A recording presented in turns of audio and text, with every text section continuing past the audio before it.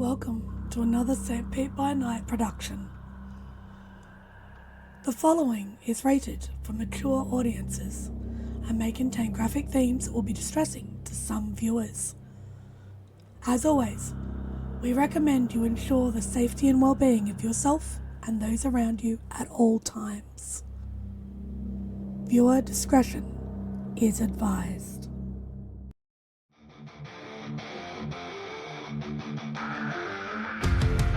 In the heart of night, we rise from shadows, calling at the moon, igniting our battles, cleansing Gaia of an endless fight, until our final days we will fight. Thanks, man, we stand united as one.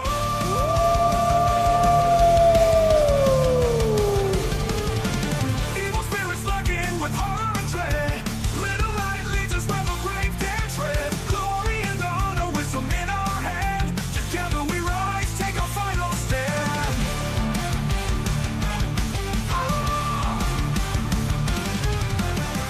Everywhere we run, the wind is at our back. All the worm's forces we will track. From the depths of the ocean to the clouds in the sky, vampires tremble as we learn to fight. Rage across Tampa, in this fight we'll stay. Evil spirits lurking with horror and dread. Little light leads us where the brave dare tread. Glory and honor, wisdom in our hand. Together we rise, take our final stand.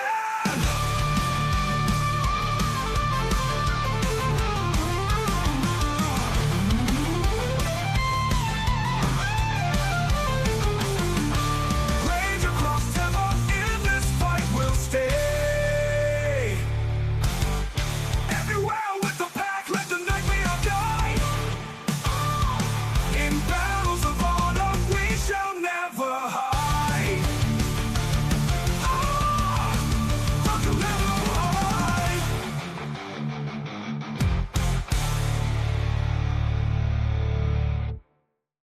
Good evening and welcome to the St. Pete by Night Entertainment Network. St. Petersburg by Night is an online World of Darkness role-playing community originated in St. Petersburg, Florida, but now spreading to the world at large. My name is Kent, also known as Kent on all social media, and I will be your storyteller tonight.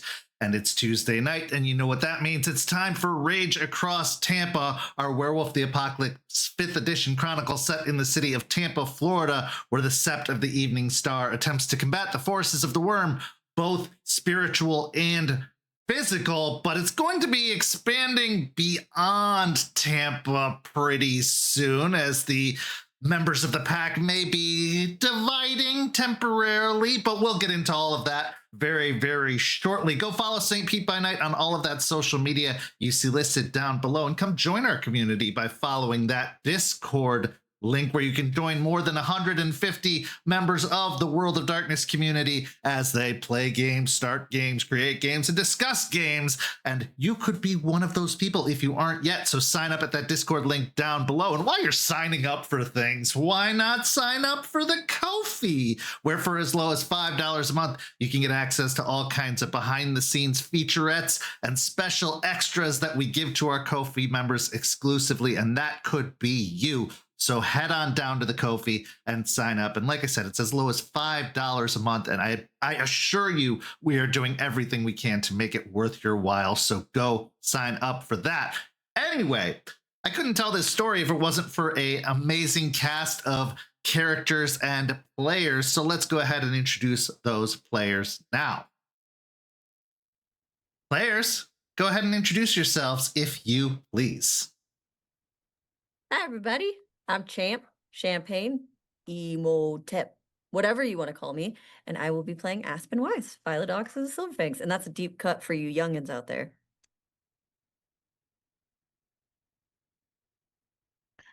Hi everyone, I'm Nori. I'll be playing Malicious Jester, the Black Fury of the Galliards.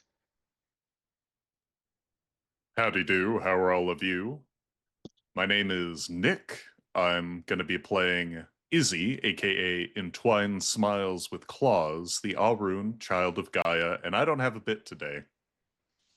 Listen, the Black Furies of the Galliards totally makes sense because the Galliards make up all of the tribes, so it works either way. I'm with you on this one. That's totally fine by me, and I love the Mummy deep cut. Anyway, let's go ahead and get everyone caught up as to where we are now. Last week started off with a bang as we had a pinball heist where Jester, Jace, and Izzie went into a pinball museum to steal a very specific machine for the Ratkin, and despite some obstacles along the way, they were very successful in the heist and brought this attack from Mars pinball machine to Jace's bar for the Ratkins' perusal.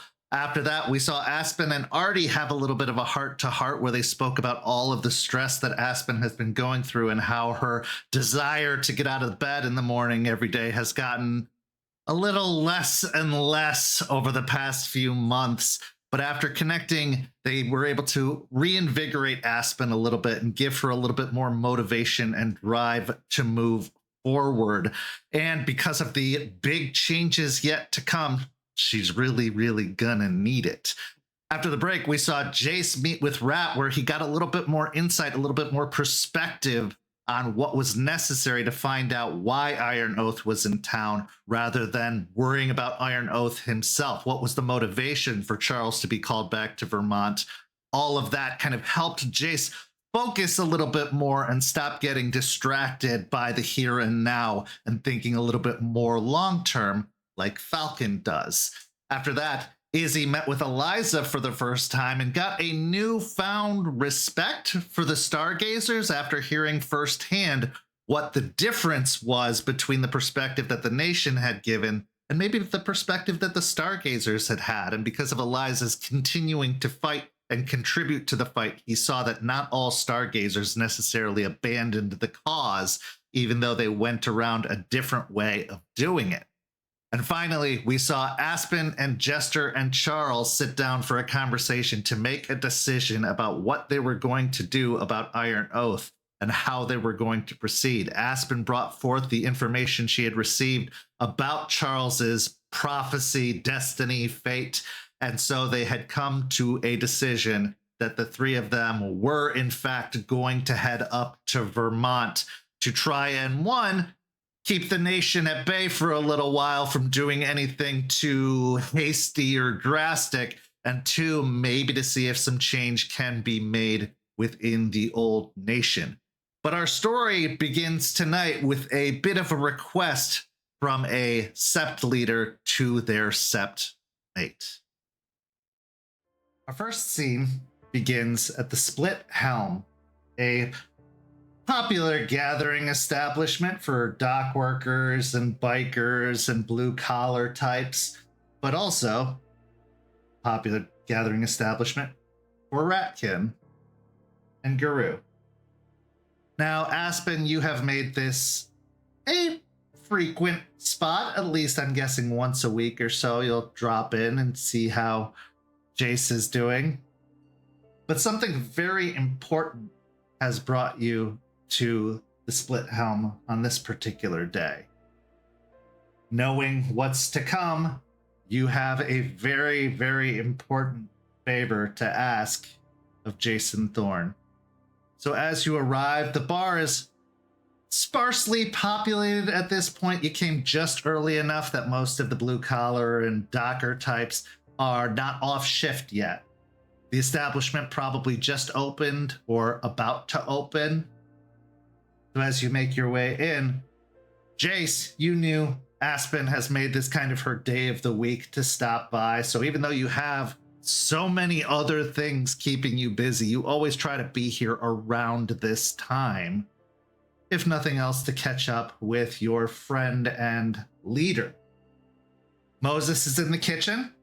You can hear the occasional banging of pots and pans as he gets everything set up for the dinner rush that's going to come once everybody gets off of work. But for the moment, the scene is yours, undisturbed by any other patrons. Aspen will come in and sit at the bar. Usually she's just kind of smiling, like trying not to impede too much on what Jace is doing, waiting for him to get a moment to kind of come say hi. But she's kind of nervously tapping on the bar table and just nervously waiting for him to get a moment to come sit. He'll have a few drinks that he's prepping, getting like fruit cut and stuff for different cocktails, and he'll look down the bar and see her not hurt chip herself. And he'll cut a couple more strawberries, slide them across, set everything down, wash his hands. He'll grab a rag, throw it over his shoulder, walk up, slide it off his shoulder. What's troubling you? As he starts wiping down the counter. She'll play into the role and take her water and like guzzle it down and slam it on the table. Another, if you don't mind.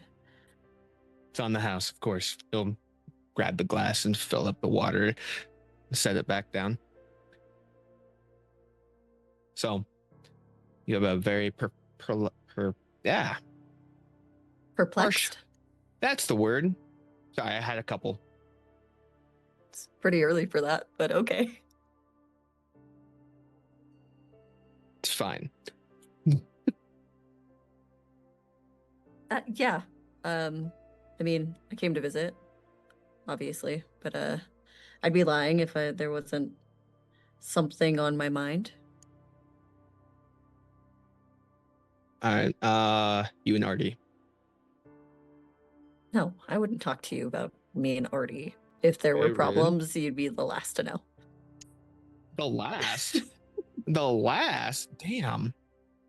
All right, so not Artie, could I be last? So am I third to know about whatever you're about to tell me? Fourth, maybe? Fourth. Izzie related? Charles related-ish. Oh. Okay. You've talked to him recently, right? Yeah, we've mended the bridge, so we're on better terms. It's good to hear. I'm glad my verbal ass kicking did something. You can kick a little bit harder next time if you want. Okay, permission. Good to know.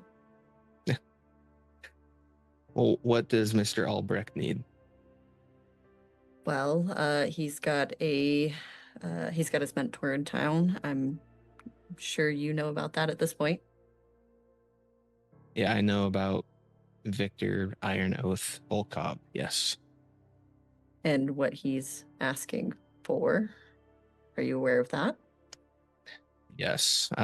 Charles asked for some advice on being requested, if you can call it a request, to go back home.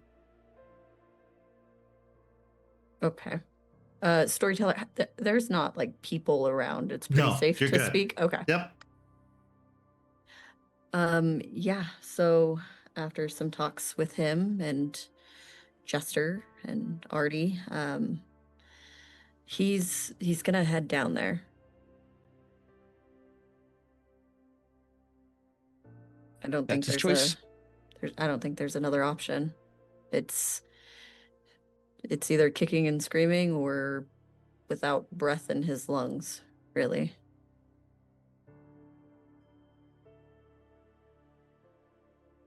Yeah, no, I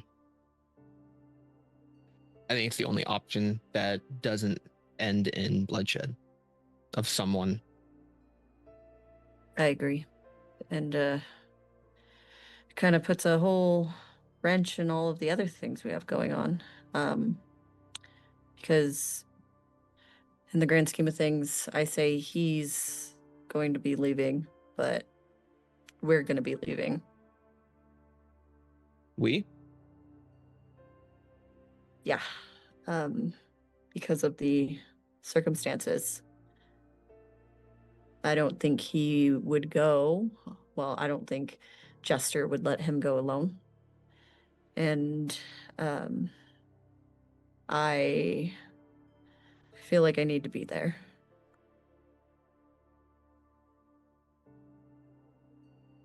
Okay.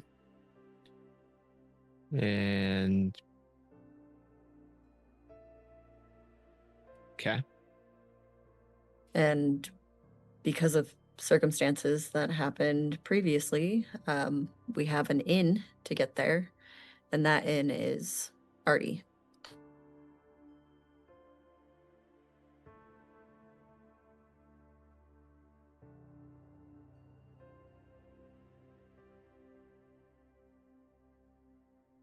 Okay, so four plus going, or you stopping at 4? Would it make you feel better if I stopped at 4? You could give 1 back, but I don't think I really have that option. I think it's a bit of a all hands on deck kind of situation, unfortunately.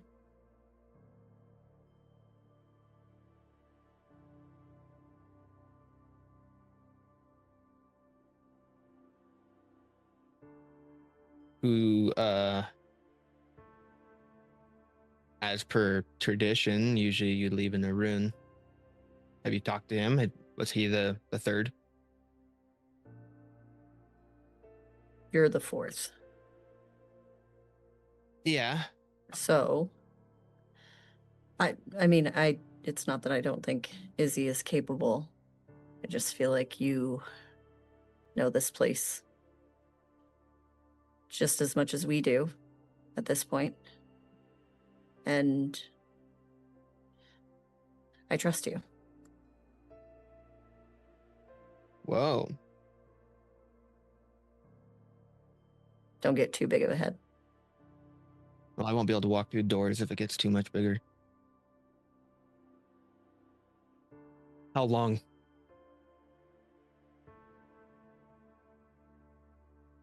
I would hope at the most a week, but I don't know with this circumstance, if I'm being completely honest. I don't know what things we're walking into. I know politics and a king and a court, but what exactly we're going to be thrown into, I couldn't give you all of that. He'll take a moment and reactively start just kind of scrubbing the bar top. And then he'll stop and kind of grab the rag in his hand tightly. Take the time that you need. Plainly, what do you need me to do? I need you to be Aspen while I'm gone. Well, not be Jace, but, you know, do all of the things that I have to do that you don't have to. Okay.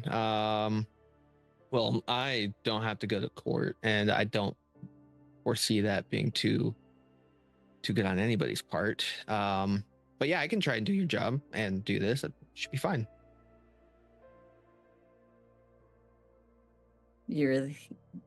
Okay. You're taking it a lot better than I expected. I think you're lying. Do I have a choice though? I don't though, because you guys are going up regardless. And if I don't do it, then there's no one here to do it. It's true. And I know it's a lot. I do. I wouldn't do it if I didn't think it was important. And I know that's a lot to put on your shoulders. And I do think you're capable.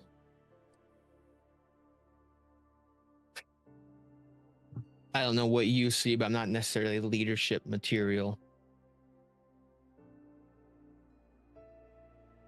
You and I both know that none of all of that makes anybody a leader.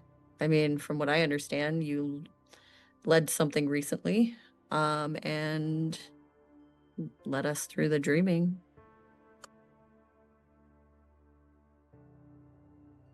Not necessarily. I more give tips. That's what I do. I see things and then I guide from that point. Not necessarily leadership quality. I don't have that demanding voice that you do, or that glare that you're giving me right now saying that I should just stop talking. I don't think you give yourself enough credit. And am I so nervous to let go of the reins of control? More than you know.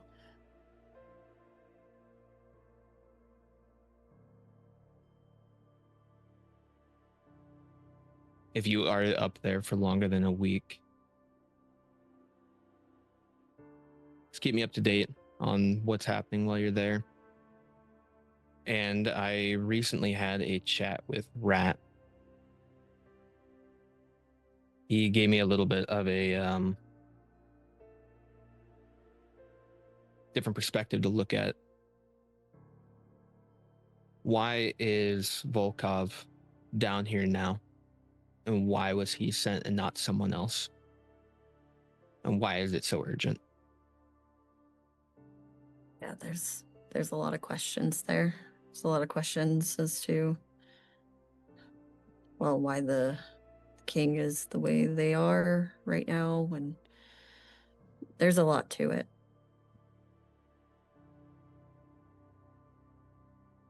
But I will keep you up to date. And I know you have that thing, so if you ever need to, urgently message and I'm not near a phone, we do have that. I'll keep that in mind.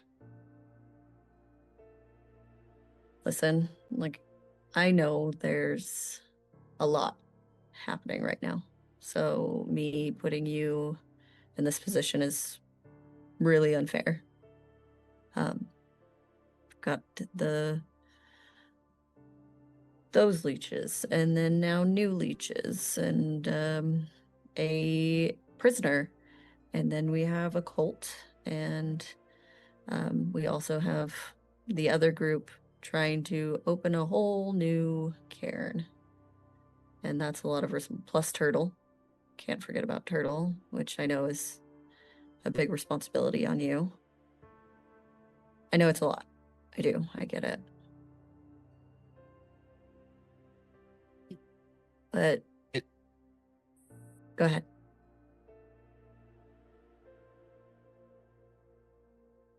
The way I'm trying to look at it, you're constantly trying to paddle upstream in this shit river, and right now you're getting an opportunity to jump and go and play in a very dangerous river overall. So I can man your ship for a little bit. If you can give me some oars though, like give me a little bit of guidance on what exactly you're wanting done, especially with the new cairn being set up, the cult issue, and our friend that's locked up. I mean, first of all, I wouldn't say I'm playing in any shit river. I think I'm just now swimming in it. No paddles and no floaties. But yes, I can give you some things, very specifically, because I know we differ a lot on this topic.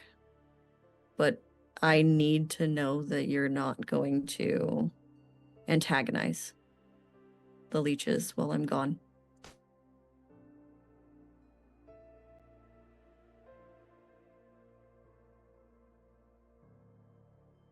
I would try and loophole you right now, but you told me that you trust me, so I won't.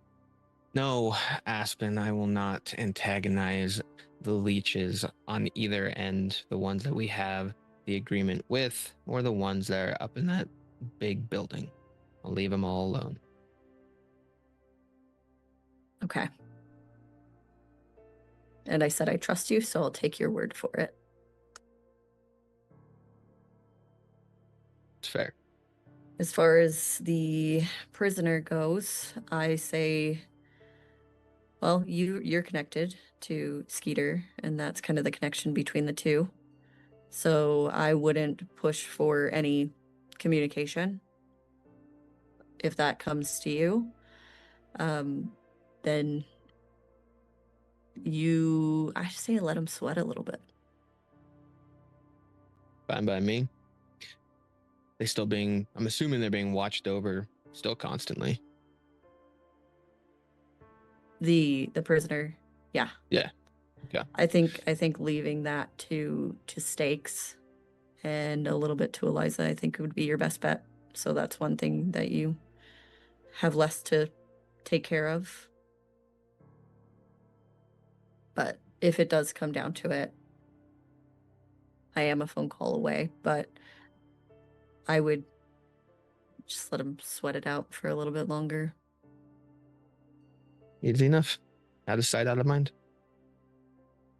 Jace, hearing those two names, Stakes and Eliza, kind of are a breath of fresh air to what felt like drowning for a moment in responsibility. You're not alone in this. You have an experienced elder in Eliza and a capable fighter, scout, guard in Stakes. But also a new question emerges. Why didn't she put Eliza in charge? She's been here longer. She knows a lot. And if she was going to pick a Theurge to be in charge, why you and not her?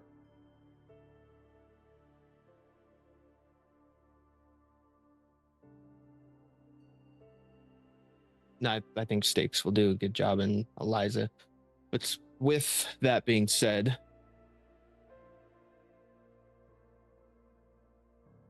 Mama Ross isn't a bad idea for someone to watch over everyone.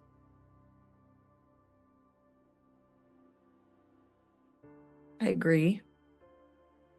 I think Eliza has a lot of guidance that she could help with. And I think that her knowledge is bar none in a lot of ways. But I don't think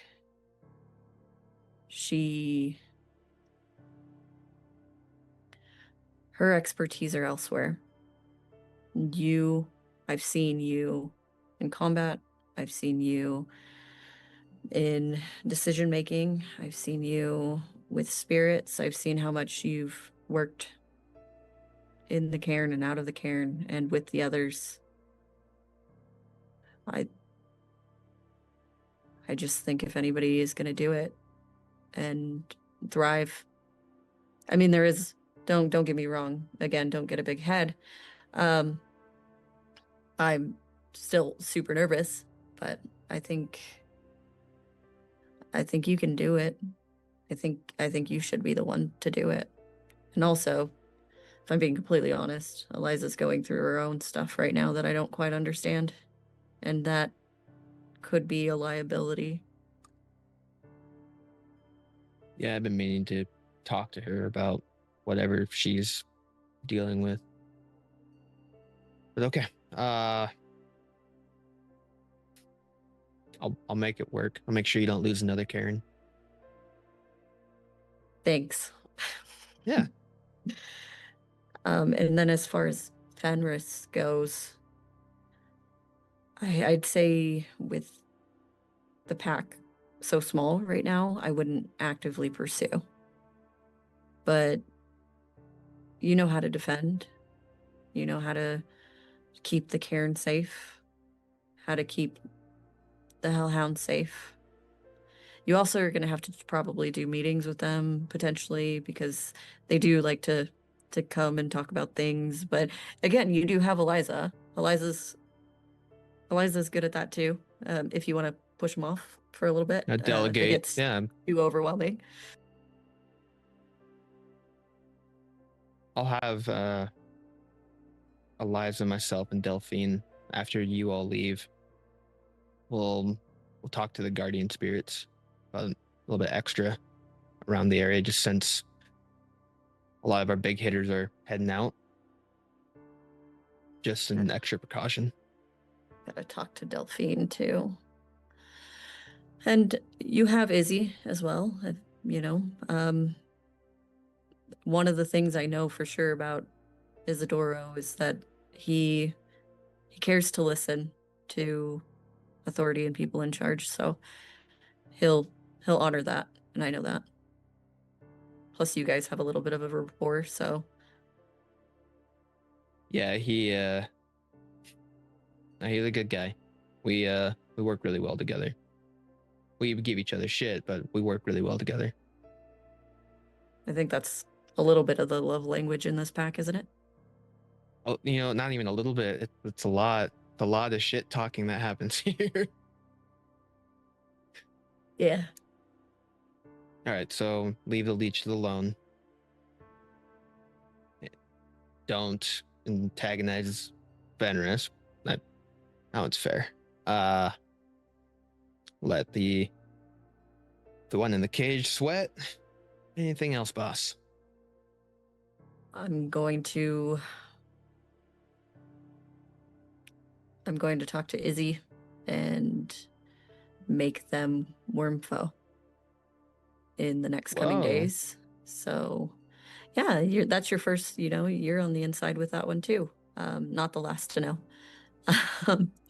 So he'll have a position in a place of authority, something that the Hellhounds can listen to as well. So that'll help you out there a little bit. The big one. No, he's gonna do really well at it though. I think so. All right. So that's what you came in here with, the big heavy face and stuff. All that, that makes sense. Yeah, when you tell somebody that they're the best for the job and they're not ready for it, it's scary. I was there, but yeah, didn't want to, perpetuate all of that on you when I know what it feels like to have to go through that. So Appreciate that. Yeah. Just be careful up there. I know you are a Silver Fang, but you're going into the very heart of it. And I know you're smart and you have a very quick wit. But they like to tangle their words a lot. They're double meanings or even triples. And you're being judged on everything you're going to be doing. yeah, I know. But I do it for a living, and I've had to deal with Bateman, and I hate that man. And I don't think I'll hate anyone as much as I hate that man. So I think we're going to be a little bit okay. One of these days, going to push that hate into actual action. And it's going to be a good day for me. Yeah, we just got to do it slow. Slow. All right, boss. Anything else? Any other big things that need to be done? Do you want like things polished while you're gone? Do you want your sword like a nice sheen put on it? Yeah, I think so. I also, want you to go maid at my house while I'm gone. Make sure it's all pristine for when I get back. Wash Get the the rat sheets, kin right on that. dust, all of those things. Yep. I think Skeeter would love to crash at your place while you're gone. Don't you dare. Don't you dare. I'm just saying, you wanted a maid. I'm sure he would love to make that place his new home. Then you'll have to owe him another favor. No, I got him an apartment. I think we'll be square. If anything, he'll owe me something.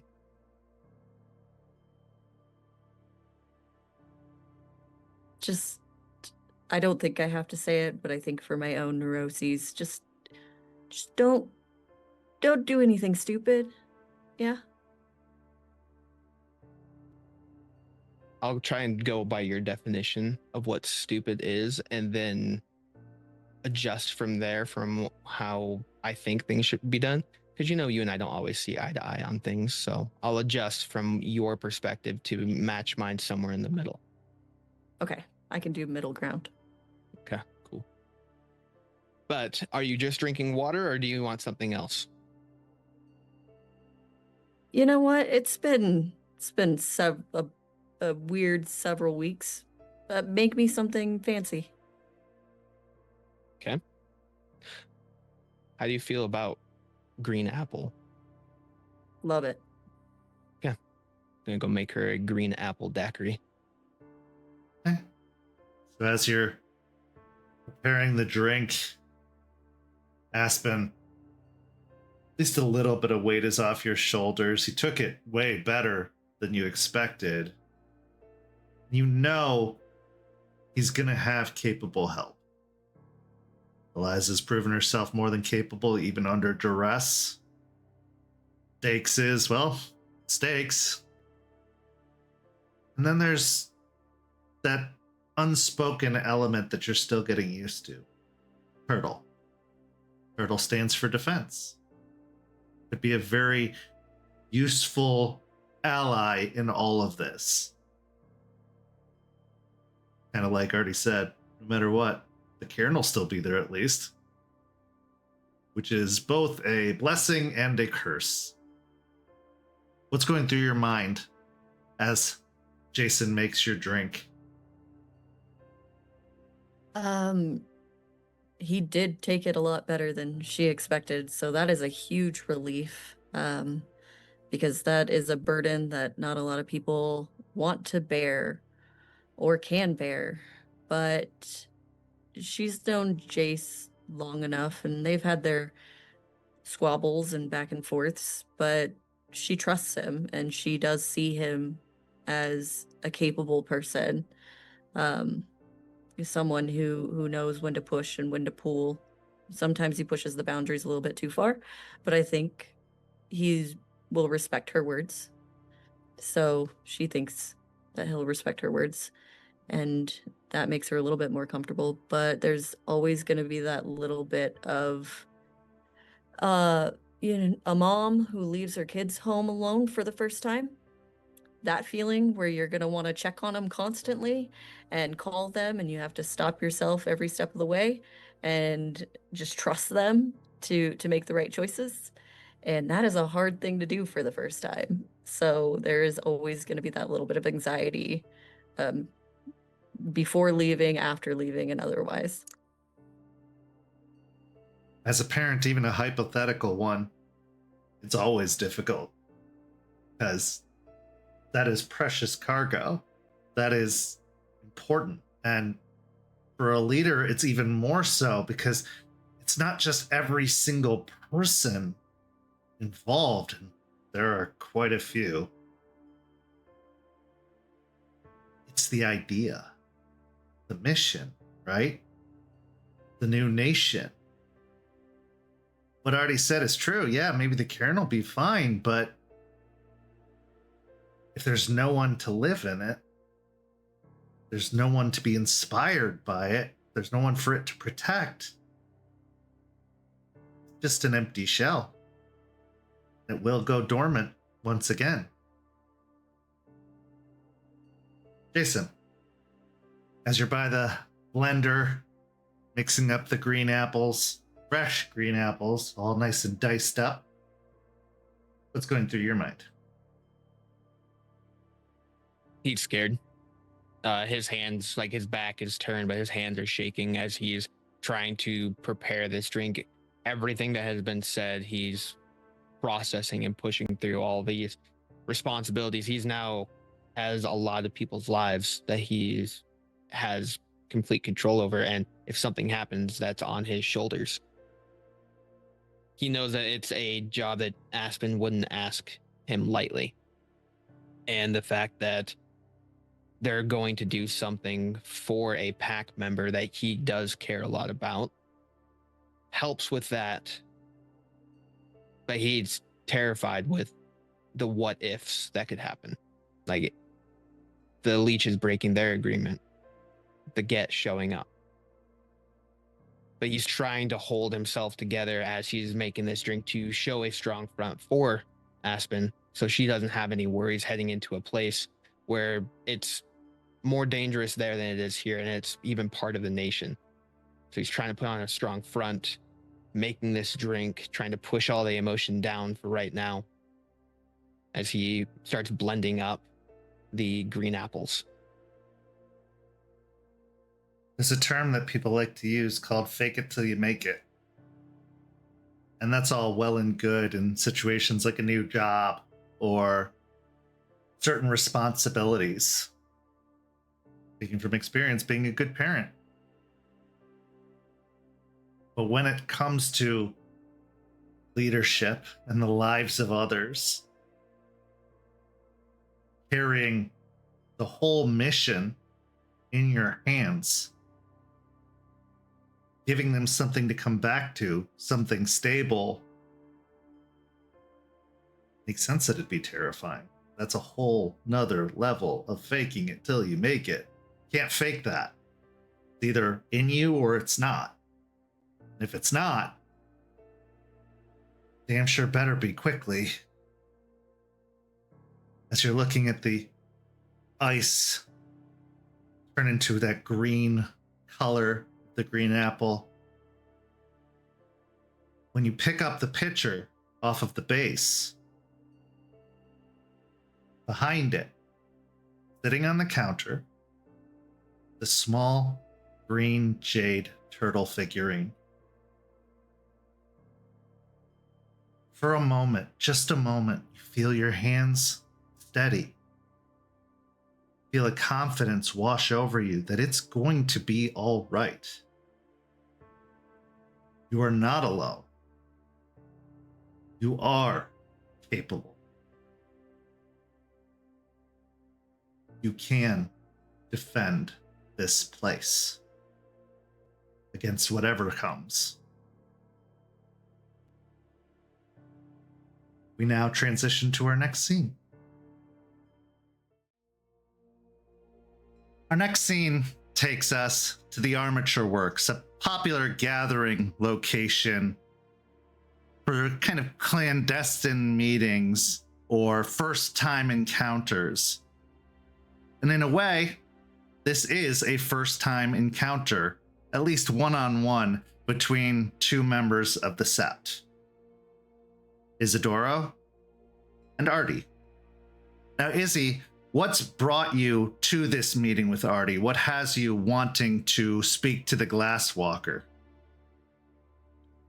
At the forefront of his mind, he's reciting the needs, the duties that he's now been imparted with. He needs to get paperwork in order. He needs to figure out what his position's going to be driving around, which means Artie has the vehicle, which means he needs to XYZ. But a lot of that is sort of like the excuse he is giving himself to justify the fact that he has not had the time nor the focus to meet with Artie. He's, ever since he's arrived, made a habit of acting first rather than just making promises, like worded promises.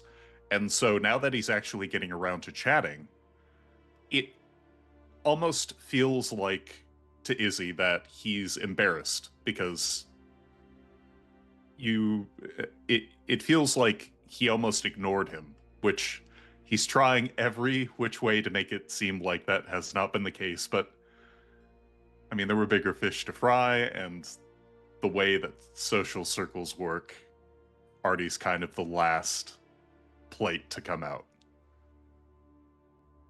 As septs grow and more members join, it really is hard to form personal bonds with them because there are always bigger fish to fry. There's always another thing that needs to be done, and the packs, the septs, they need to part ways to go handle all of these varying issues. And every now and then, sure, they'll come together and handle something big, but most of the time it's just everyone doing their own thing. So these moments are more rare than it seems like they should be, and more precious. The Armature Works was once a trolley warehouse, a repair station for the street trolleys of Tampa. It's now been repurposed into a large market and gathering place, a place with many small food stalls inside, as well as a few retailers and meeting spaces for important executive meetings up on the upper level. Outside is a beautiful, well-manicured lawn that comes up to the river's edge, where it begins the river walk that leads all the way down to the bay in downtown Tampa.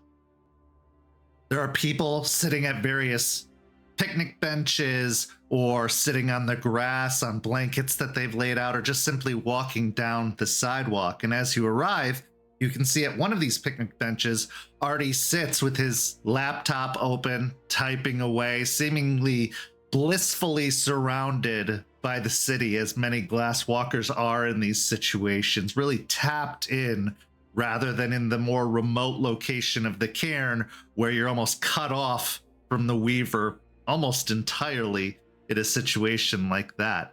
And as he sees you across the lawn, he waves and gestures you over in his direction. As you approach, yeah, go ahead. No, just the second the wave comes out, Izzie will put on a smile, wave back, and do a little trot as he makes his way, maybe pardon me, as he passes through a crowd or two, before plopping down on the bench, just hands crossed. Good to see you, Isidoro. Good to see you too, Artie. How's it going? Oh, pretty good. Can't complain. It's always nice to get out of the woods every now and then and into something a little bit more urban. But yeah, things are going well for the most part. Hell yeah. Hang on 1 second. He slides the laptop off to the side and starts murmuring softly under his breath, closing his eyes for a moment. And as he does so, a few moments later, all of the ambient noise, external sounds from the surrounding area just vanish altogether, as if a soundproof bubble was put over top of the two of you. While you could see people laughing and, having conversations, while there was the noise of the murmur of the armature works itself, where everyone was hard at business or play, all of that is gone. And even though you're more comfortable, in a variety of environments, you've never been anywhere where it's just been completely silent. Everything has an ambient noise, whether it's the noise of nature, whether it's the noise of the wind through the trees or the nearby animals, or even that steady electric buzz that comes from power lines and all of the, devices and electronics we've taken for granted over time. When you're completely shut off from that and it's absolutely silent, it can be somewhat startling and off-putting at first. There, that should do it. What can I do for you? This is... It's a precaution. It's a precaution. I understand. And can I just make a roll to see if maybe like Paolo, who was a Glasswalker, maybe employed this gift once? Just sure. Success or failure? Yeah, let's just do 1d10 and we'll say 6 and above. He did.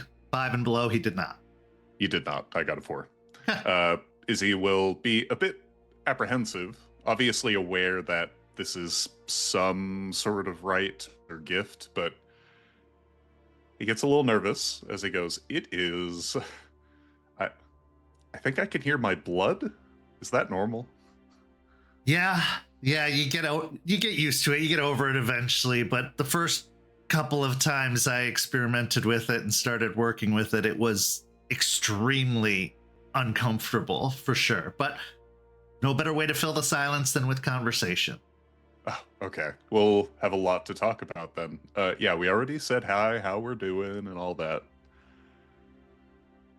I wish to offer an apology, if it's any consolation. I understand that, especially with a cairn that is expanding so quickly, so many members, that it can feel like when new people get around, it feels like they're just checking off the last on the list. I want you to know that I've been trying really hard to make a good impression for everyone at the cairn, including you. It just so happens that by order of operations, you're the last person I have to formally have this one-on-one with, if that's all right. Once again, I beg your forgiveness. Absolutely. I take no offense whatsoever. I actually don't spend a great deal of time at the cairn for obvious reasons.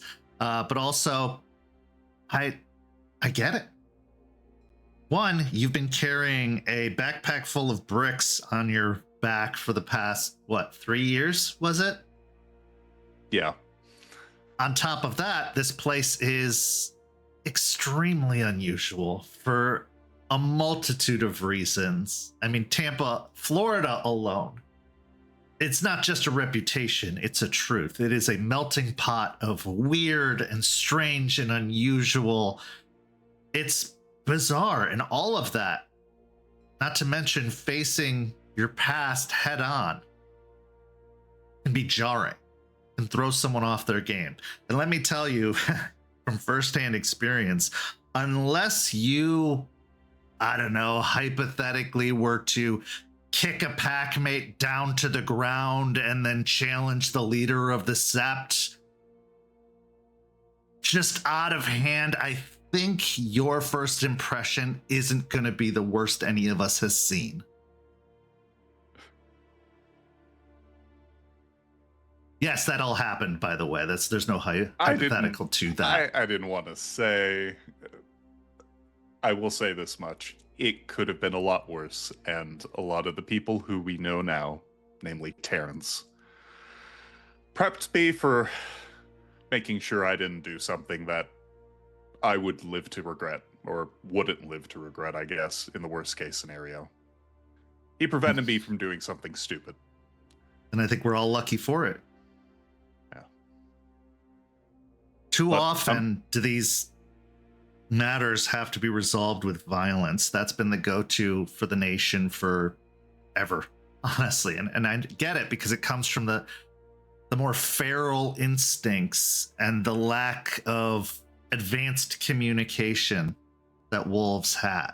Yes, they communicate, and they're way more intelligent than people give them credit for, but in reality, it's not the kind where you can talk things out. It's the kind where someone establishes dominance and proves that they are the one to be listened to. And I think, despite the fact that I wasn't born that way, I'm assuming you weren't born that way, very few of us left were born that way, that instinct is still there. It rises up inside of us, especially the more we get in touch with the wolf side. It's a lot. It's a lot to carry.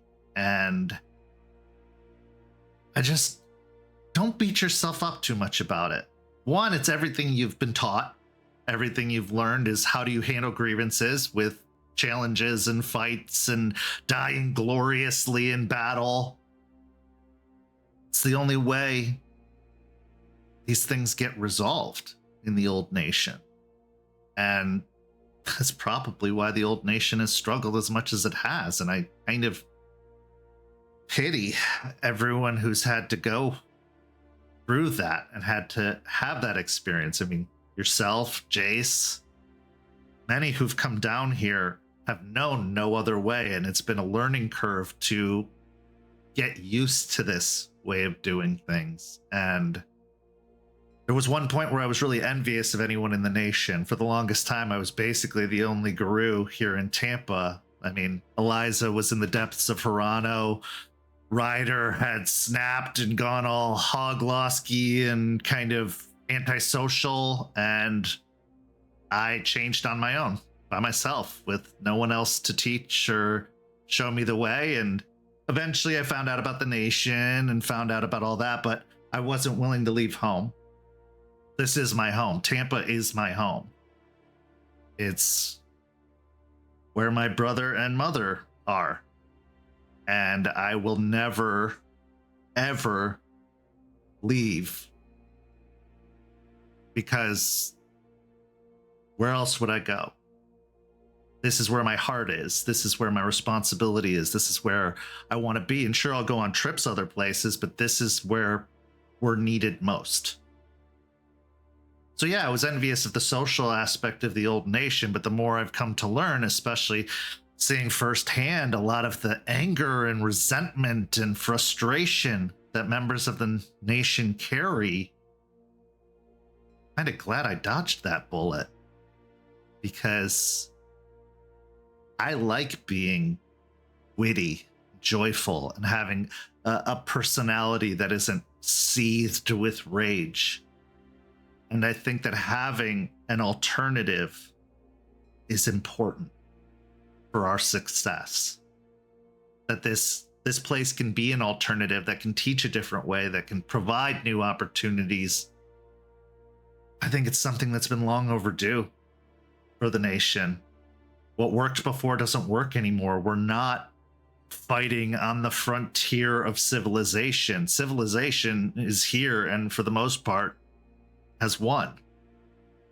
Now we're fighting to just keep any ground whatsoever and to slow the progression of, well, a runaway train. And that's a lot on its own. We don't need to be fighting with ourselves and others amongst us, especially with how few of us there are left. So,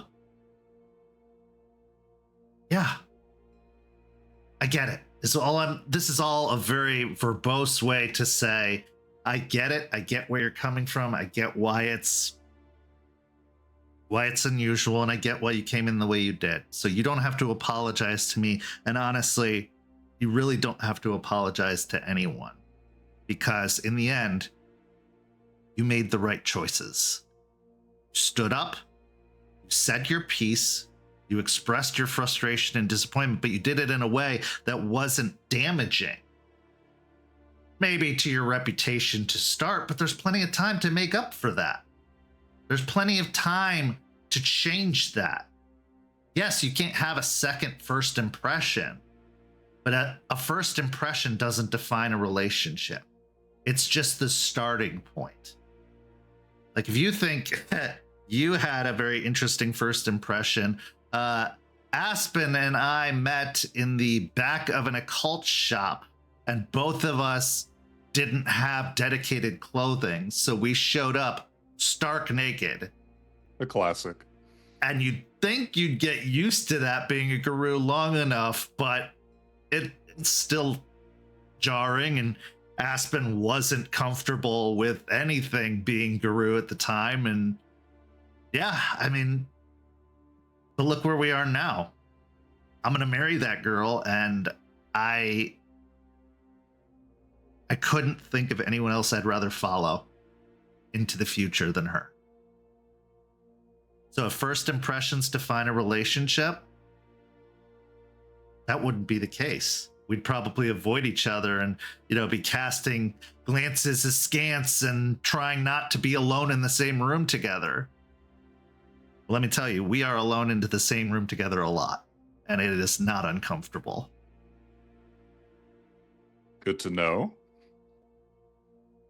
Now, I'm not asking you to kiss and tell, but what is your deal with Aspen, if you don't mind? Like, what sort of gravitates you together? Because I can see Aspen has a vision, and at least from the way you've been chatting with me right now, you're the type of Glasswalker, and I've met a few, that have a more person-oriented focus of the Weaver's designs. I don't know if that makes sense. No, it absolutely makes sense. I was a street dog for the first several years.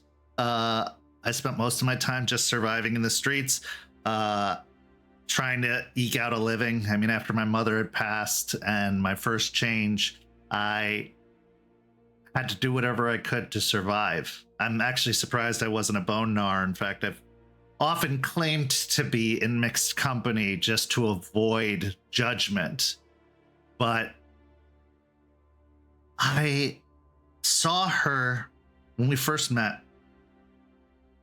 She was so broken. The change broke her. And I had already been a guru for almost a decade at that point. On my own, figuring it all out by myself, getting the occasional lesson and a moot here and there when I could cross paths with another guru. I understood how lonely you can feel even in a crowded room. Because all of our experiences, while there's so much in common, they're still unique. Our change stories are unique. And she was having a hard time accepting it all. And I wanted nothing more than to show her that's normal. There's no way to be ready for this. Even Charles, who grew up in the nation and was tailored to be whatever, blah, blah, blah. There's no way he even could have predicted everything that comes with this change. It's as much as they prepared him. It's a damned if you do, damned if you don't thing. Yeah. From the time I spent with Charles, his first word must have been litany, right? Yeah. But then for me, and it sounds like for Aspen, for you, not a notion of Gaia or any of that outside of maybe instinct, right? But right. First change happens, and then you make do. You do. And I wish I had someone there for me. I had to deal with what I had done in my first change. Something I'm still dealing with, to be completely honest. And I tried to seek out any other guru, and they, locally, of course, and they just weren't having it. They were in their own states. And it was a really important lesson that I didn't fully come to appreciate until later, that that's what happens when you lose it. Whether it's hope that you lose or whether it's discipline and control that you lose, this is what this life will do to you if you don't have someone there to work through it with. If you don't rely on each other and you don't reach out, you don't talk about how hard it is, you don't share. And I wasn't going to let that happen to her. I wasn't going to let her fall to this life, because the only way out is either toes up or a much worse existence. We saw firsthand what Eliza had become through her Hirano, and she is not the person you see now. She was not that. She was everything awful you could imagine in comparison to that. Depressed, angry, bitter, drinking and smoking, littering. Her house was I can't even call it a house. Her garbage dump that she was living in was horrifying. If it wasn't for us, she'd probably still be there. She'd probably be dead. But now she can continue to fight. She can have another chance. She can have another family. I think we all deserve that, because we give so much. The question is, what do we get? This is what we get. We get each other. We get a pack. We get a family of others who at least can relate, if not outright know what we've been through. And we didn't stop being people because we changed. We just became something extra. All those people instincts, all those people feelings and emotions, Stakes likes to call them stupid human feelings, they're all there still. And they all deserve the same amount of attention that they would if we were human. So yeah, I've kind of dedicated my life to that, I suppose, as well as everything else, is just making sure that we still have a grasp on what it is to be part human, to be feeling creatures other than anger, because there's so much anger, but there's everything else too. And if we lose sight of everything else, we lose ourselves. And that already significantly shortened journey that we're on comes even shorter.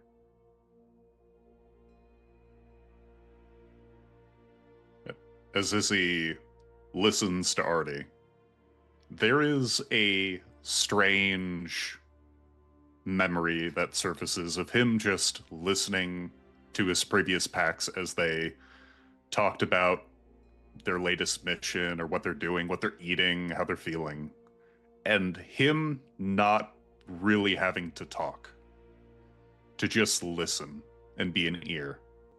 And as he stares out from the bench, eyeing the people who are still there, just obscured or muted by the Glasswalker gift, he nods, feeling that same thing with Artie right now as he begins pegging in his mind the sort of man Artie is. He didn't have to lie or tell a tale about, oh, this is secretly some grand plan for growth or whatever. He is just sort of wearing his heart on his sleeve with Izzie. And I think he really appreciates that. And as a child of Gaia, he reciprocates by speaking and going, you know, Artie, I wasn't exactly certain the kind of man you'd be. And to be honest, from all the people I've met so far in the Sept, very few have made mention of you. But boy, your touch is so gentle. You are the carpenter who built the house. The people in the house may not know the carpenter's name, but they know the house, right? They know the work. And if you got Eliza out of whatever tizzy she was in, if you pulled Aspen out of fear and despair at her first change, all I'm saying is, if there were an elder to me here, I would probably say it's you.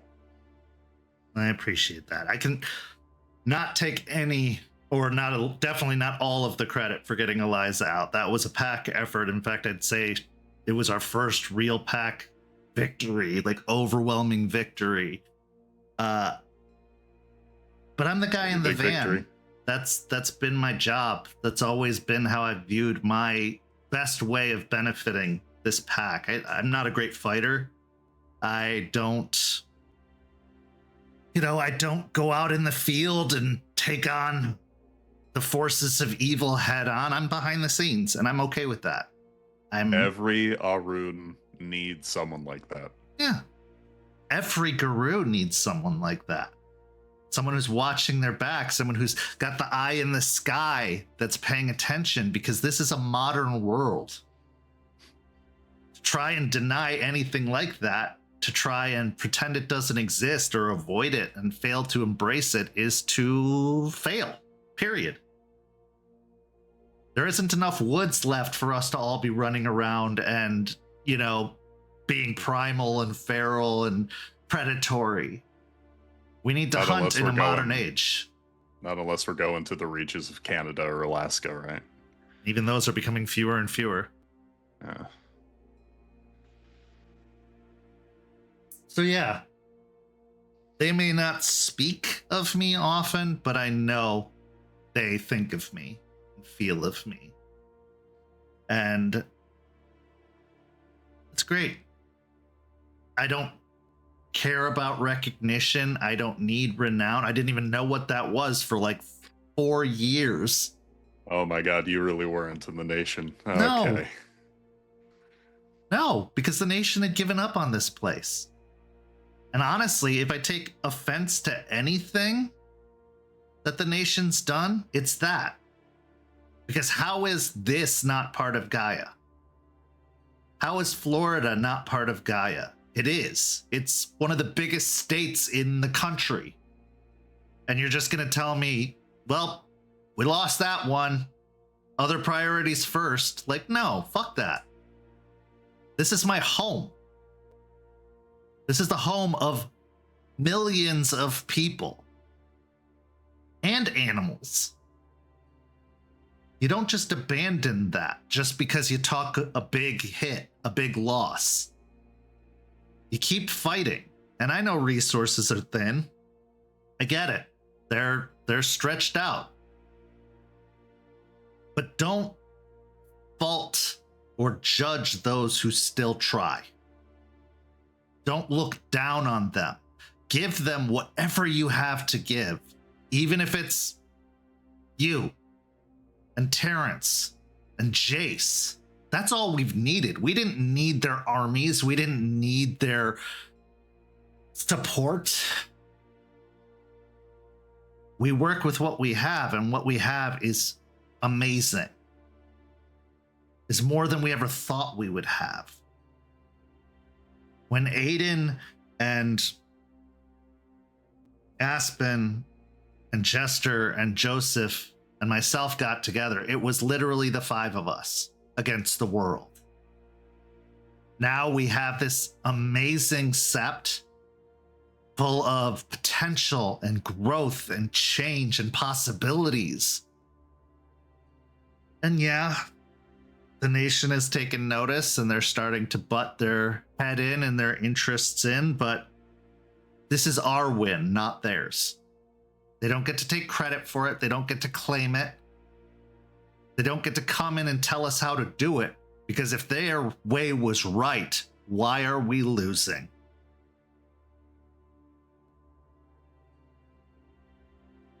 Izzie will bite his tongue a bit at that final question, as he wants so badly to rebuke it, saying maybe along the lines of, well, you can do everything right and things might still blow up in your face or such, but he really doesn't know. It's in the realm of hypotheticals, of coulda, woulda, shouldas, and he will incorporate what Artie says with a solemn nod.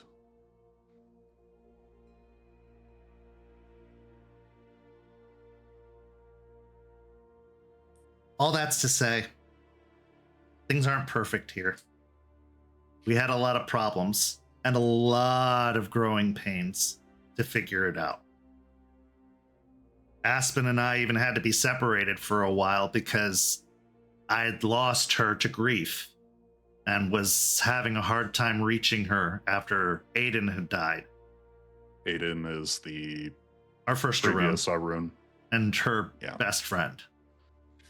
The one who found her kinseeker, and her first guru anything. She was devastated. It was the first real big hit we'd taken. I mean, we'd lost a few friends and associates, but that was the first guru death, and she was the leader, and she took it really hard. Yeah. As anyone would in her position. And I tried everything I could to reach her, and I couldn't.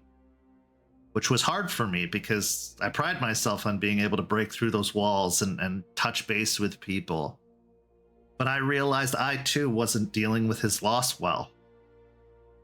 I too was going down a slope that I didn't realize how slippery it was, not until just even a few months ago.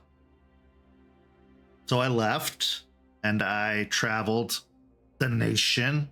I got to see many different septs and tribes and get to see it for what it really was, what it could be, and realized there are a lot of guru out there that are lost, listless, struggling to find purpose and direction, feeling like this is pointless and impossible, but still doing what they're told because that's all they know how to do.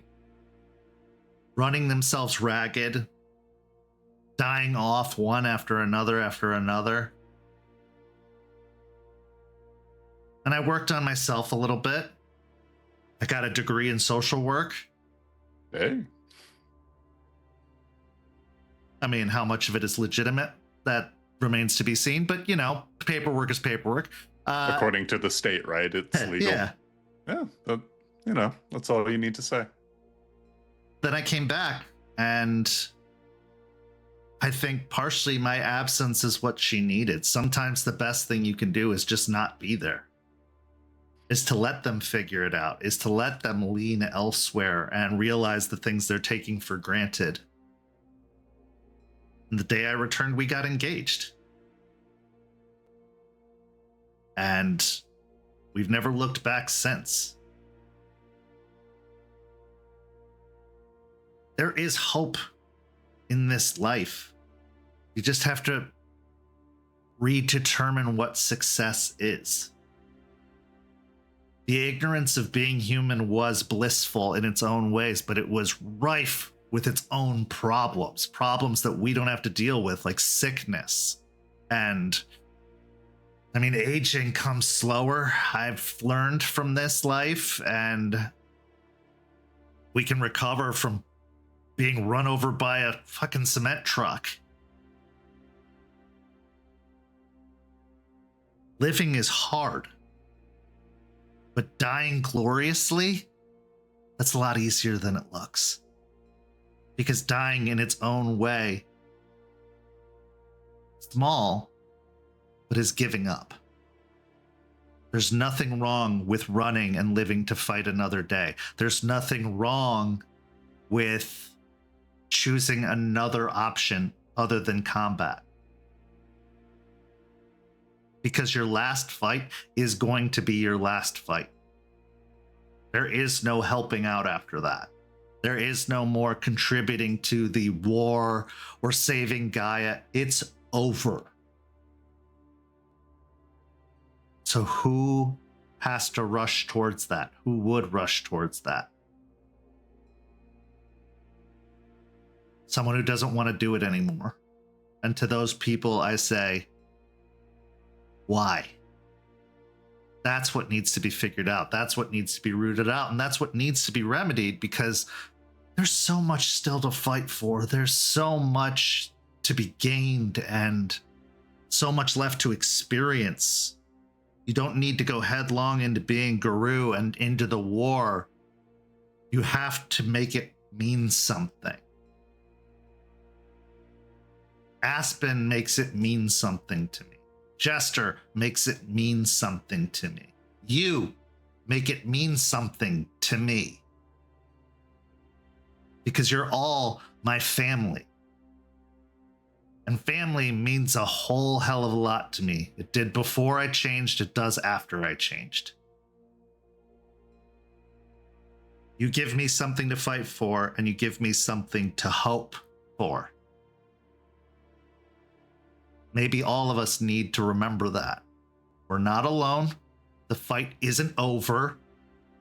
Are we behind? Sure, but just like every good sports movie, we just got to make that last inning or fourth quarter or third, period push. Do you believe in miracles? Might as well. Spirits are real. Ghosts are real. Vampires are real. Werewolves are real. What the hell else is real? Fairies. Maybe miracles. Fairies. Yeah, fairies. Yeah. That's a new one. 10 years in this. Well, now 12 years in this. Fairies? Are you fucking serious? I don't get it either. I walked through the dreaming. I mean, come on. Think of a better name, right? Well, felt like a nightmare, but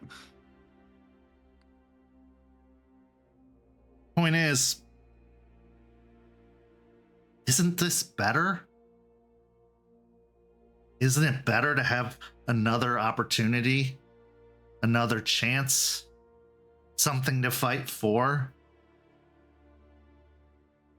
to forgive, to inspire, to defend? As long as we're doing that, the war won't end. As long as we're doing that, we're not losing. Struggling, sure, but losing, no. Because losing means it's already determined the outcome. And I refuse to believe that the outcome is certain. Because why would more of us be birthed into existence at all?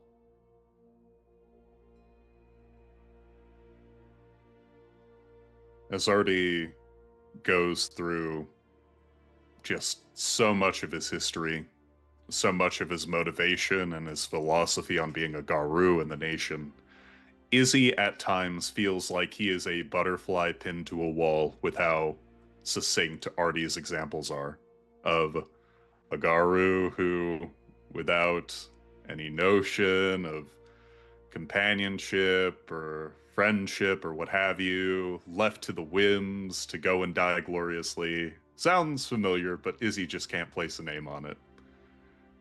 And then hearing how he and Aspen sort of had their strife, but they came back to each other and they were able to make it work. And he thinks back to the dissolution of the Piercing Moonrise Pack and how he was basically alone and he fell to his worst instincts, and it was only through other people showing him care and understanding that he was able to drift back. And while maybe there's a nugget or two still there, it is far outshadowed by the hope he now experiences, and he is willing to do whatever it takes now to preserve that, more so than just dying gloriously because the nation demands it of its warriors. And as he nods, he'll give a much keener, softer smile before, with a solemn fist, he'll gently bap the side of Artie.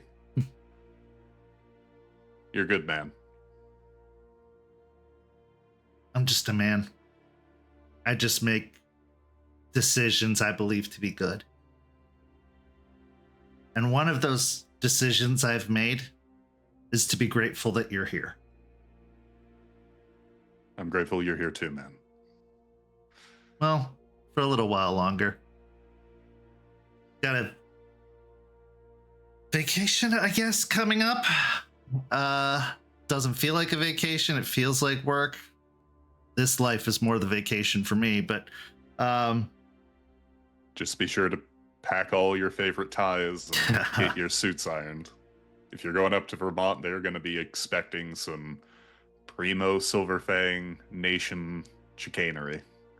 you wouldn't believe what I used to dress like and look like. You'll have to have Aspen explain it because I will definitely omit certain details.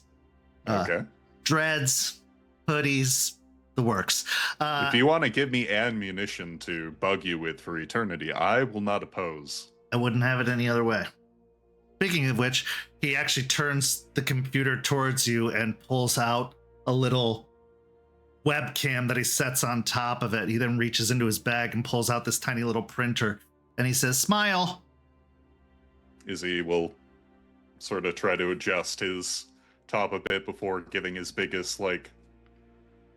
You hear the sound of the camera clicking on the computer, and then after a few more keystrokes, you hear the printer start to turn on, and we're up. And then after a moment, he pulls a little vinyl or plastic piece out and starts waving it, blowing on it slightly. Here's your ID. Ooh, okay. So this is Florida driver's license? Yes. Right? Yeah. Okay. Yeah, Florida ID. I've got a birth certificate and, registration within the state. I've got an address for you. It's not your house. So if I ever get any mail for you, I'll let you know where it's going. But yeah. Where is this street? Just in the off chance I need to say, oh, it's the rage room. Okay. Is that the address for that? Okay. Yeah. I'm certain I will have very confused guests who come looking for me. Well, that'd be a stupid place to go looking. Mm-hmm. Jester's got an empty lot as her address. So, but it's important. What we're doing is important, all of us. And you're an important part of that. And I hope beyond hope that this trip will mean more who were lost or scared or angry. More who might be on the verge of giving up or have given up will come here, find their hope again, and fight. Because I don't want to lay down and die. I have too much to lose. Yeah, And so do you. Mm-hmm.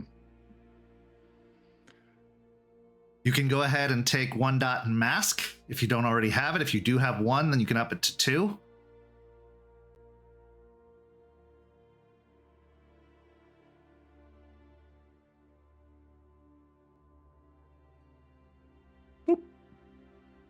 Feel free to talk to me anytime.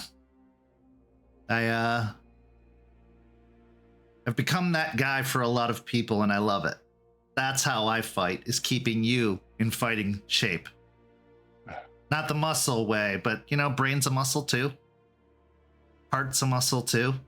If muscle was the only thing that won fights, we would have won already, right? Yeah, yeah. Veins, they come after your soul, your heart, your mind. And the best way to be prepared for that is to unburden yourself, is to talk about these things that we're told we're not supposed to talk about, the things that we're supposed to deal with that's normal for being. None of this is fucking normal for anyone, Guru or otherwise. Fairies are real, Izzie. What handbook of the Guru taught you to be prepared for that? Nothing. No. We share. We cry, or we scream. We forgive. We don't forget, because forgetting is not learning anything from what we've experienced. But we continue forward together. I wouldn't have it any other way. I think I agree with that. Anyway, yeah. I am most appreciative for this paperwork. It allows me to look at your future wife and say, look at me, I have employment. However, with the coming trip up to Vermont, Mm-hmm. have you given any thought as to what sort of tactics you might need? Obviously, you're there to talk, but, well...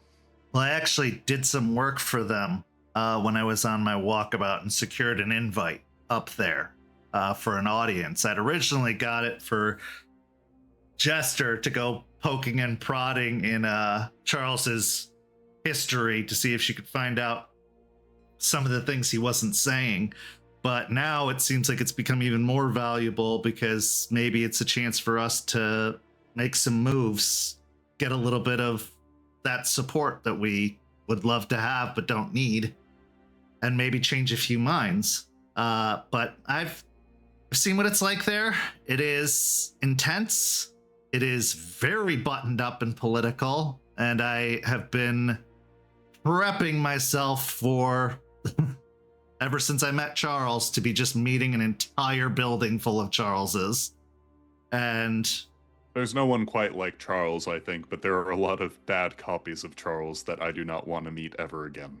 yeah, I know it's going to be hard, but we do things together, and we weren't going to let Charles or Charles and Jester go up there alone.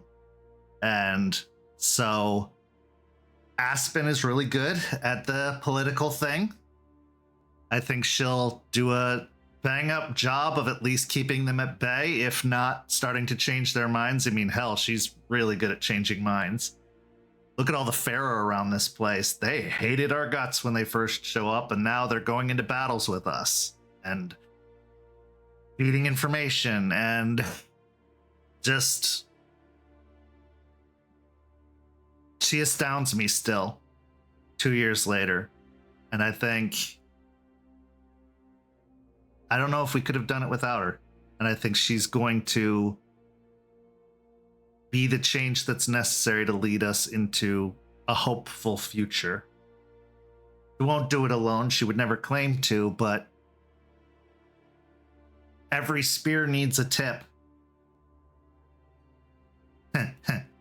And she's ours. Hey, Listen, I was may gonna be all make buttoned up an adult, but I'm a kid at heart. I was going to make a different thing, but sure, we can make it the joke. I was just going to say, hey, listen, just because you're hyping up your wife right now doesn't mean you can't not say, well, actually, we did it together. Right? She needs a little extra hyping up. She's too hard on herself. And she tries to give credit to everyone else without taking the credit she's earned. Oh, does that sound like someone I know right now? Doesn't want to take credit for themselves. I love being a cheerleader. What can I say? And yeah, I'm fucking cool. But I don't need that for me. Other people need to hear it because they don't believe it. I do believe I'm doing the right thing. I do believe I'm helping. And I don't need anyone to tell me to know that. But I had to figure that out. And I had to quit doing speed and cocaine. But, you know, hey, that's... What? That's a whole... The stress got to be a bit much, and I found stimulants the only way to get through it. And now I don't need them. Good on you, man. Yeah. Nobody's perfect.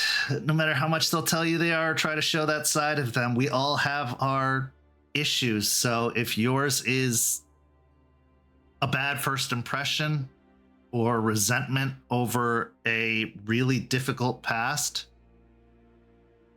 you can get through it. If I can get through this, you can get through that.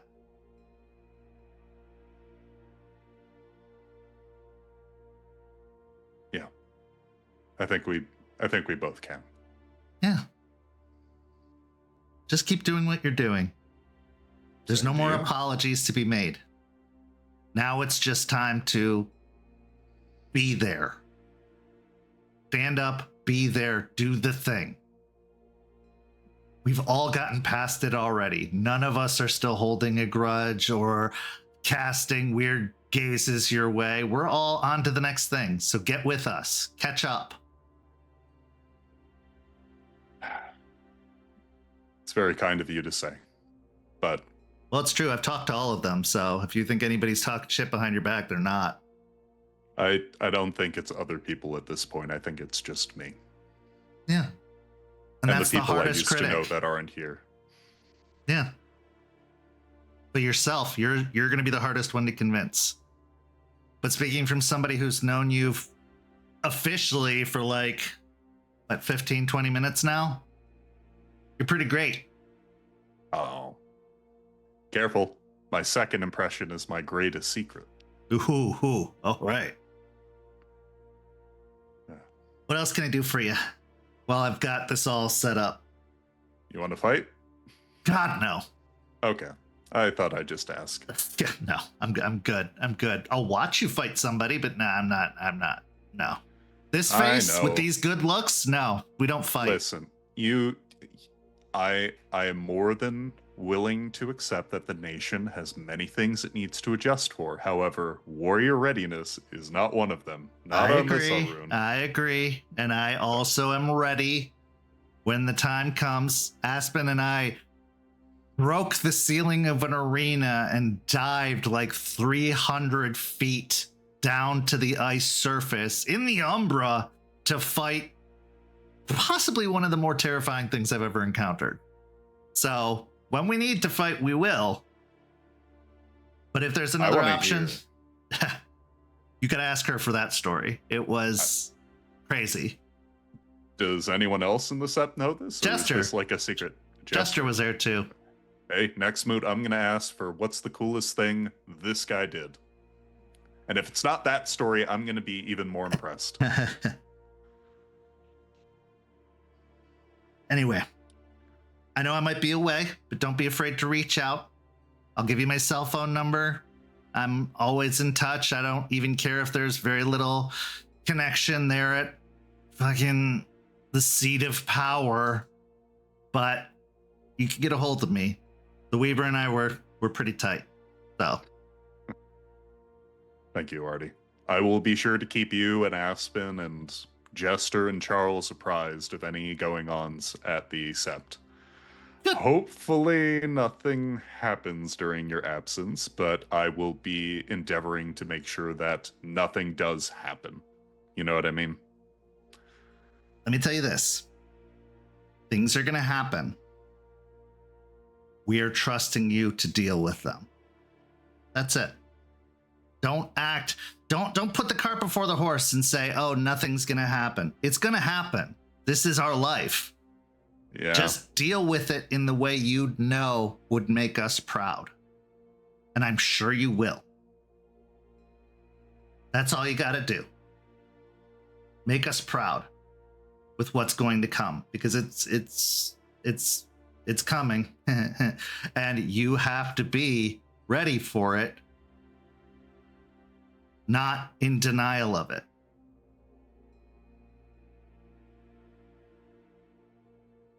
I just hope it's stuff I can handle.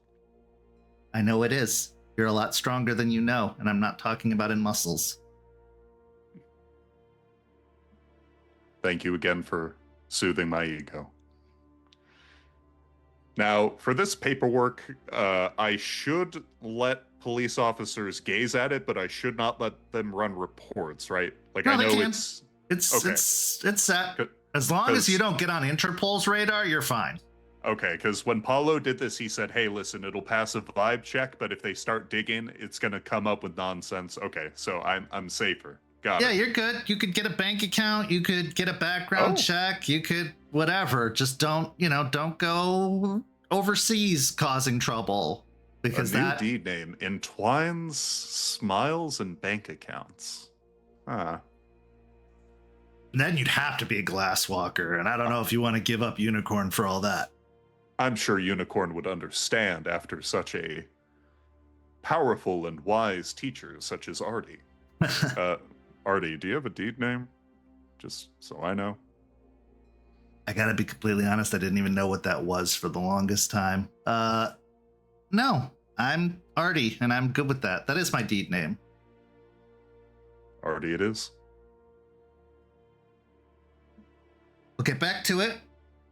I'm sure I know there's a big meeting coming up, so prepare your body and your mind for it, because Announcements. yeah, there's a lot coming. As you step up to go, all of the sound from around that has been gone this entire time, that you almost forgot about it being gone with the conversation and emotion being shared, comes rushing back in as the bubble is popped.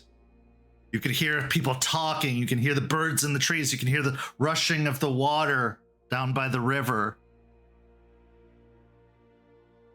It all makes you actually appreciate the quiet for once. Because in the quiet, true words can be shared. True feelings can be felt, free of distraction or disturbance. These moments are rare, but do they have to be? Why do they have to be? What is Izzie feeling now after all of this, as he, with new driver's license in hand, heads out? As he sets back on the path looking for the nearest bus stop to make his way back home, he eyes the few pieces of ID he recently acquired, and he's so jazzed to have them. He's able to actually go and officially enter into the human world without a lot of apprehension, especially at the St. Pete Defense Training Academy. But even holding it in his hand, one of the main reasons why he spoke with Artie, it is like the fourth thing down on the list of things he is currently happy about. He has a new packmate that seems really chill, really cool, loyal, dedicated, a wife guy. He seems like he has a head on his shoulder. He has a strangely different but also very familiar Garu experience that Izzie relates with supremely. And after their conversation, he feels like, oh yeah, this is someone I can rely on. This is someone I can come to, and they're not going to treat me like, oh, I'm only here to bug you. He is actively asking for people to, like, assume expectations of him, and he would be happy to fulfill them. And in a way, he almost feels like he now needs to find a way to reciprocate that. Artie doesn't need anyone torn limb from limb yet, but maybe something will come up in the future. This life always provides opportunities like that, even when you're not looking for them. As one guru finds their hope more and more, another young guru hopes to find their tribe as we transition into our next scene.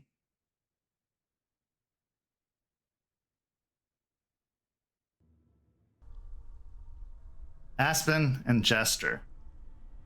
One of the many, many, many things on your to-do list is to help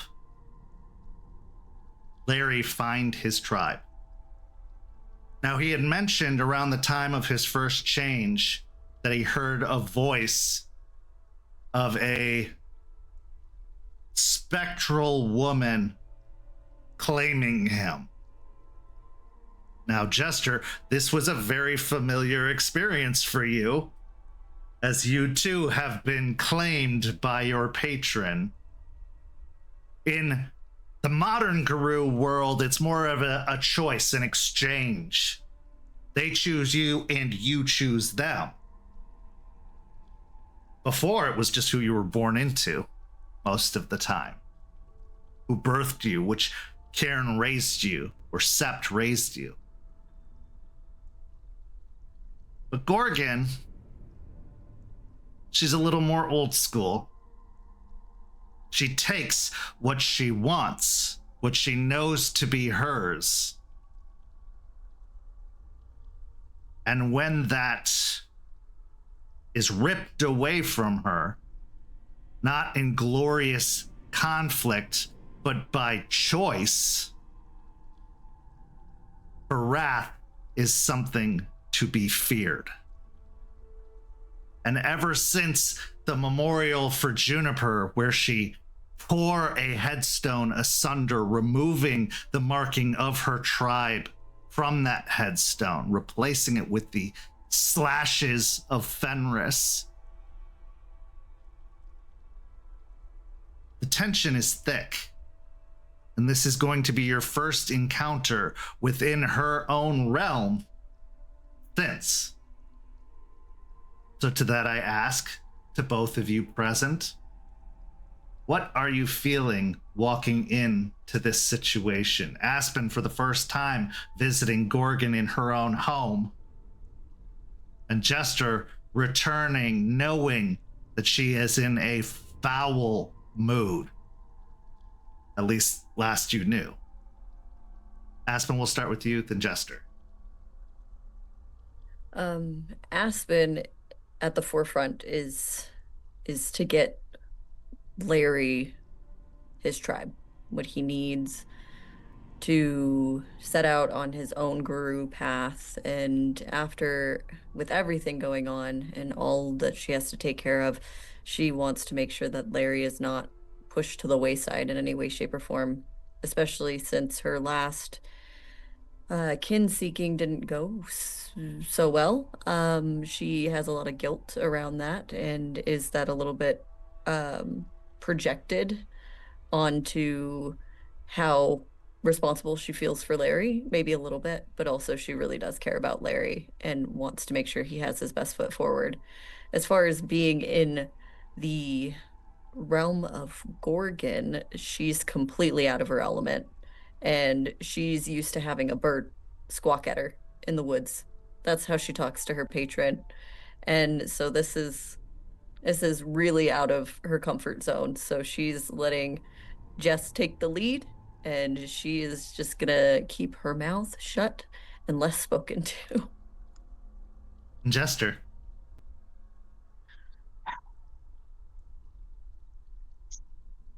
This is probably not the best time, but we don't really have much time left that's going to be the best time, given that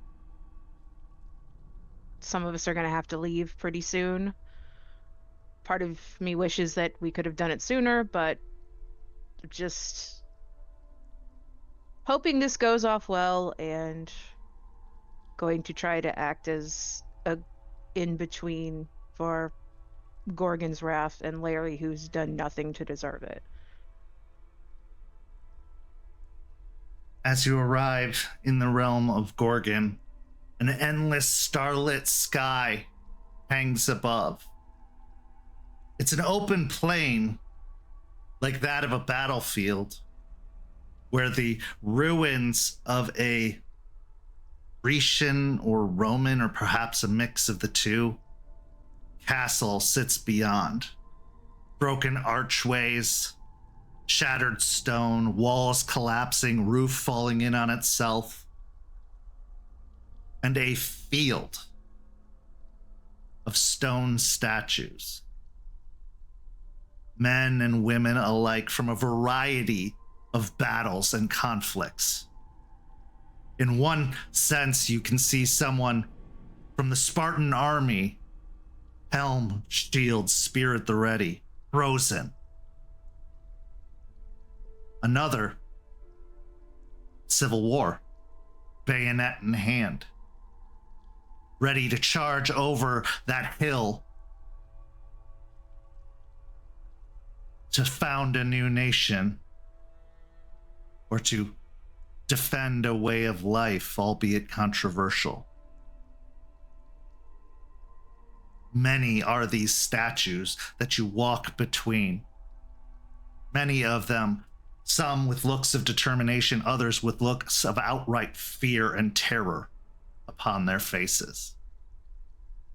Some of them are just simply heaps of stone, having been shattered for one reason or another. As you approach the destroyed keep, there is a single doorway that is lit by torches, sconces upon the wall, the light burning bright. Now, Jester, having been here a couple of times already, nothing seems out of place. Nothing seems amiss. The shattered keep is all part of it. Because the keep wasn't Gorgon's, it was who Gorgon defeated to take it. As you approach the stairwell leading down, Larry is barely breathing. In fact, you have to almost pat him on the back, where he just lets his breath out and then takes another breath in. Is it always like this? This is normal. This is a good thing? It's a thing. It's her thing. Most likely point to like one of the statues. He probably did something awful to someone who couldn't defend themselves. That one too. Okay. So these are likely bad people for one reason or another, or Most likely oppressors in deserving? some way. Okay. Yeah. Okay. That was going to be my question, of if they were made to be this way by her, or if this is what happens to the one. I don't know. Sure, this makes sense. I get it. Okay. Breathe. Yeah. Before we go in there, I have a question. Of course, I've been learning about the different patrons because I knew this time was coming, even though I had already been metaphorically peed on. What's the difference between Gorgon and Rat? Because Rat works for the underprivileged, the overlooked, the, you know. I always see a connection. Maybe some others don't, but in a way, while they work, yes, for the underprivileged or those that are ignored or forgotten by most people, we fight the people at the top who basically have their boots on all of our throats. So maybe one is more a defense, looking out for, and the other is more damn the man, save the empire? A bit, yeah. Is it weird that that makes sense to me? It's not weird. We break down the barriers that stand between those who wish to stand on the backs of the downtrodden and the others. Is she always as ill-tempered as she was last time? No, she's really mad at what Juniper did. Okay, and what's the deal with Fenris? I haven't gotten to that chapter in the book, I guess. I'll glance at Aspen, take a deep breath, and Fenris, from what I understand, when Wolf disappeared, Fenris lured most of the tribe to join him in saying, fuck everything, we're just gonna fight and kill the worm, and we don't care about whoever's hurt in the way. How is Fenris and Wolf different? I mean, they're both wolves, aren't they?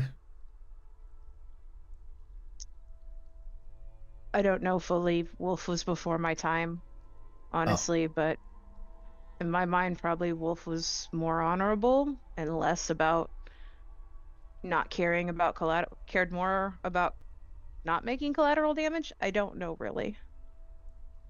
And on top of all that, like, we're Guru, werewolves. Why isn't Wolf like all our patron? Wouldn't that, like, we're all part wolf, as it was explained, so wouldn't we all have some kind of connection to Wolf? Like, where did all these other patrons come into play? I'm asking you because I'm terrified to ask her. From what I understand, they all joined the fight. I don't know why Wolf chose, or they chose the name that get of Fenris before, with Wolf, and they followed Wolf in particular, but I think everybody else had also different viewpoints on how the war could be fought, and those aligned with the different patrons that also decided to join in the fight. Well, I guess that we're not mutually exclusive to our patrons. I mean, they are a primary influence, but we still work with other patrons, like, or other spirits, to use our gifts and whatnot. So I guess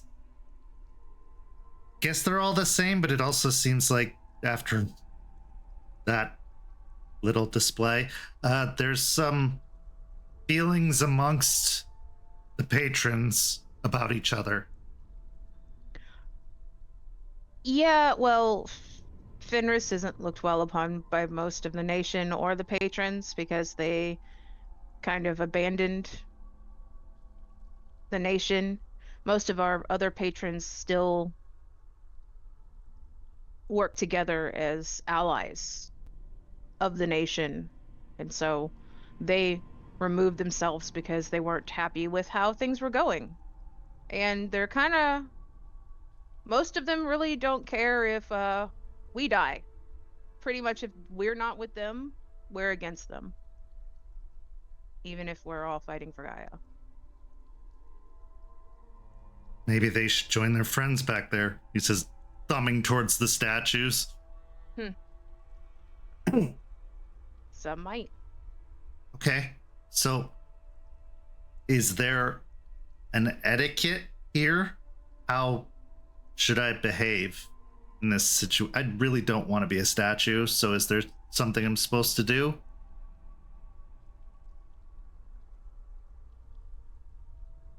Be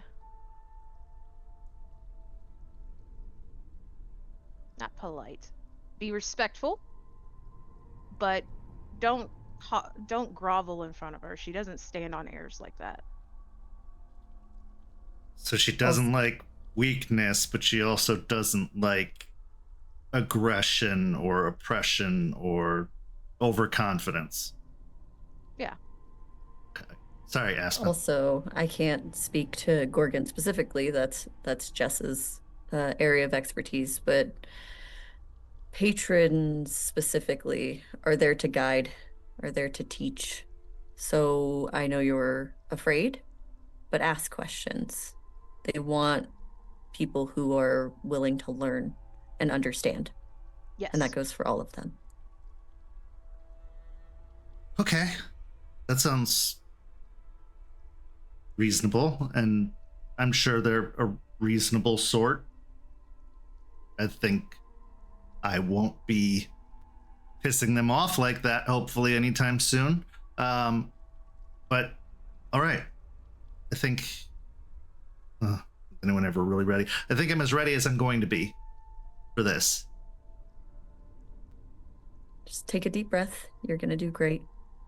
Or if You're going to do wonderful, and you get to see what makes, well, not what makes Jester, why Jester fits so well with her fiery, take down the oppressed ideologies that I love so much about her. My mom's a firecracker. I think I get it. I think I get the very enthusiastic, emotional, intense type. Okay. So as he steps forward through the archway, there's a long, slowly spiraling staircase, completely made of stone, headed downward. Occasionally sconces lining the walls, but still casting plenty of shadows against this gray, stony exterior. As you reach about midway down the stairs, you hear a jarring shattering of stone and a voice that calls out, That fucking bitch! Who does she think she is? Larry stops, then looks back up at you guys and says, "We come back? Is this a bad time?" Let's just Think- go. It'll be fine. It's a crash course. I think it's perfect time. Oh, great. Great. I'll pat him up on the shoulder and kind of angle around him, so I'm gonna go first. As you step in front of him, he seems grateful for your taking the lead on this, as he falls back just a little bit in between you and Aspen, and you continue down this staircase. When you reach the bottom of the stairs, the room opens up into this massive hall with large stone pillars lining the edges, securing the keep up above from collapsing completely inward. There are still the same sconces lining the wall, casting light and shadow all about. And at the far end of the room, in one of the most unusual displays, is a throne made of these statues. These people frozen, holding upwards, holding aloft whoever would sit upon the throne, almost kneeling or crumbling under the weight of it. And in front, leading up to it, are also these several statues, many of them broken, whether it's missing a limb or their entire upper half. But atop the throne is Gorgon, her long serpentine body curling up the statues and throne. The humanoid form kind of punched on the throne. Her face one of complete fury and vitriol, the snakes atop her head all hissing and lashing about, coiling in this way and that. But as your presence becomes visual, the demeanor changes like that as she says, "Oh, hey, girl." Hey, Gorgon. You brought friends. I did. I think I brought somebody that you've claimed. Oh, come in. Bring them forward. Let me see. I'll wave Larry forward to step next to me. I'll push him a little bit. Just a gentle nudge. Larry almost stumbles as if he was resisting any kind of force, but it could be blown over by a gust of wind like a piece of paper at this moment. He just stumbles forward and then says, "Hi, I'm Larry. I think you called for me?" At this point, Gorgon almost uncurls from the throne, slithering down the mass of bodies, frozen, sliding between the statues as she emerges in front of you, and she is enormous. Perched up, she's probably standing at about 10 feet tall. But then she lowers herself down to eye level, looking Larry over, the snakes atop her head almost sniffing curiously as they extend outward, some of them letting little tongues whip out.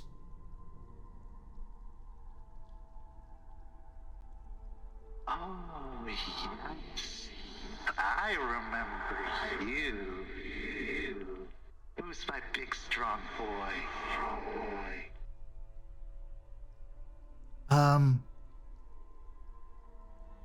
I am? Yes, that's right, you are. And you're not gonna be like your naughty little tribe sister, are you? No. That's right. You're not. Because if you do, I won't let him burn you. No, you will join my garden with the rest. Do you understand me? Yes, I understand. Loyalty is important, and I get that this isn't a traditional situation, but I've read what you stand for. I've read what you mean, and Jester's told me what you mean, and I think I get it. I think it calls to me because I've seen so many people just get run over, more so now than ever, and they need somebody who cares, somebody who will fight, somebody who will level the playing field. Oh, yes, very good. That's exactly right. Gorgon slithers her way back towards the throne, coiling up amidst the mass of frozen bodies, gesturing for all of you to join her. And as she whips out her tail, she severs off the top half of 3 of the statues, providing just the legs from the waist down, the rest of it crumbling into pieces off to the side to join many other small piles of stone off on either side. You're gonna need more of those.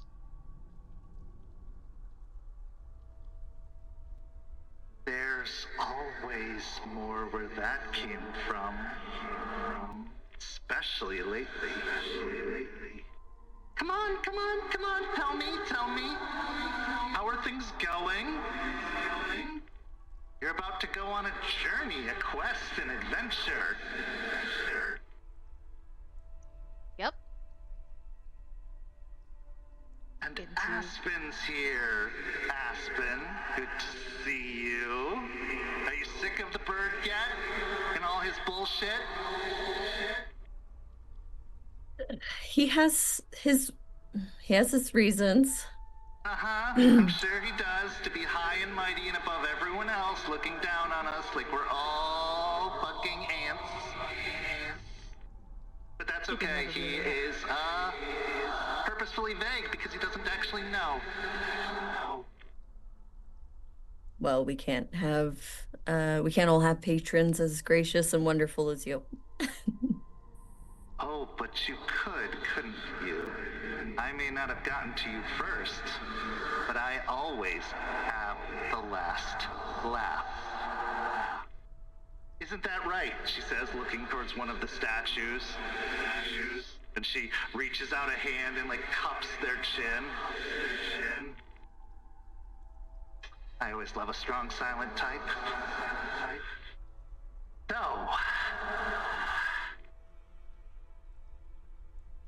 why are you going? She looks over towards Jester specifically.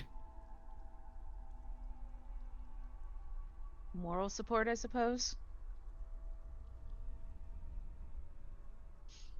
Fine, better answer. Since you want a better answer, Charles is going into a place where a lot of people abused him as a child, and I'm not letting him doing it alone.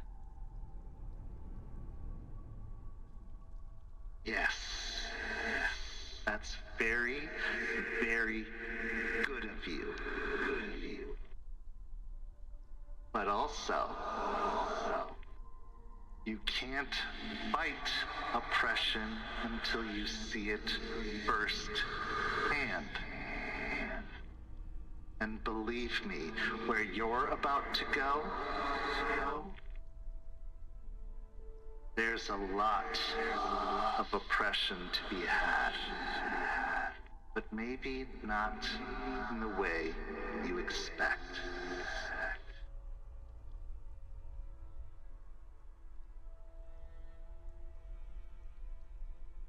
So how is it then?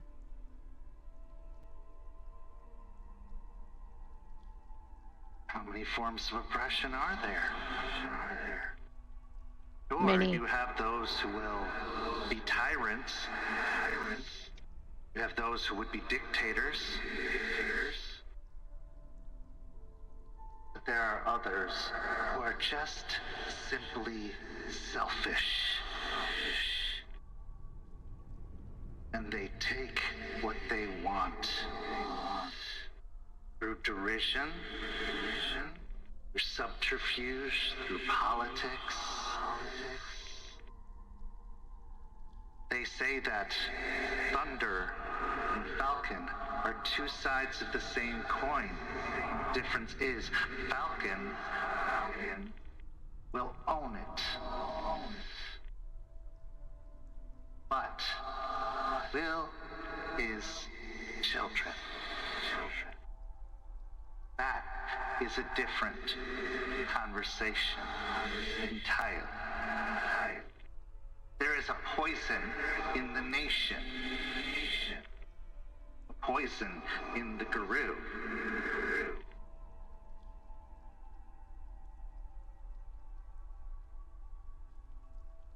It's spreading. Stone doesn't break just by being stone. must be weakened, chipped away at, eroded. And then it shatters.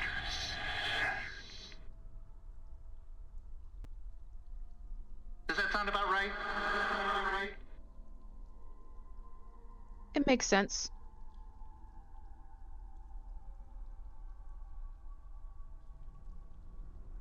Why do you feel like standing in the way of their destiny?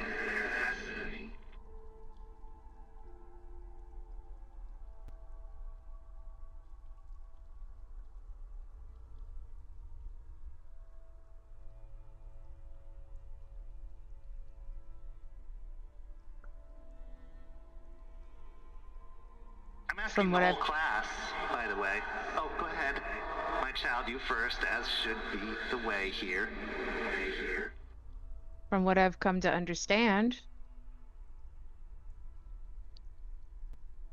if destiny is going to happen, I can't stand in the way with it, and my actions will just be leading into it. So I'm going to do what I'm going to do because in the end, I can only be right with myself and what I do.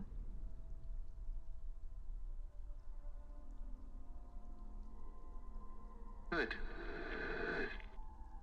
That makes sense. You mustn't let others decide for you what path you're going to walk. Because that's just another form of oppression. Dictating for you where to go, what to be, what to do. But I am curious. Was not me claiming you as one of mine a form of destiny? I suppose I've thought about it before, about you claiming me and not me choosing, but what you stand for is what I stand for, so I probably wouldn't have chosen anyone else. Once again, I can only be right with my decisions. And are you happy with those decisions, or does betrayal run in the family?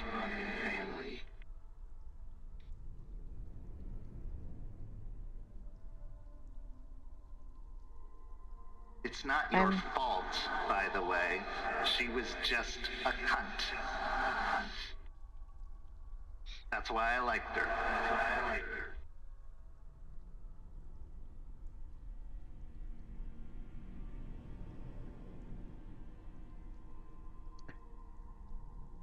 I am happy with where I am now and what I believe. And I am happy with working with you. If that changes, don't be a coward. Let me know.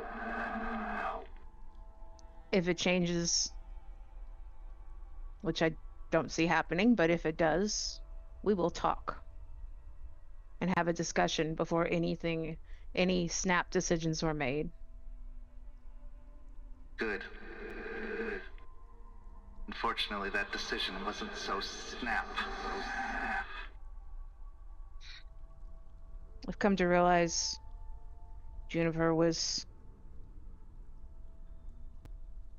far more damaged than I suspected. Boo. Fucking.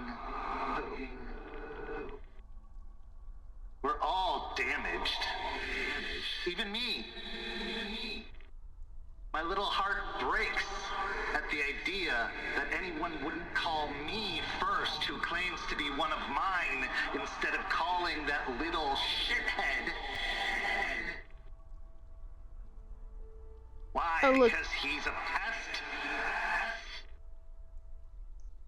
Oh, look to Larry, remembering his question from earlier.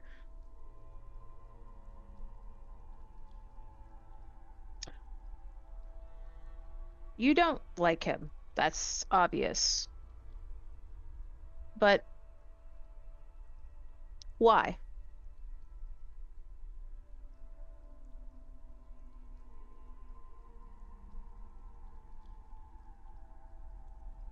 can admire his drive.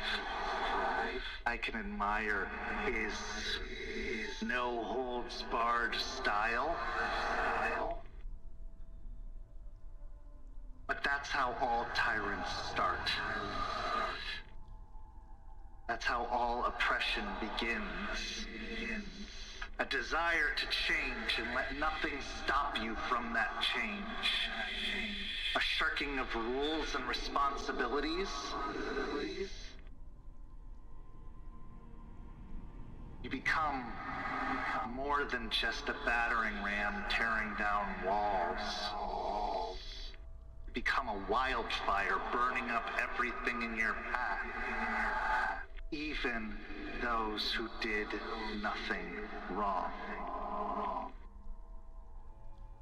Even those who aren't trying to bring a quick end to something so seemingly endless. They're cheating, trying to cut the line, trying to rush the ending. If it worked, the Impergium would have been successful. But it wasn't, was it? No, it was not. The War of Rage would have been final. But I think you all know that didn't work out, did it? No. Aspen, who's been trying to not say anything in this whole thing, letting Jester take lead. All this talk of duty and responsibility and destiny, she feels that little palpitation in her heart, and she speaks up before she even thinks. What do you think of prophecy and destiny?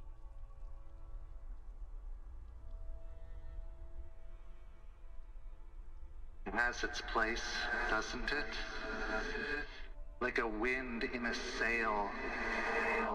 It can help steer a ship in a direction. But for it to be predetermined, for it to be decided, removes the idea of free will. And that is the worst oppression of all. Besides, many have stormed the keeps of my children, thinking that destiny was in front of them, that glory could be gained by slaying the big bad snake lady.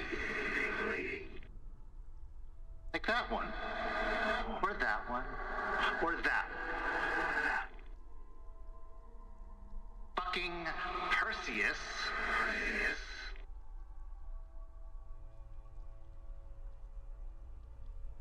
Sometimes they get lucky. But destiny is an opportunity, not a decision.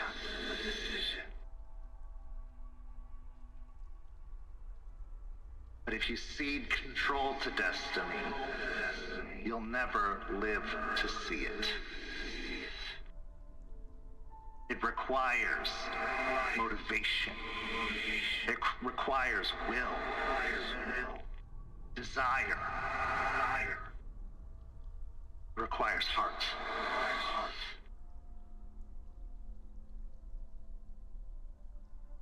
Sometimes, hearing of said destinies, give them that heart, that will, that desire, that motivation. And sometimes, it just makes them complacent and lazy, thinking that it's going to come to them with no real effort or will, that it's out of their hands, and that it's just gonna happen, no matter what they do. Ridiculous. Nobody, nothing will provide for you.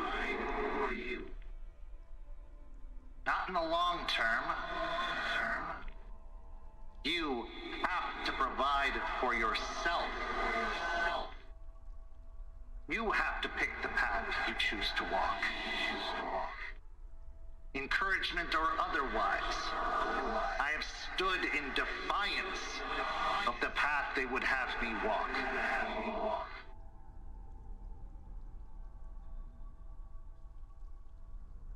They would curse me, label me a monster. I am no monster. I just refuse to conform to what they want me to be. Then why would other patrons prophesize, knowing? As I said,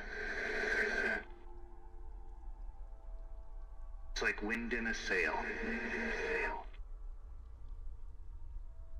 Trying to steer the course of events, trying to encourage change, or just simply trying to outwit another patron.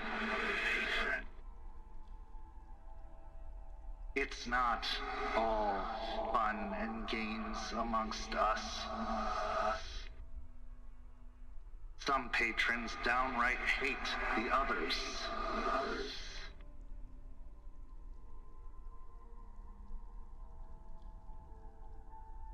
So they would see them fall and they would use their children to do it. But they all agreed to fight for Gaia, right? That's why they are our patrons, because they're backing us for this, right? Sure, but just like Fenris, they all think they have the right way to do it. Even myself.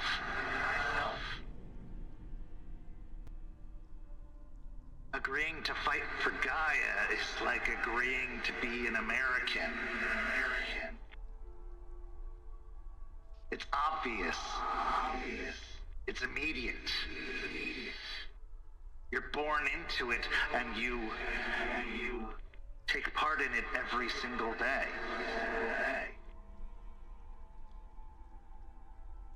But everyone goes about it in their own way. Everyone thinks they know what's best for the future of a country, a nation, a world.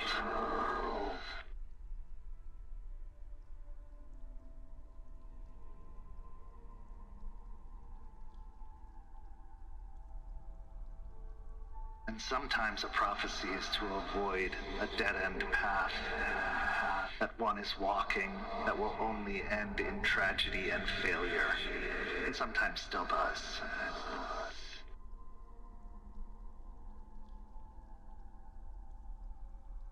Has anyone ever actually subverted a destiny?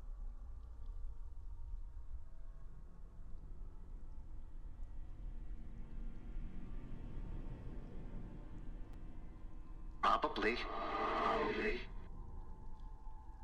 I don't know everything. Jester. I know a lot more than most, but I don't know everything. I'm sure they have, for better or worse.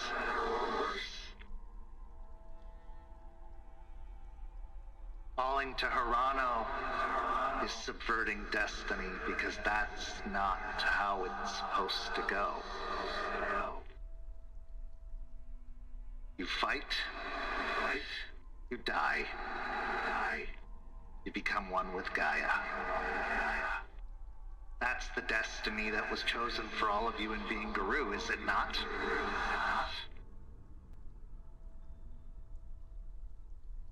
Or is that just what they'd have you think?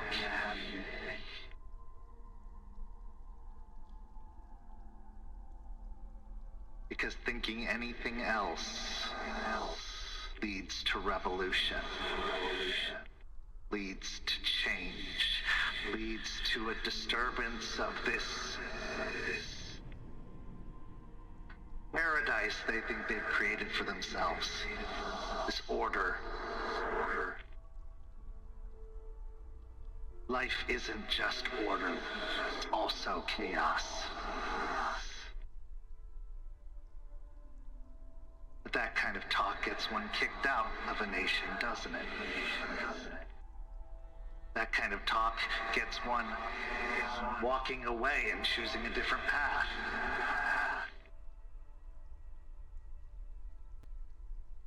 That kind of talk gets one labeled a traitor.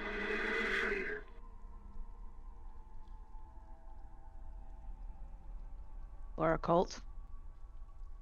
Or a cult. Although those fuckers really are getting on my nerves. Fine, go play elsewhere. Stay out of my fucking yard.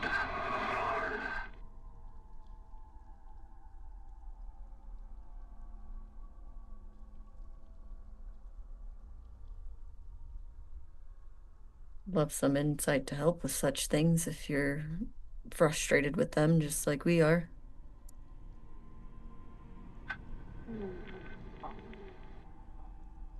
Insight, yes. Direction, no.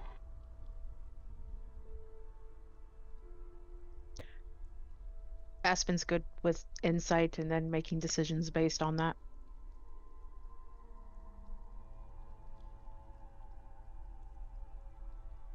The greatest question you need the answer to is why do you fight? What are you fighting for? Is it for yourself? Is it for your loved ones? Is it because it's the right thing to do? Is that the real answer? Or is that what they've been told to say? You need the true answer to the question to start building the structure you expect them all to live in. And the truth is, not everyone is going to fit in that structure, but that doesn't mean they're wrong. So how do you reach them? How do you connect to them? How do you keep them from feeling excluded to the point that they do what they did?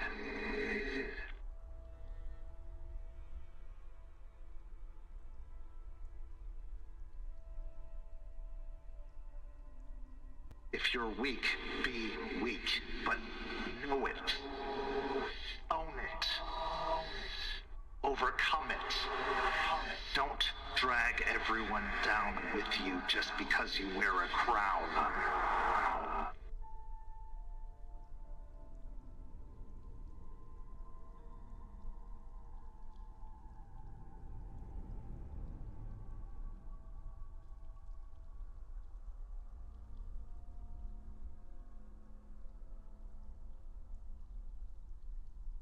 Is that insight enough for you? It's good insight. Thank you. They want you to believe there's only one way, only one reason that matters. It's not. Everyone has their reasons. What is Gaia to you other than a banner? You're not fighting for Gaia. You're fighting for Artie. For Charles. For your mother. Gaia is just the place the fight is happening. The battlefield.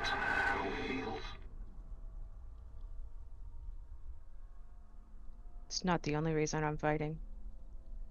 I know, but I'm not going to go spilling all of your tea. I'm just talking about the obvious shit that other people have caught on to even before you decided to go public.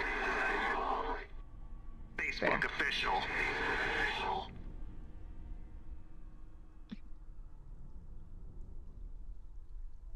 Everyone has reasons, whether they be few or many. They shouldn't be punished for those reasons. That's why their lives are short. That's why they fall so young. The forces of the worm aren't overwhelming. They just are finding the cracks and weaknesses and wearing them down.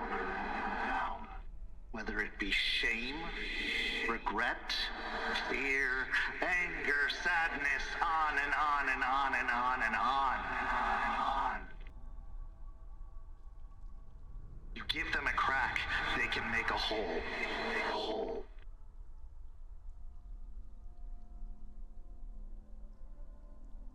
Don't be ashamed of your reasons. No matter what they would tell you.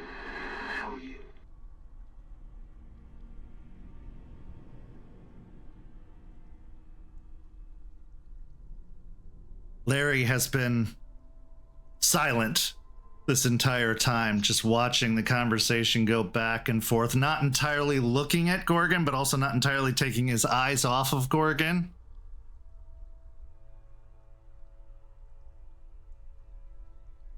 Okay.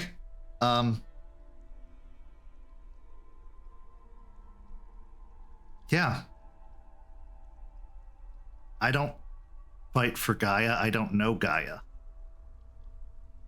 Gaia is Earth, I guess.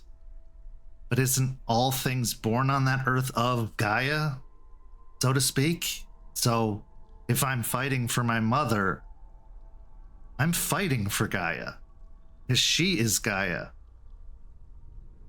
Exactly.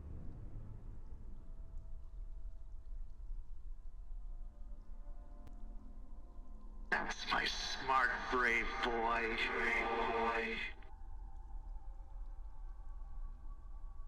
But you have a lot more to fight for than that. But I'm getting ahead of myself.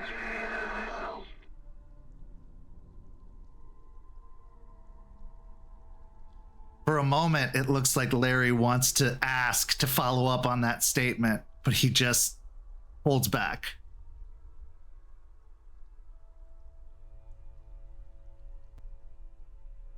Sorry if I scared you coming in. I have a little bit of a sting when it comes to being betrayed for that flea-ridden piece of shit.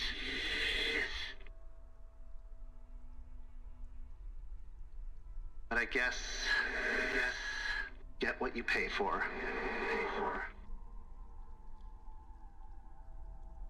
Is there anything else you want to talk about?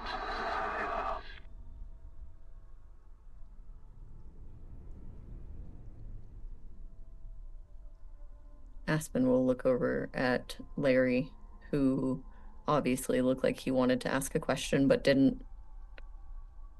Now's the time.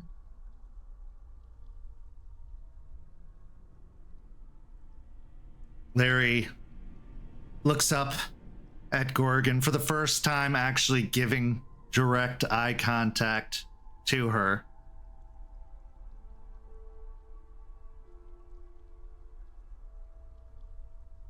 What do you need me to do?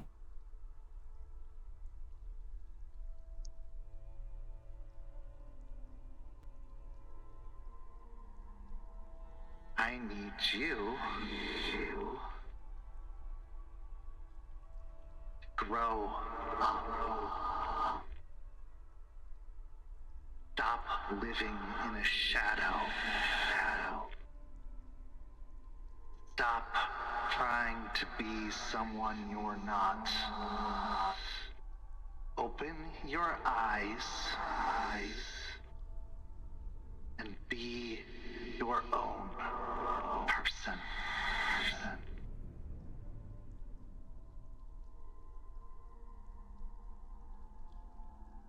Larry furrows his brow for a moment as if mulling over that statement before Giving a decisive nod. I will. Good. Then by the power vested in me by Gaia or whatever the fuck allows me to do this, I am your patron. You are a Black Fury, and welcome to the family. Thank you, Gorgon. I won't make you regret it. Be sure that you don't.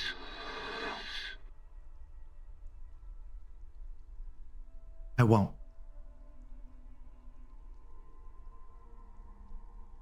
Good. Anything else? I'm good. If you don't mind, have one more question. Of course I don't mind. This is a Kiki. Let's go. She loves Kikis. Noted. Okay. And Aspen kind of like loses the like very rigid, trying not to impose or anything and relaxes a little bit. As far as insight goes, it seems you're quite frustrated with Fenris. Anything you could help us on that front?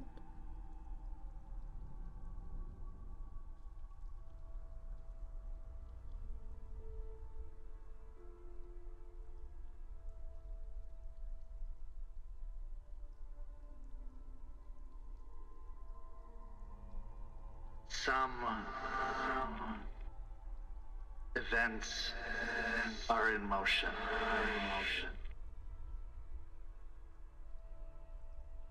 Some are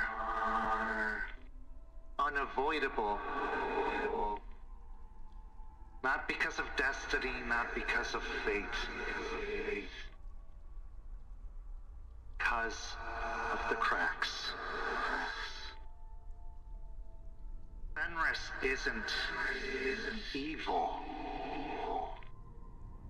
He's an asshole, but he isn't evil.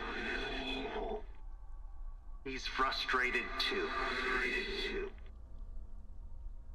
Problem is that frustration has gotten to a point that he doesn't know where to aim it, where to put it. As are his followers. Some might have their course corrected. Others will not be stopped. Except for the one thing that inevitably stops all of you.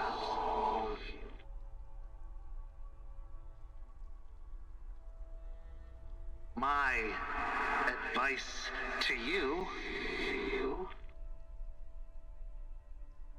figure out which is which. Or else you're doing the worm's job for it.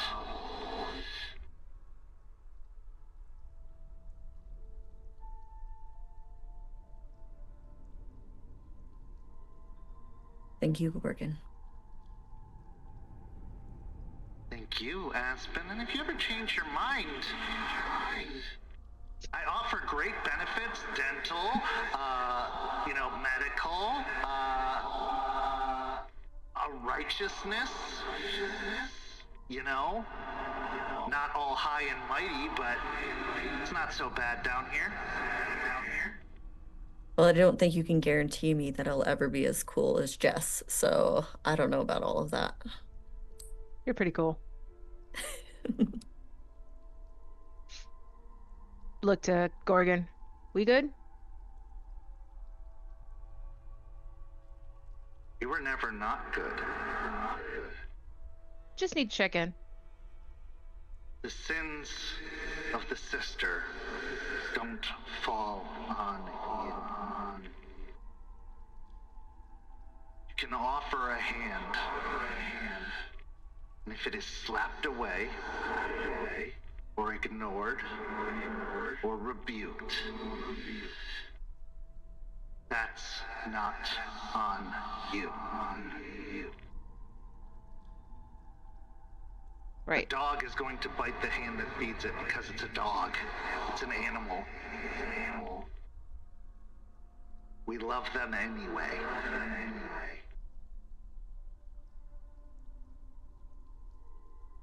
Yeah.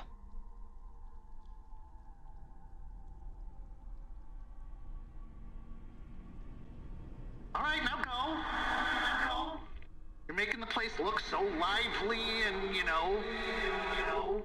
good. All I right. like to surround myself with dicks.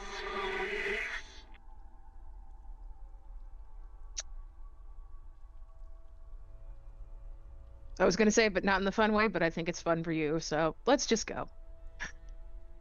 Fun is only a matter of perspective. Right. As the three of you up and leave, getting to the doorway, Larry stops at the bottom and looks back towards Gorgon. He and Gorgon share a look for a long moment. And then he just nods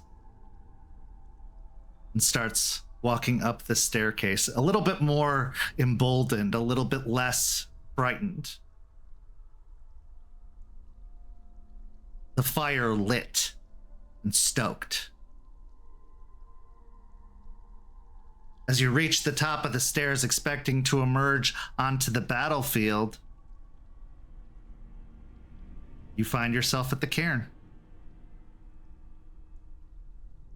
Only the echoes of Gorgon's words, only the memories of the statues littering the battlefield. Only the hope, maybe even the fear that came with those words. This is where we'll go to break. We'll be back in just a few minutes with the second half of tonight's story.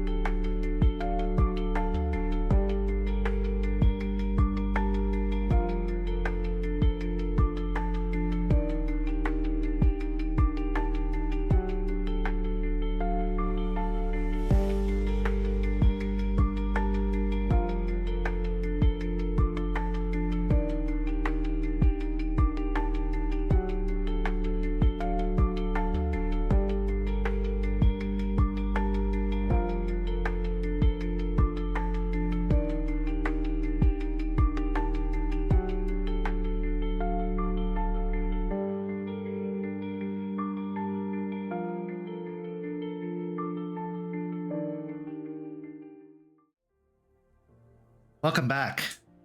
As we return, we find ourselves at the cairn of the Sept of the Evening Star.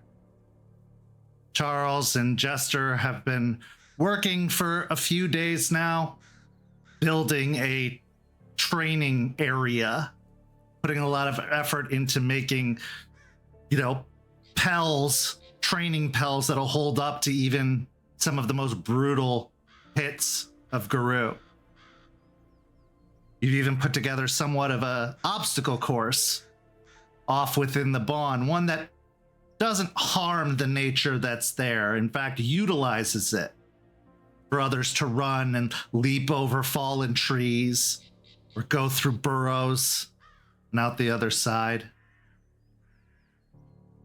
Training is necessary because of what's happened, because of what's to come. And for the first time, you're leaving and you don't know for sure when you're going to be back. Could be a week, as hoped. But that hope is brittle. The politics of a court, they're uncertain and unknown. And especially a Guru court. It could be a day, which ends very badly, or it could take weeks, months, years to reach any kind of resolution. Not that unlike human politics. But that is not why we're here. Why we're here, because it's one of the last days. Charles and Jester will be at the cairn for an unknown period of time. Now, Izzie, you've caught wind that something is afoot, that changes are happening, and you're pretty certain you know where this is going, especially after Charles told you that there's a likelihood that he is going to be away for a bit. But bearing all that in mind, with the meeting with Iron Oath Volkov coming later that evening, everyone is anxiously going about whatever they think they can to wear off some of that anxiety or stress or uncertainty. And that's what brings you to Jester and Charles. Now you have pitched in on the course, offering either feedback or just physical help, knowing that, well, you're probably going to be the one instructing others on how to use it effectively. So as you approach the two, Charles has taken off his suit jacket and his tie, has just opened up the few buttons on top of his shirt as he's been hard at work, rolled up his sleeves. The scene is yours.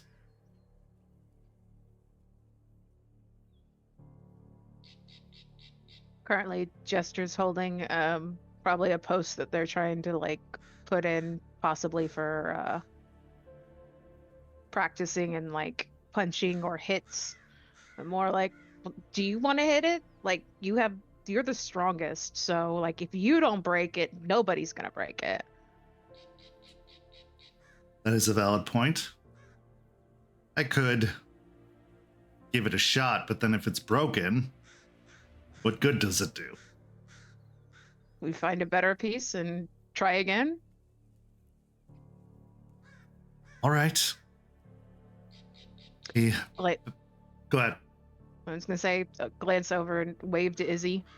Yeah, as Izzie sort of enters the scene formally, seeing Jester and Charles already mid-conversation and fidgeting with the aspect of the training course, he will wave before jogging over and going, hey, worm foe, malicious Jester. Just Jester. Please stop with the malicious Jester. Just Jester. I know. I'm a stickler for tradition. What can you blame me for? Yes. Izzie, you're so formal. Why are you so formal? Don't you see how laid back this environment is? He says with the smallest of smiles.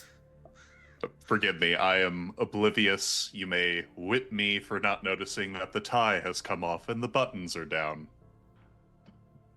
Practically a summer beach party here.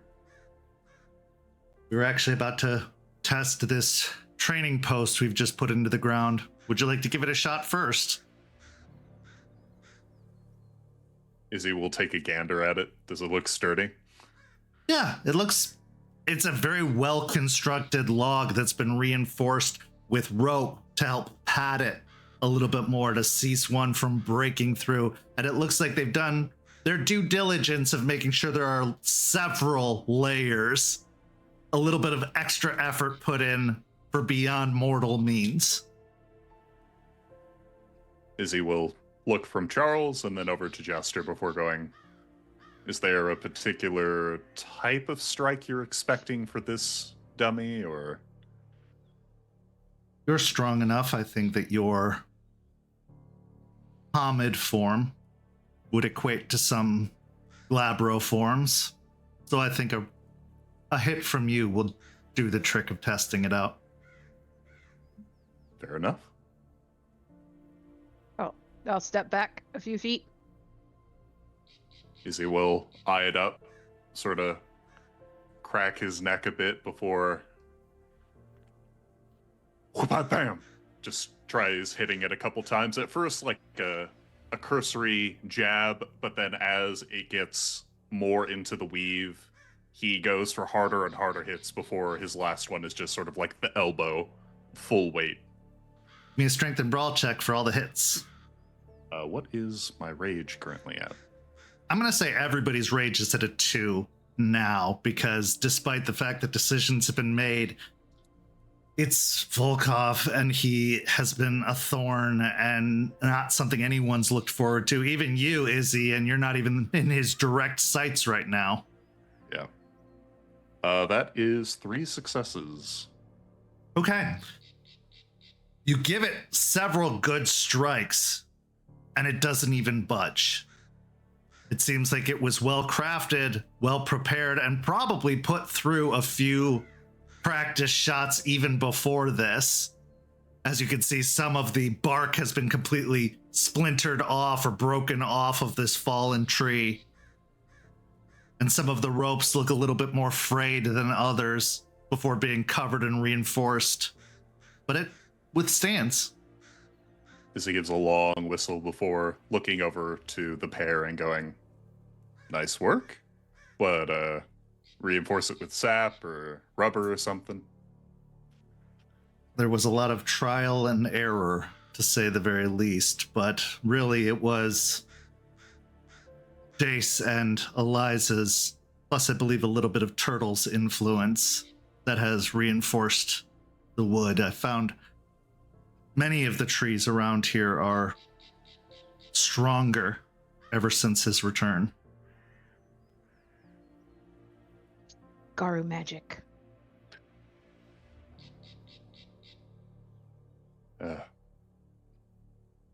Are you all right, Isidoro?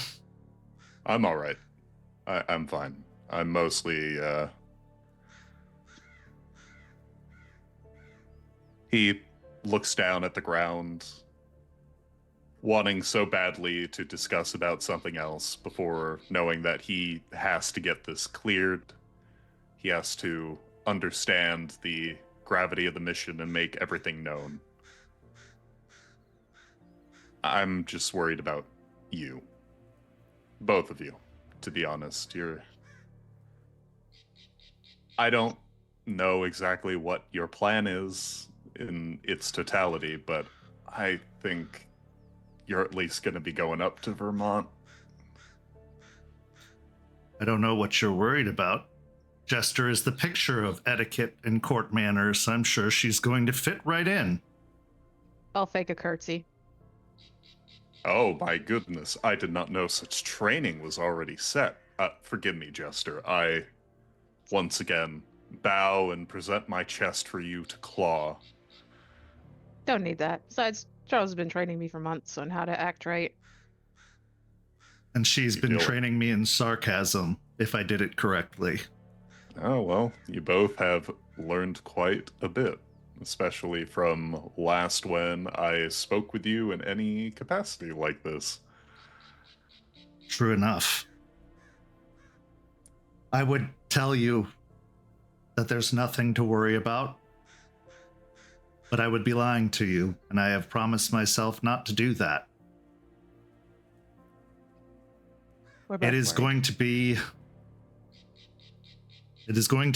a challenge, most certainly. Possibly one of the greatest I've faced. I haven't seen my grandfather in years, partially by choice, but mostly out of fear.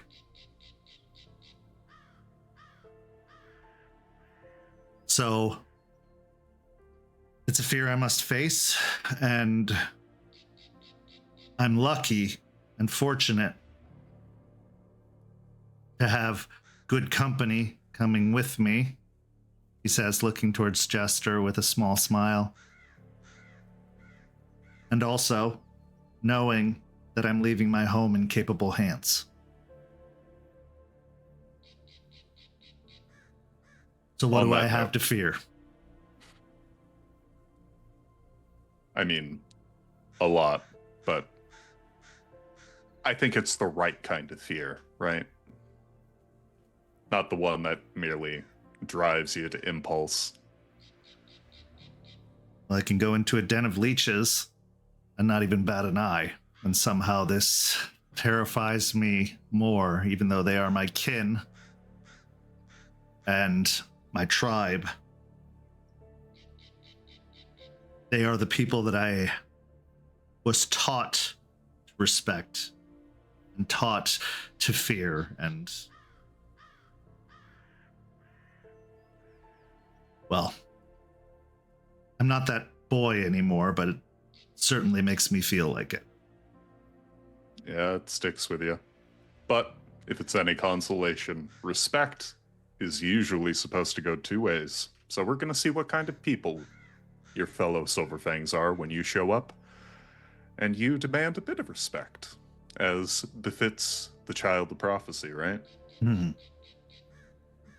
We'll see about all that, but one way or another, all of you have made me the guru I want to be, not the one that they forged me to be.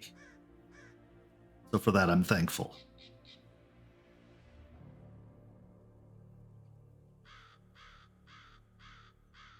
You know, I've read somewhere, I don't know, remember where, bravery isn't not being afraid. It's going on even though you're afraid. I believe that. I like that.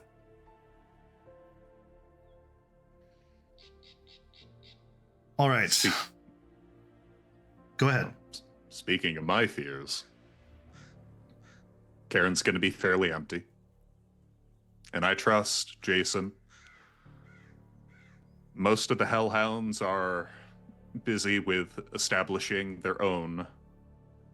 So I'm obviously on defense. I understand the strategy here. We cannot make big declarations. We cannot make ourselves known. In fact, the scarcer we are, the better it will be for this SEP's safety. However, I'm also not as familiar with defending Cairns as either of you. You wouldn't happen to have any advice for me?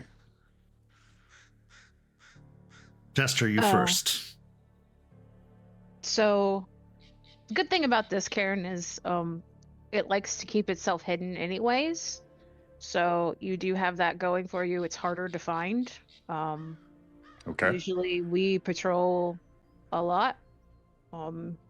Either us or other people try to do it at least a few times during the week, possibly daily if you can get rotating shifts going on. Stakes is really good for that, so check in with her. She's good for patrolling around the cairn.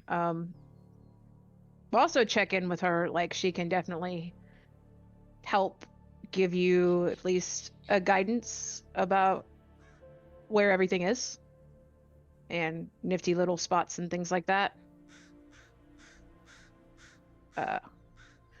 check in with, have Jace, I guess, check in with, have him also introduce you to the Howlers. They're a biker gang that we are allied with. Their leader Bruce is a Ghislaine, so he's aware of Oh. us. Okay. Okay. He's a good person, along with Jace, to having ears to the streets of things that are going on and can give you clues of anything that's happening that might be a little beyond just human bullshit. How in the know is this Bruce? Pretty well-ish. Like, we've tried to open up to him and tell him he doesn't know. Like, we've taught him some of our terms and, like, give him at least a little update on what's going on in the city, but he doesn't know, like, fully, like, all of what's going on in Vermont or things like that. But would he respond well to, say, me showing up and saying, hey, I need your help? Yes. Yes. Okay. Good to know. He doesn't know the intricacies of the tribe structure or the nation structure. He still sometimes uses the term werewolf, even though we have taught him the term guru. But he understands the threats that he faces that are out there. In fact, they have been reliable for intelligence on strange activity happening within the city.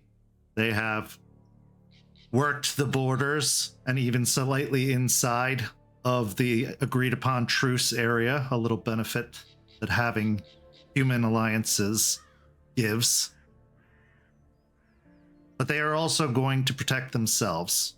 Bruce has said as much, that he won't put his people in harm's way needlessly. I see.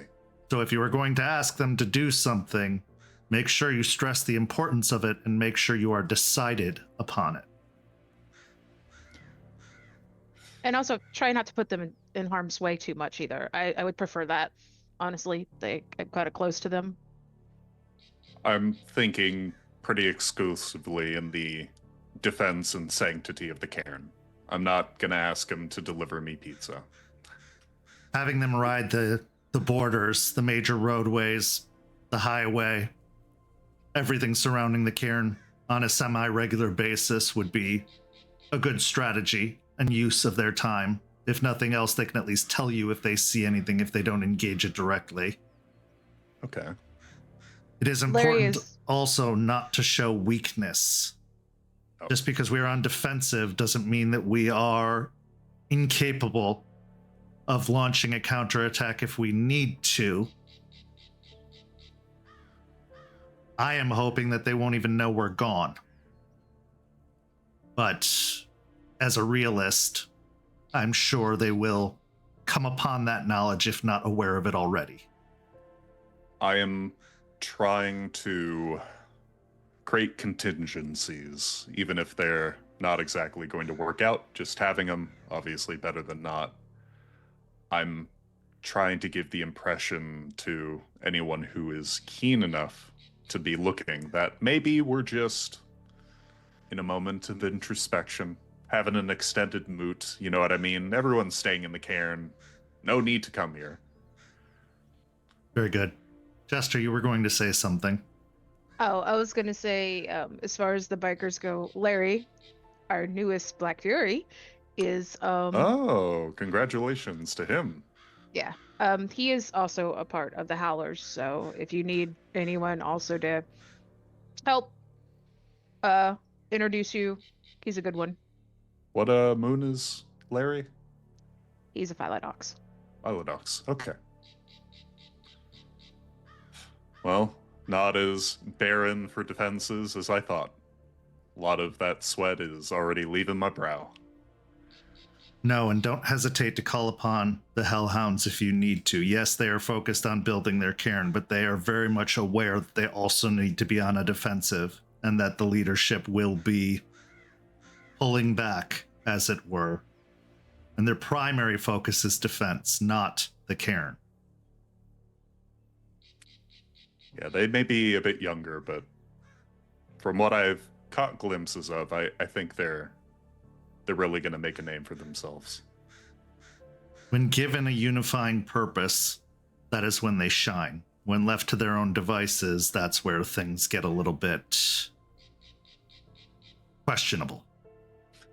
Isn't that the Garu in a nutshell, right? It is.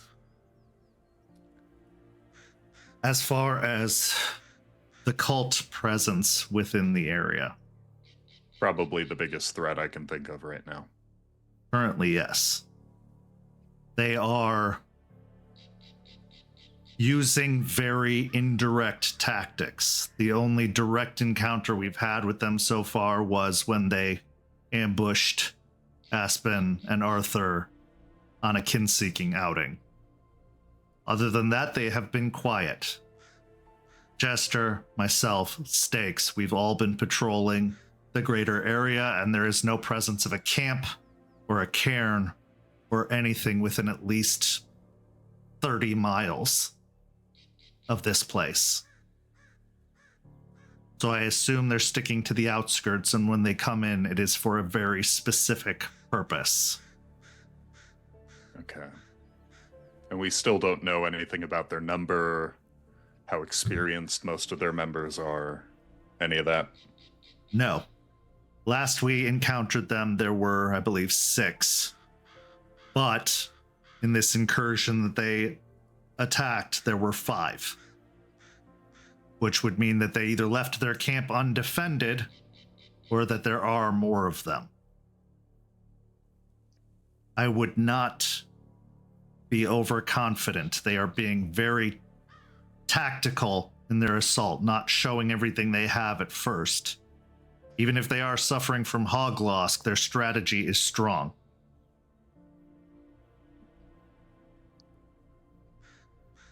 Their leader, I don't know if it's been mentioned to you, most likely is a Philodox that calls himself Plato. Most of us know him as, well, he was Brandon. He used to be part of the old sept that was here 12 years ago. Before it fell. Here, or you mean No, the other? Here in Tampa, they had a different cairn, but it fell to a combined attack, combined lots of attack from vampires and black spiral dancers. Yeah, I'm getting bits and pieces of that from various people. So thank you, Jester, for clarifying that. So he knows where that cairn is, but he does not know where this one is. Okay. Silver lining, I guess. He's a fucking coward. Take that as you will. Oh. He will probably run if he is in danger, but he probably won't be sticking his neck out either. The other 2 that I know of, and I know that they're here because Aspen told me, Kyle, I think he wasn't changed long before Terrence was, so he's probably been a Garu about 2 years. Terrence made mention of Kyle. And then there was another one, Victoria. I believe she's an Arun. I don't know how long she's been a Garu, but she was here when they first showed up a while back. I haven't heard anything about Victoria, though. Kyle, though. Terrence went at length about his first change and the events leading up to that. So if they have at least 6 members and we only know 3 of them, that's not good recon. I will be extra careful in dealing with them. Too many unknowns. Defense first. Victoria likes to show off how violent she is. Oh? She made me kill a human when we were caught. Then she, while I was sitting there captive, she decided that she showed off by killing a bunch of cops that showed up at their own old place, so. Not much of a care for the litany, I guess. The veil. They don't. None of them care for the litany. They care enough to make sure that no one knows what they did, but they do it anyway. as there was no reports that came out about the missing police officers, no news whatsoever, as if they vanished. That is upsetting. Yes, it leads me to believe that they are also connected in the area still, somehow. Or those cops were connected to the vampires and they let the vampires clean up the mess. Very possible. I would also recommend to you to meet with Jace and to have him introduce you to Star. As you are a member of this pack, and Star is our pack patron, he has granted us all a very special gift as members of the pack, the ability to sense the form of any supernatural being, regardless of what form they're in or what they look like. Once you have met Star and she has given you this blessing, you'll be able to easier identify other Guru leeches or their thralls by activating this sense. That is quite the boon. I've been running around. I honestly didn't think I would be happy to be a part of this pack, is what I'm trying to say. We've all accepted you. Now it's time for you to meet the patron and have them accept you. Pretty much. How much? I think it will be easy enough. She is a special sort. She's fucking adorable. Uh-oh. Oh, boy. But she's also wiser than she lets on. More powerful and connected than she lets on, and not to be trifled with. Not only because if you broke her heart, will break every bone in your body, but also because she represents the stars, Luna. Always watching, always above, even in the day. She sees all and knows all, as annoying as that is. You could just imagine she's watching over you. Well, I don't think I've met her yet, rather, so maybe it's that distant star gaze that keeps you warm at night with the chill of the night air. I'll look forward to meeting her. I'm not sure exactly when you want this to be officiated, but as soon as possible. Have Jace introduce you. He has a way with the spirits. He should be able to make the introduction easy enough. But once she does, you'll have this ability, even if it's not directly relayed. Use it. In any public setting, when you're surrounded, use it. Because this is how they've gotten to us before. This is how they will get to us again, is if we can't tell that they are there. Now, I'm not sure if any of the Hellhounds have this gift. They have their own patron. But it is a valuable one. I believe Willow made mention of Ember, but she was not too forthcoming with exactly what Ember entailed. It was mostly things related to personality and the talk they had and the importance of Delphine, and it was honestly a lot of details all at once, and I'm having a hard time remembering exactly what was what, but you know. I think, if I remember correctly, in talking with Eliza and a couple of the Hellhounds, well, Rory, but she was no longer with us. Ember, she appears as a flame, but I think she's, from what Eliza said, was a Gaian spirit. So, take that at what you will. I'm not sure exactly what that is. I'm not a theurge. Yeah. So I will nod and say, of course. I will say this. I'm sorry that events are coming up that we're not able to be there when you're introduced to Star, but we'll have a party for you joining the pack when we get back. And make no mistake, no matter what happens, we all are coming back. Even if it's with a little bit of extra head accessory, if that's what the need calls for, we are coming back. I'll hold you to it. Don't make me Should. come up there and drag you back. I hope you would. Also, I understand that you have met with Eliza. Yes. Child of Gaia to Stargazer. Very interesting conversation. All she cares about is the well-being of this cairn, this pack, this sept. You can trust her, and that's coming from me, who had my own apprehension for the better part of a year. I have seen her put others before herself countless times. Put your biases to the side as best as you can. She will help. Do not be afraid to ask for it.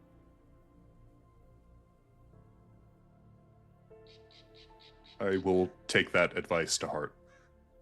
I was, at least after the initial conversation I had with her, upset, not cry teary, but quite literally like upset by how she was like. You hear stories about stargazers and they're off with their heads in the stars above and all that, but she really cares about all of you. And then chatting with Artie, more praise to both of you. Apparently she was not always like that, and you brought her out of Hirano? Yeah, she was a very cranky old lady. That was before Artie I had mentioned- arrived. Artie mentioned a trash empire of some sort. Oh my god. Mm. Okay, so imagine this entire yard with cigarette butts. Entire yard covered Okay. in cigarette butts. You couldn't even see a piece of grass, much less all of it was dead beneath because of all the cigarette butts. Mhm. She had no electricity, or her refrigerator didn't work. She was sitting there, she had piles upon piles of like cigarettes and ashtrays everywhere, empty beer cans, trash all over the place, dirty couch. Yeah. She It had was- given up. She liked to gamble too. That was her life. So how'd you... How'd we do it? Well,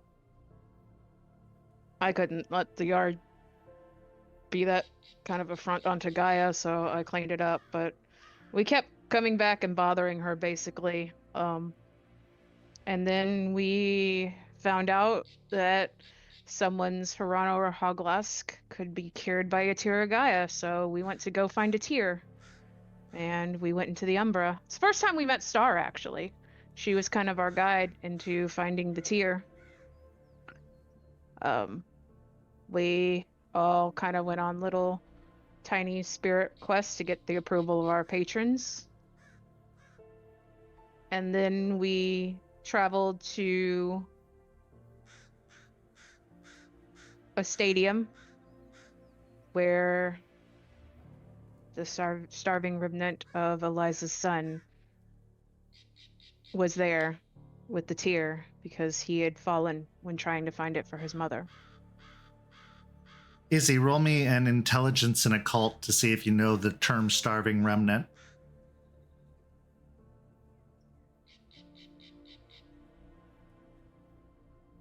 Nope. Heh.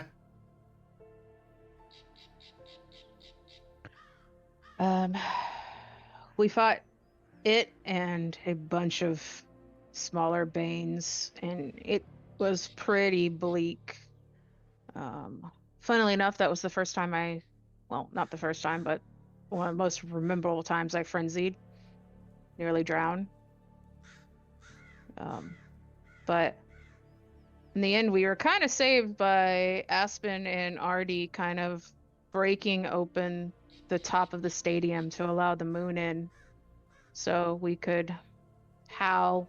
And then they coolly kind of like jumped down and just like two giant meteors just slammed into the remnant, and we kind of destroyed what was left and took the star or the tear back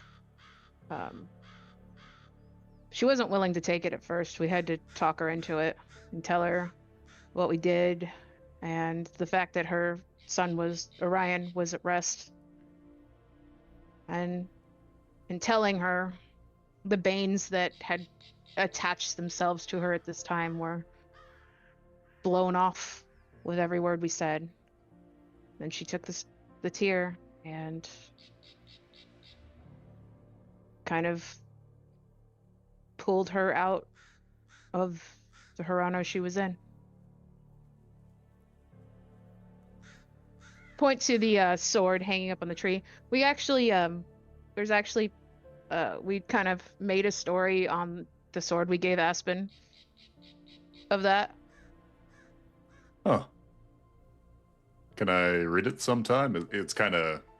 Yeah, but it's more pictures. Yeah. But yeah.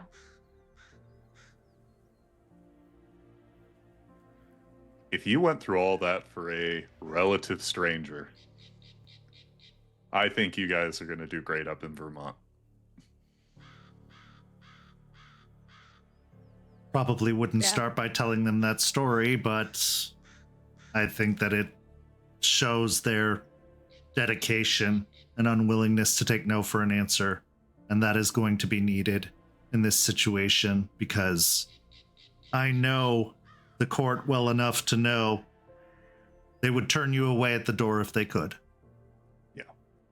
Well, luckily we have an invitation. So. It's true. Also, I won't see them if they won't allow you access. I know. It's okay. I have plenty of other stories to tell them. You know, saving Turtle, fighting off weird plant monsters and Fae, killing Bloody Mary. Like, we've done a lot. We did a lot that they can respect. They will respect. The one I heard was White Bat. That's what brought me here. And White Bat. That's kind of questionable, and I might be holding that one back, though. There's a whole... You're the one telling the story, right? You can... There's a pick whole and choose. Farah thing that they're not happy with. Yeah, it leads to... Speaking problems. of Farah, I assume, and this is mainly from my interactions with Jason, that the Ratkin are reliable in their own way, but that there are other Farah of which I have not received that much detail. And wouldn't you know it, and with that, Izzie looks over to Jester, I am in the presence of the one who apparently is managing Farah relations. Can you tell me who I should or should not plead for help from if things get bad?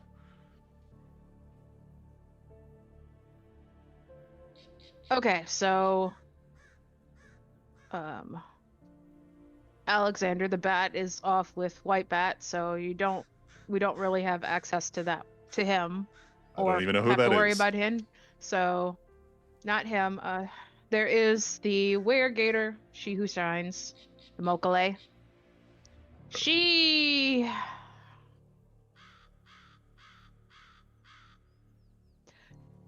For the most part, it's best to not go into her territory and bother her. She's very still standoffish. It's taken a lot for us to even get to the point where she respects us and doesn't just outright want us dead. So that's kind of handle with caution. Try to get, if you need to meet with her, try to at least get her notice somehow. Believe Beforehand. Nowhere. you could get She is. Jason to send her a messenger spirit. And she is in the Whedon Preserve, which is on the other side of the bridge from here. Okay. There shouldn't be too much cause for you to go there. That is her territory, and she will defend it against anything, including us, unless there is an invitation offered. If for some reason Jason is incapacitated, I believe you will be able to pass word along through one of her crocodile or alligator companions, who will likely be the first to encounter you if you near the preserve. Okay. I Okay. have I have talked to her already, and let her know that I'm having to leave for stuff. She understands, I think. But she does know that if there is a need, they will contact her first before invading her territory. She's very territorial. She is also aware of the cult of Fenris in the area, so she will be keeping an eye on her own territory for them. So I'm willing to bet she hates the cult of Fenris more than she hates us as Garu. I wouldn't count on that. Yeah. I think she Okay. would likely see the Guru destroy each other and themselves in the process. As far as I know, she remembers the War of Rage, the certain ability that they have to pass stories on as if they remembered them themselves. How does that work? I don't know. From what I understand, imagine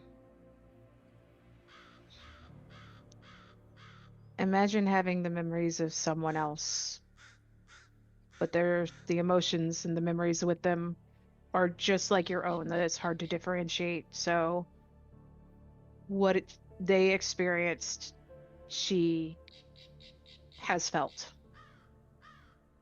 Like an ancestral connection and memory. Yeah. Closest thing I can even imagine is like a vision from a spirit, but this seems way more intensive by comparison. It is. Ugh. I've had something similar happen to me. Story for another time? Story for another time. I have not officially met Suni in my emissary capacity, but from Who what is Suni?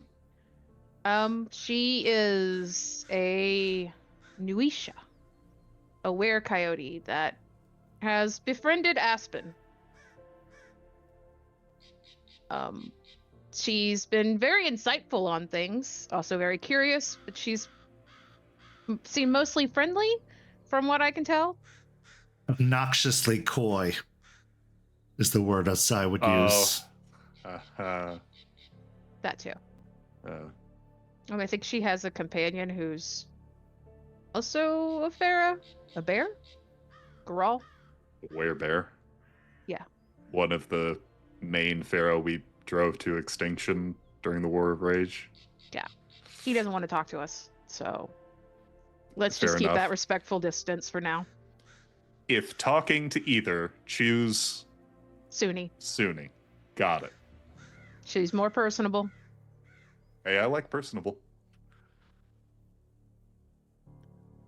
Any other pharaoh I should know about? Where octopus or something? I don't know. I think that's everybody that's here. Am I missing the Ratkin? Which Let Jace handle the Ratkin. He has a rapport with them, although I believe, if I remember correctly, you did cross paths with them briefly. Skeeter. Yeah. Skeeter, yes. They did not tell me they were Ratkin. They just said cousin, and I assumed Ghislaine at the time, and then no one corrected me until way after, and I felt like an idiot. That is obnoxiously secretive. Very rat-like. Yes. Both Ratkin and Bonar. So I mean, that's just Whatever the way they are. verb you come up with to define one of the pharaoh, you can add obnoxiously that in front of it, and it will be accurate. It's just how he files things. Everything's an O because it stands for obnoxious.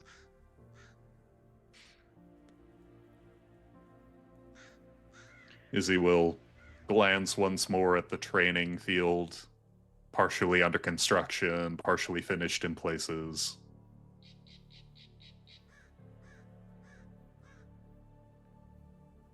I'm obviously not going to say I'm ready, but I'm as ready as I'll ever be, I think.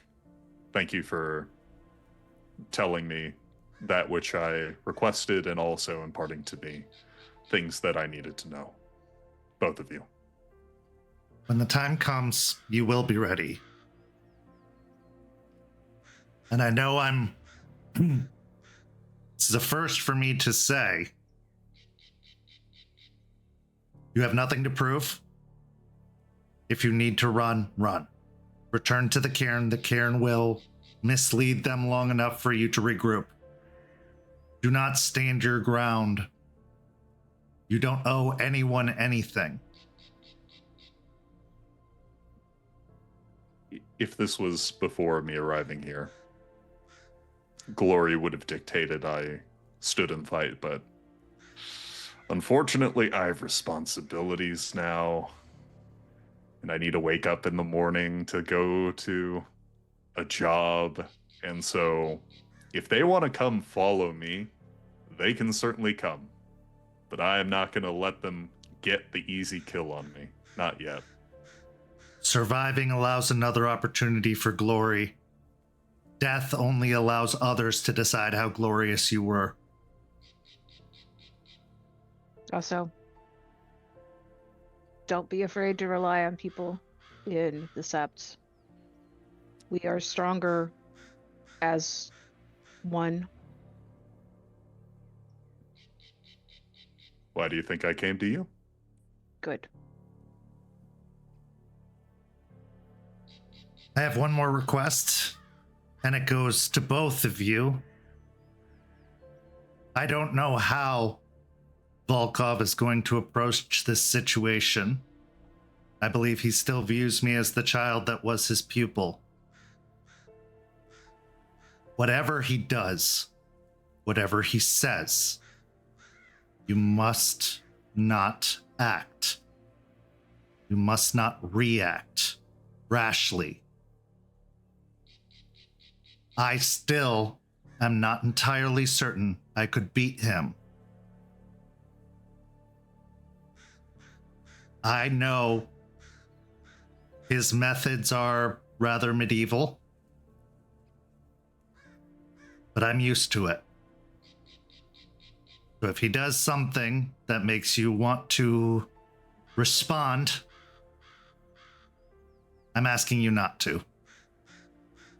Show the self-control and discipline I know you both have.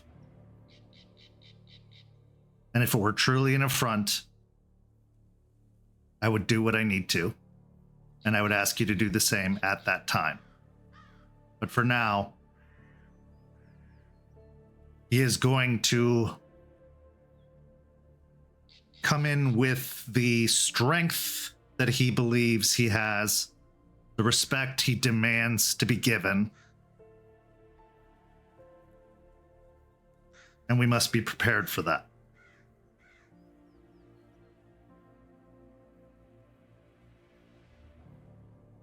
Izzie will look to Jester. She's currently just staring at Charles, trying to keep a snarl from her face.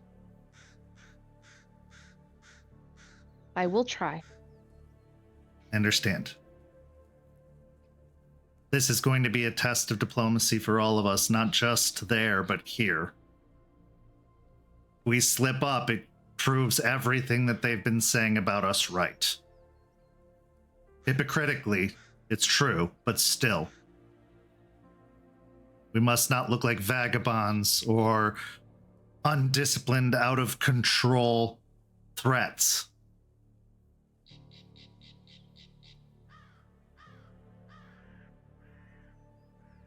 It will be fine.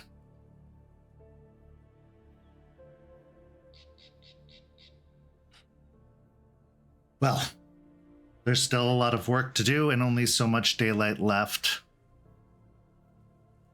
Let's get to it. You guys need help? Absolutely. Of course. So as you all set up on completing the training course, what's going through your mind? We'll start with Isidoro and then Jester in regards to this conversation, what lies ahead, and the meeting later this evening. I think this being one of the first big conversations he's had with Charles post-makeup, he, for the first time in a long time, has looked at Charles like someone he respects And for a moment, he almost thinks of him as like, oh, the pack leader is talking again. But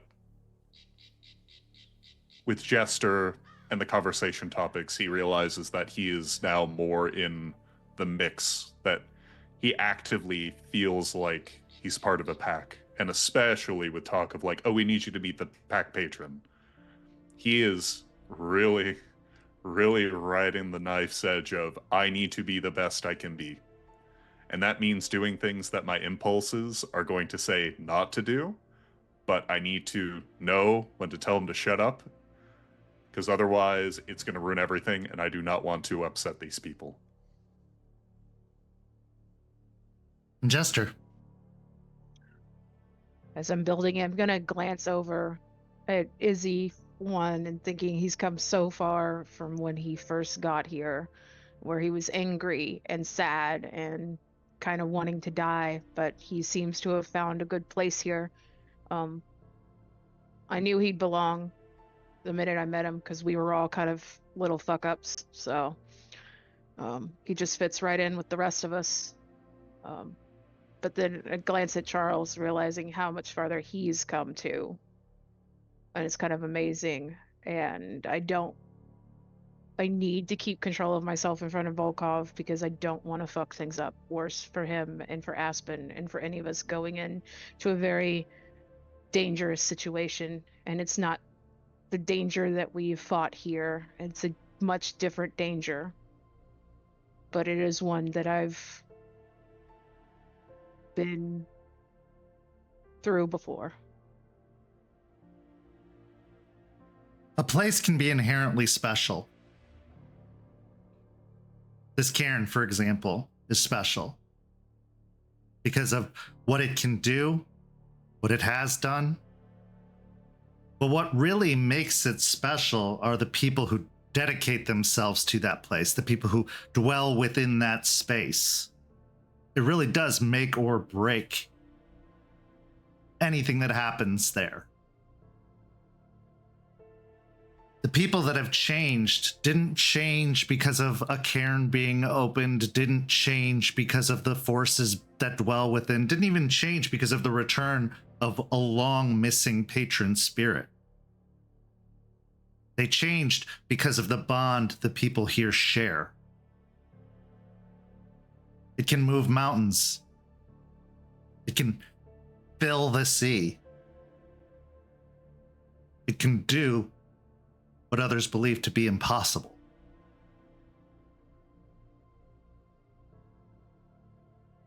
And still, it is challenged as we transition to our final scene of the evening.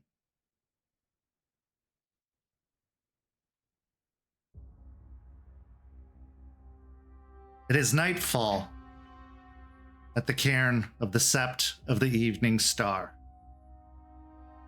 A fire has been lit, stoked, prepared for the arrival, upon invitation of the Sept leader, extended to Victor Iron Oath Volkov, originally of the Sept of the Crescent Moon, now of the Sept of the North Country.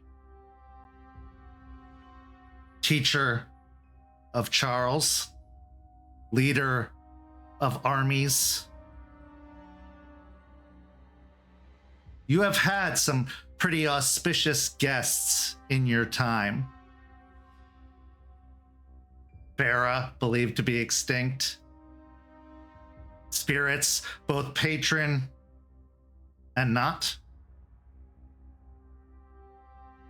There was even a tribunal in the city, bringing together several elders from several different septs.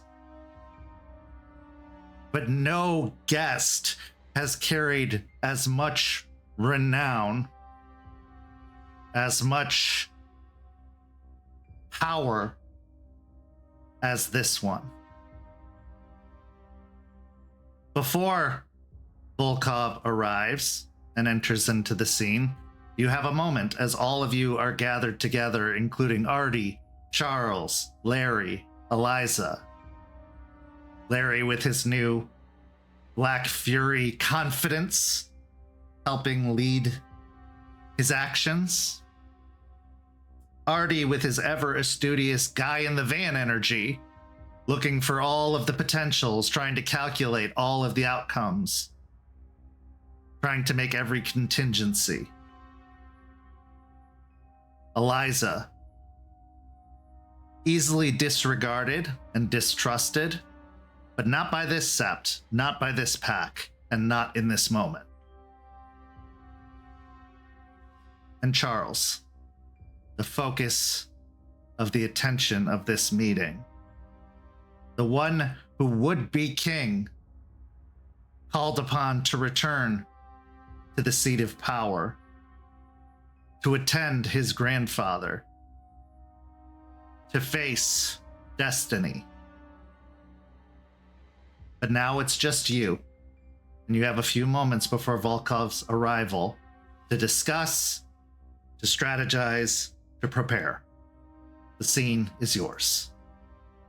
I think Izzie is sort of like operating as background noise at this point as people begin to sort of consolidate for this beginning scene. And he is, I think, mainly talking to the newer Garou like Larry, going through a crash course of like, okay, no matter what happens, even if he is spitting in your face, you will always say Rhea. Every time you say his name, it's Iron Oath Rhea. Iron Oath Rhea. Repeat that. You do not want to upset him. Okay. I'm gonna try to say nothing, to be completely honest, and just stay out of the way, but if he does, I'll keep that in mind. You give respect, you expect none in return. That is the old nation way.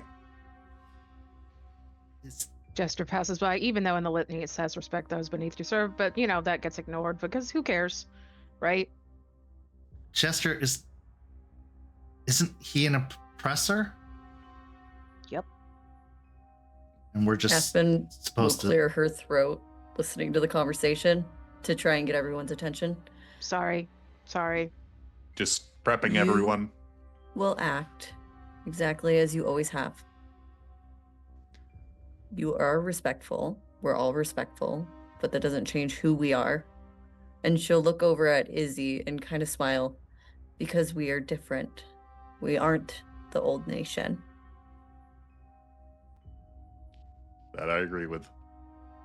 Still, though, no reason to make a splash, especially with someone as truly frightening as Iron Oath is. So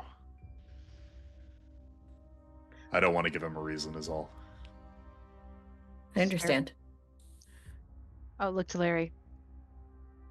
He may be a sort of oppressor, but patience is valued even by Gorgon, and there is a time and a place. and he's a Garou. Yes. And that at least is worthy of some respect. Gaia wouldn't have chosen him if not. Right. Exactly. Okay, I think I get it. I'll just stay right over here. Perfect. Charles has been very silent during this whole process, with 1,000-yard stare, steady breathing, seemingly still very aware of conversation happening, but focused at something to come, not something that's here. Kind of like a falcon. Go ahead, Aspen. Just because we're walking into something that is large and intimidating and in some regards frustrating, I think that doesn't disregard us all being together right now. So let's start the meeting like we start every meeting, shall we? How's everybody doing? I think I need some breathing exercises. I need some too. Artie says, I made a new friend, and then points over at Izzie. Awesome, Artie. Awesome, Izzie. Artie and Izzie, that's cute. That is cute. The buddy cop comedy in the works. Excellent, excellent. I like it. I'm excited for the hijinks to come, I think. Hopefully. Maybe. Eliza, who's been, for the most part, quiet, although that's kind of been her natural state as of late, says, "Should I excuse myself? Just to make things less complicated." Of course, if you think that'll be helpful. I'm not sure if much of anything's going to be helpful at this moment, but I'd rather not cause undue stress just by being present. I personally would prefer you to be here because I believe that this is what we're doing here, and to hide any of that for anyone is a disservice for what we all are doing here. But if it'll make you more comfortable, I am okay with that as well. You see a warmness come in the smile that she gives, one that's kind of been absent lately at your words of preferring her being there. And she says, "Oh, he's just a big old nation bastard. I've dealt with plenty of them in my time. He's just one more." Oh, good. Maybe you can help me out with moral support. "That is what I will do, my dear." Maybe you can even tell us if he stacks up against a bunch of the big, snotty nation people from back in your day. Oh, I have stories for you, even about Volkov himself. But he was much younger then and a lot less curmudgeonly. I guess we all were. I'm sure it'll be fine.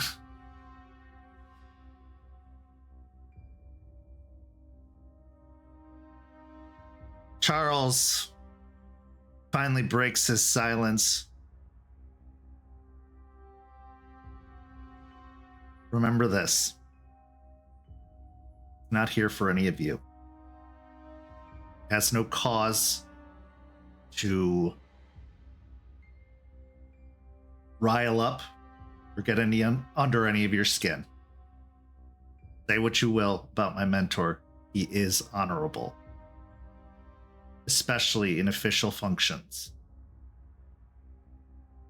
If you don't give him cause, you will receive no response in kind. Consider it a strategy or just consider it your own honor. But it will be fine. No matter what." I agree with the sentiment. Sorry, Jester, go ahead.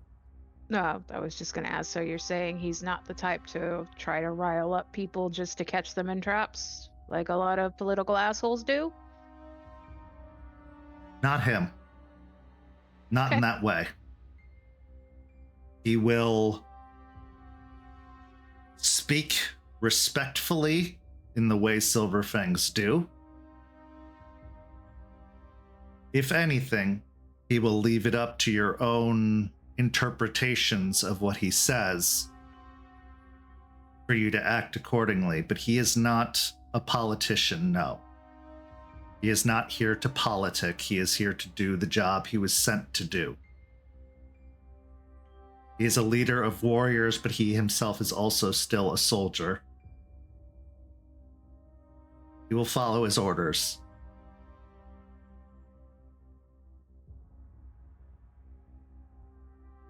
Understood. But also, Charles, you know better. He's here for you, and that affects all of us. I know.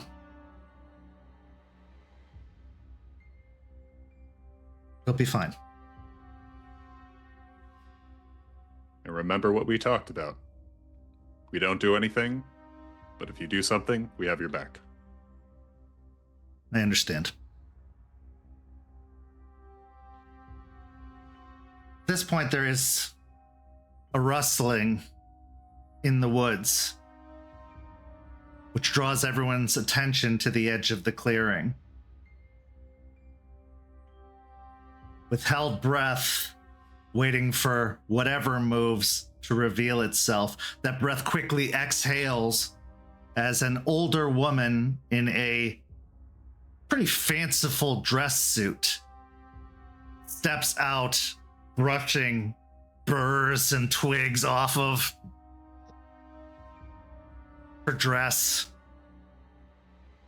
kind of holding up her shoes before just removing them altogether, realizing that she was definitely not wearing the appropriate footwear for this venture, as Anna, Eyes of the Sea, Pelfrey, enters into the clearing, giving a warm smile to all who are assembled. Am I too late? Right on time. Yep, not at all. I was held over at court, so I wanted to make sure I got here as quickly as I could. Unfortunately, that didn't give time for a change of attire. Could you have picked a more remote location, Miss Weiss? Potentially. But seems like we were meant to be here, so That it beggars does. can't be choosy. And given the time, I think, remote was kind of needed, given what we were facing at things. Well, it is surprisingly pleasant. My first time being here, I haven't had an opportunity to get out here, but it is... Is it more fertile here than it is in most of this state?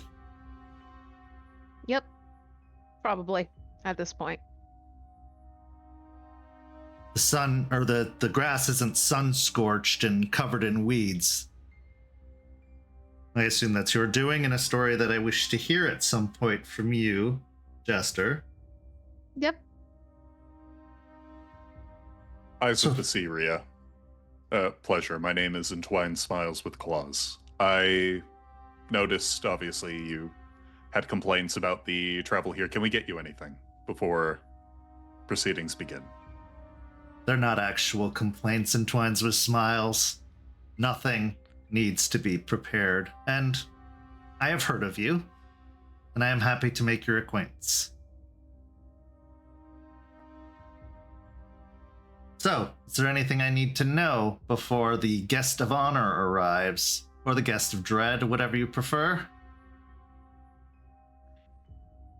We're gonna be nice. He's the guest of honor. He is. He is very highly regarded in the nation, and in many eyes he is a hero.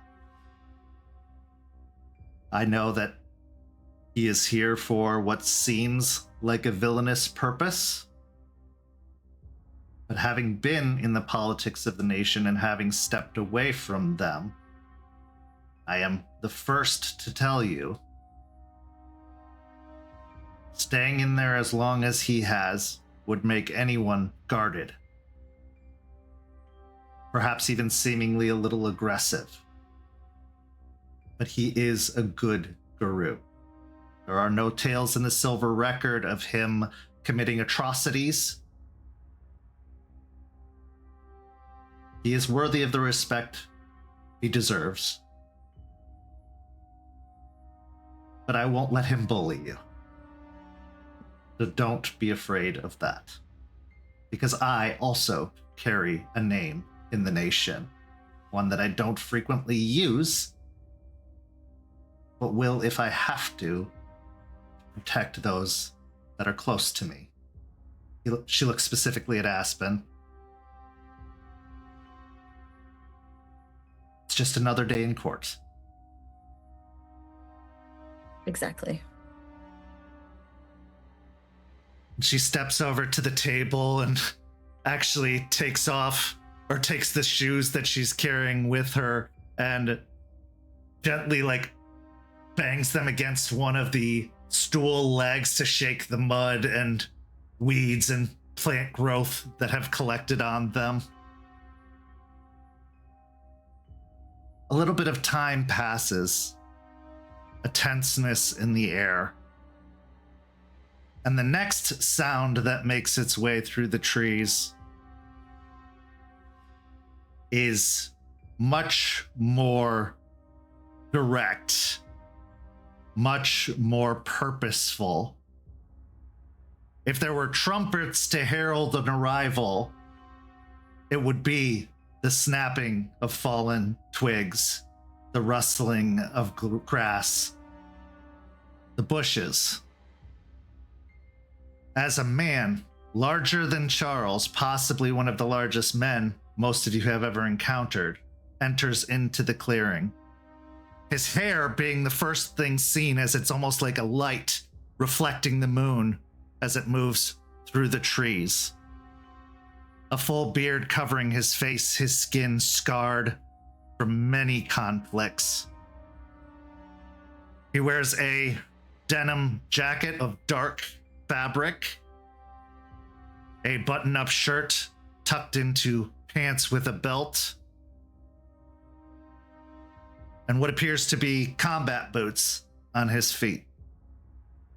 Around his neck dangles a pendant with a wolf's head on it.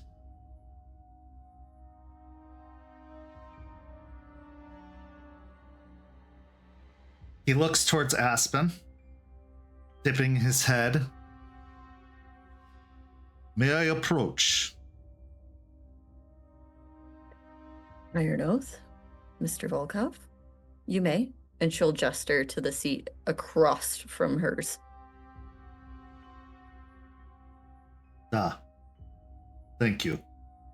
I am most grateful for this opportunity to visit your home, and I appreciate your hospitality and will reflect as such in my actions and behavior. I hope not to take up too much of your time this evening. My business should be swift, and I should be out of your way quickly. We appreciate your time. He moves over to the chair across from Aspen's and sits. As he enters, he does not look at Charles. In fact, he does not make eye contact with anyone else except Aspen.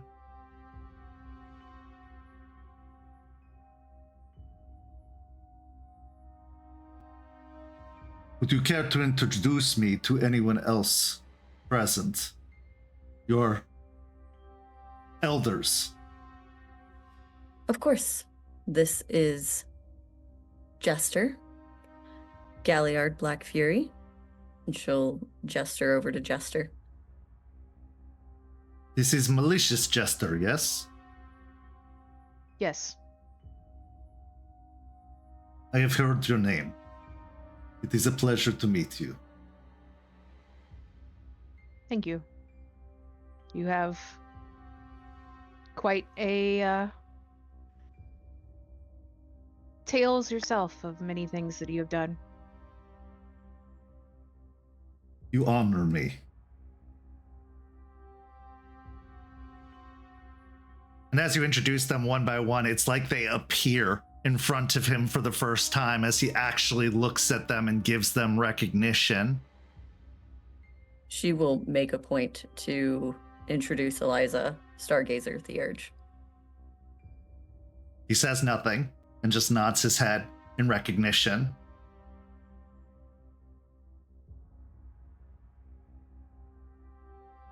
Eventually, as you introduce Anna Pelfrey, you see his hardened countenance break a little bit, as if a little bit more reverent, a little bit more recognizing.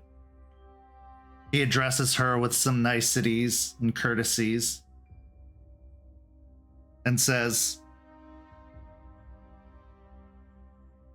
actually, if you want to introduce Izzie, we'll do that as well.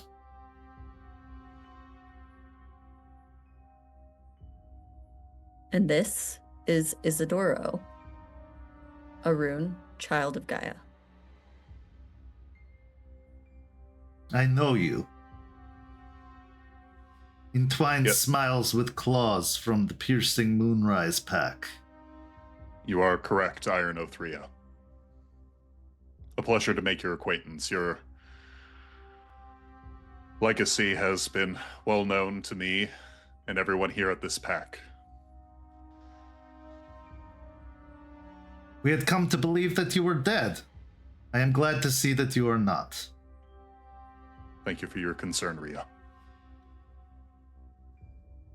after all the introductions are finished, him having still not looked at Charles, despite all of the introductions.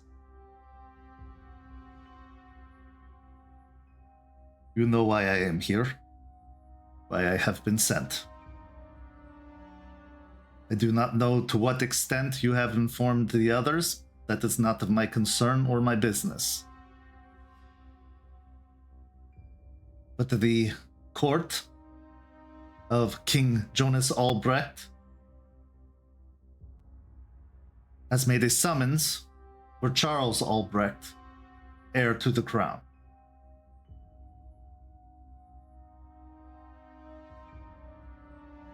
I have been in town for some time, so I would request that it be an expedited return to Vermont, as time is of the essence, and we mustn't keep the king waiting. Understandable. And I apologize for the time you've had to wait while we pondered your request. It is a delicate matter, I am sure, and the added weight of it coming from the king of the Guru Nation, I'm sure, brings its own concerns with it. I hold no resentment for the wait. I just am assuring you of my desire to return quickly to avoid any further complications in this matter. But I will not be able to do so if it is not with the heir. Kent, I have a question. Sure. With him not acknowledging Charles at all, what is Charles like? What does it look like he's feeling? Strangely enough, roll me a wits and insight, actually. Let's go with that. Because he has a very stoic and stony exterior, but I will actually give you an additional die because you know him so intimately at this point. 4 successes. Strangely enough, this feels familiar to him.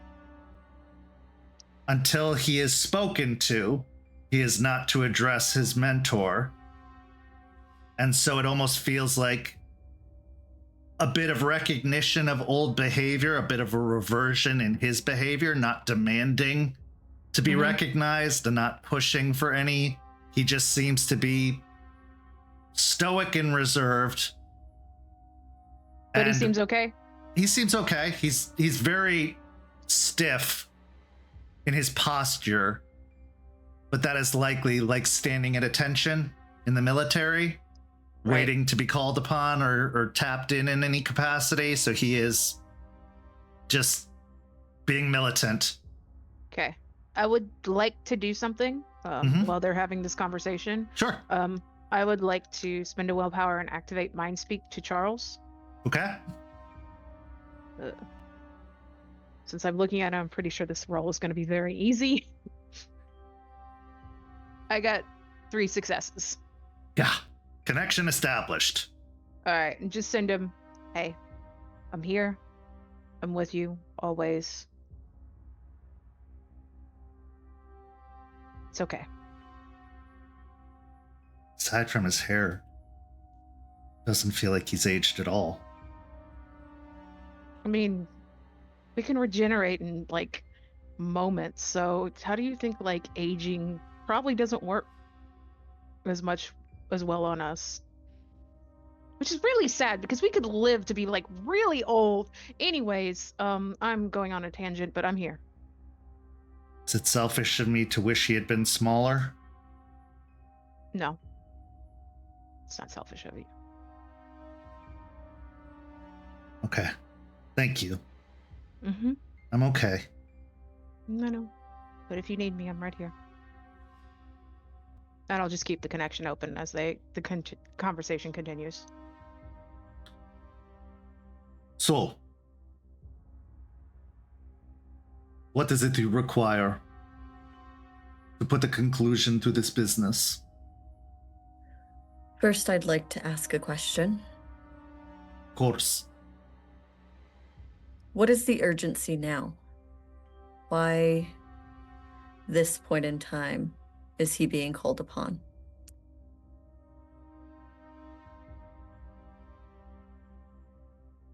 That is a court matter.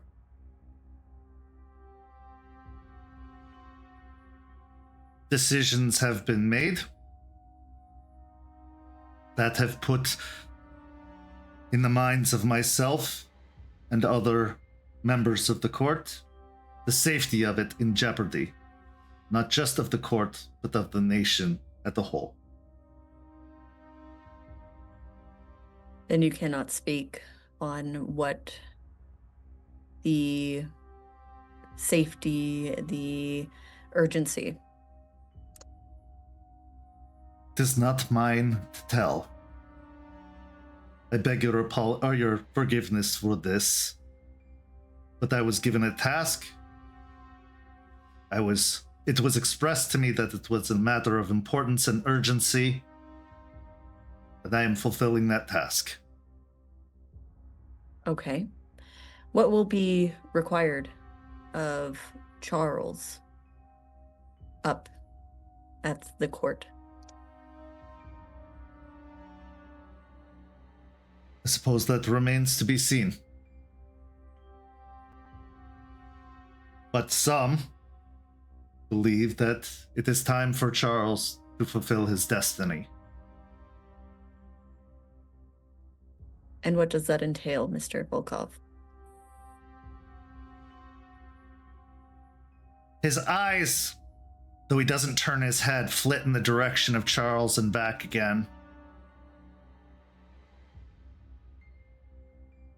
It is not my destiny, nor did I give it to him. Again, I do not believe I should speak on such things, as that is not what I was sent here to do. Understandable. I appreciate the conversation regardless.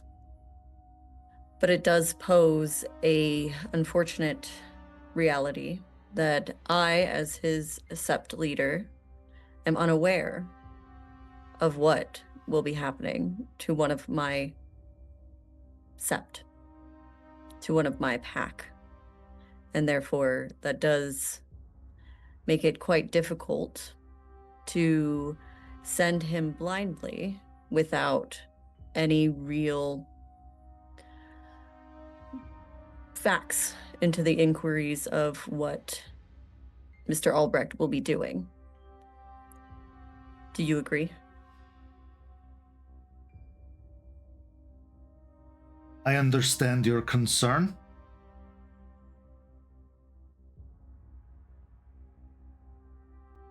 If Charles were to fulfill his destiny,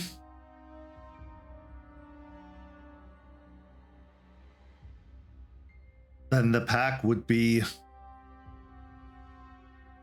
given a place of honor if he wishes it, and his connections would be respected as he would be the monarch.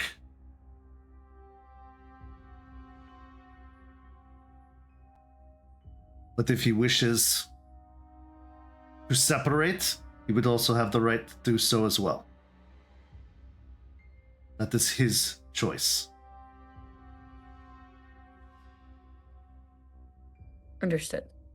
But I will say that here we do things a bit differently, and I'm not worried about the status of my sept and what I will be losing with Mr. Albrecht being gone. I'm worried about his well-being and the safety of him personally. So, to that, I think this regard we have for each other should be directed towards the person that is being asked for. And she'll turn her head to Charles. Charles, you know that I've never made you choose anything you didn't want to do. And I'm not going to start now, regardless of any of the conversations we've had previously. This is your choice to make, regardless of who is sitting here at the table.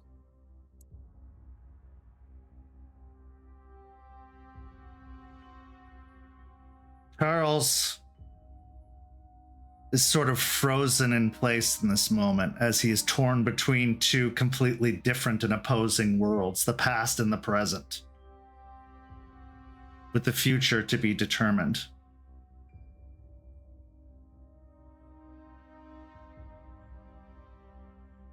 Thank you, Rep Leader.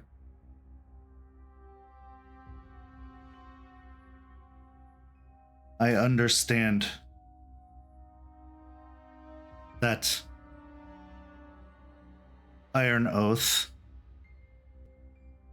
At this point, Iron Oath turns his head, narrowing his gaze at Charles and says, "Malchik!" And Charles freezes up.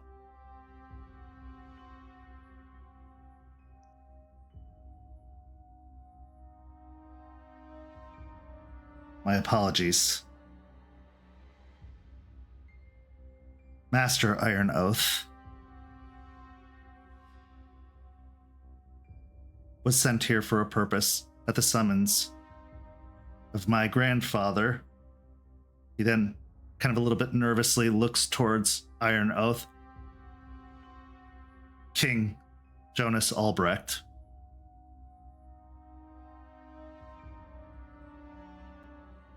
And I believe that for the good of this sept and for the goodwill of the nation, it would be best that I answer the summons and attend to my grandfather. You can see Iron Oath's kind of severe expression soften a little bit more as he looks back towards everyone and gestures with a hand. Then I believe this settles matters. She'll smile, like a very warm smile, one that Anna's seen in the courtroom quite a bit. Mr. Volkov, I understand your status here, but I'd appreciate it if your tone was more respectful within my cairn, to all within my sept. I understand. It seems in the years since our separation, Charles has forgotten his etiquette and the proper honorifics that should be given. I was simply reminding him of this, but as you say, it is your cairn. It will not happen again. Just a simple ask is all you need. Old habits. I understand.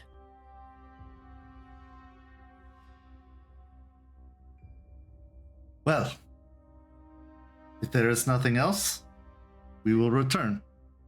There is much else to go over. We've gone over the fact that Mr. Albrecht will be going, but he has no proper representation of himself in this matter. What representation do you think he needs? This is his home, his family, his tribe. He is perfectly safe. He knows the land well. It is simply a homecoming. What do you think is going to happen there? I understand. But until duties are accepted or what have you, he is under my protection and I am responsible for his safety. And that is something I hold very dear within my sept. So he needs proper representation from my sept, proper protection from my sept, because I do not know your sept the way that I should know them with sending one of mine there. And I would never send one of mine anywhere, no matter the status, alone. So therefore, with me needing questions answered of what exactly is going to happen to one of mine up there, I think it's appropriate. Do you not agree? Do you not trust your tribe?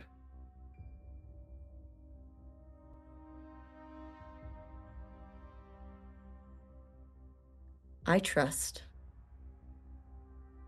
that they will do as our tribe does.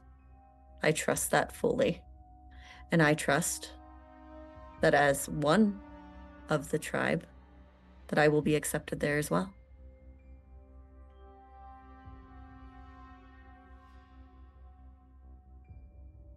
So it is you who wishes to accompany him.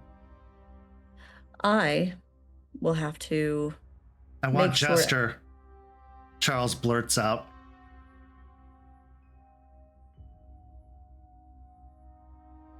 Iron Oath tenses. You can see his lips set into a hard line.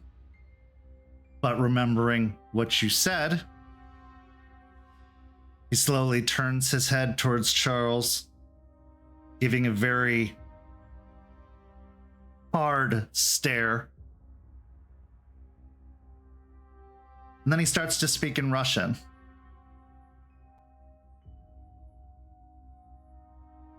Charles responds in Russian.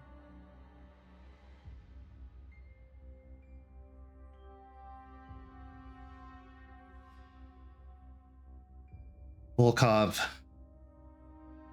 takes a deep and steadying breath, but in that breath, there's that rattle at the back of his throat that sounds like a growl.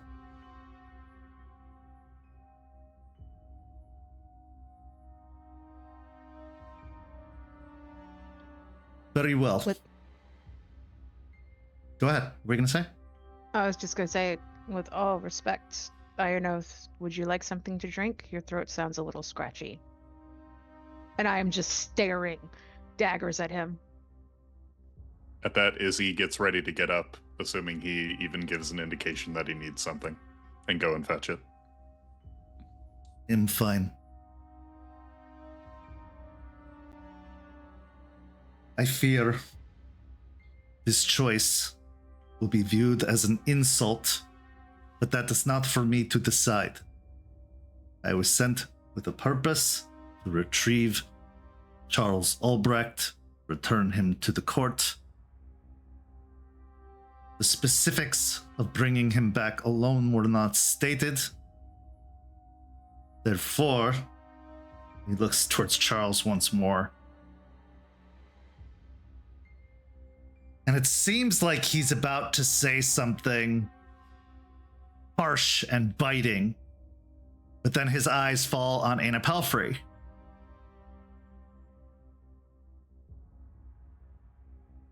And malicious Jester may accompany him. Actually, a good point of order, Anna Palfrey says. I believe it is time for a new deed name. The malice in malicious Jester seems to have calmed. And by her deeds, both in West Virginia and here,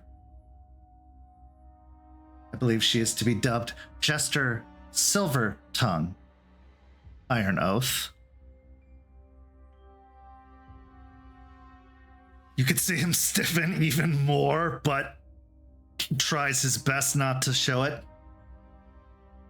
I will look slightly in surprise at Anna, but give like a big grin before turning my attention back to Volkov. Eyes of the sea, I hear you. Jester Silvertongue may accompany him to court. Artie now shoots his hand up. Another point of order. We were extended an invitation from the court after I had done a little bit of business in Vermont. Volkov just is seething. You can feel it coming off of him, but he looks towards Artie slowly. And Artie, for a moment, almost like, but settles and says, we were extended an official invitation to the court, and I would like to accept that invitation for myself and Aspen Weiss. Oathbreaker, if I am correct. Yes, Aspen Oathbreaker and myself to discuss diplomatic matters with His Highness and the court.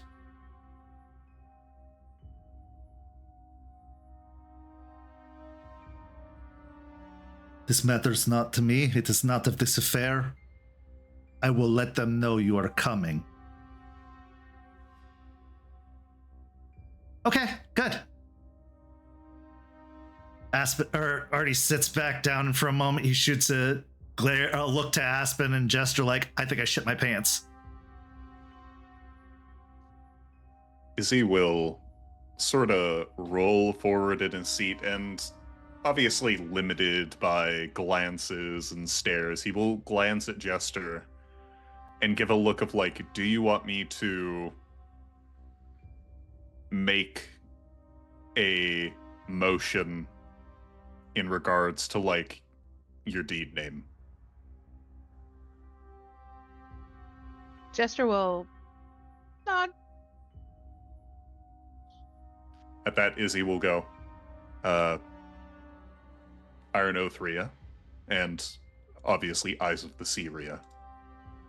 Given the new deed name of Jester here, Silver Quill, I think I would like to...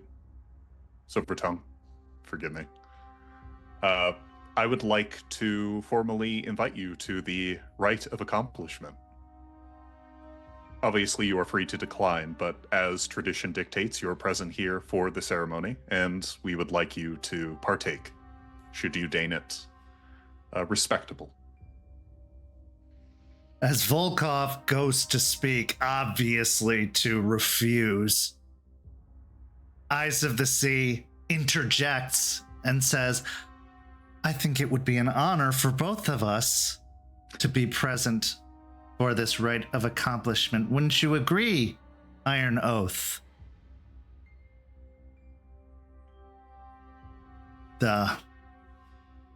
It would be a great honor if it is of such import to expedite our departure. I think it is, says Anna, and she looks towards Entwined, smiles with claws and says, proceed. Izzie will... Mentally to Charles, while he is obviously looking like he's about to burst, I'm like, I'm enjoying this. I don't know if you are, but it's enjoying seeing him, like, you know, kind of on that edge of control while we play protocol. He's going to make me pay for this. He called me boy. He used to call me that as a child. I won't let you be alone with him. You may not have a choice. But it's fine. It's worth it. Well, it seems there's many things to celebrate, especially now that we have a new official worm foe. Mr. Isidoro, if you're willing to accept. Izzie will be a bit surprised. He was obviously pitched it by Charles, but to actually hear it announced, especially in the presence of at least one elder who could kick his ass halfway to Tuesday, he will nod and go, "Of course, I would happily accept this very important and responsible position here at the Sept of the Evening Star. As tradition dictates for members of the Sept," and with that he turns away from people not officially part of it, basically away from Iron Oath and Eyes of the Sea, Pelfrey, and looks to the rest of the Sept and goes, "Does anyone wish to upset this decision? I'm accepting challenges."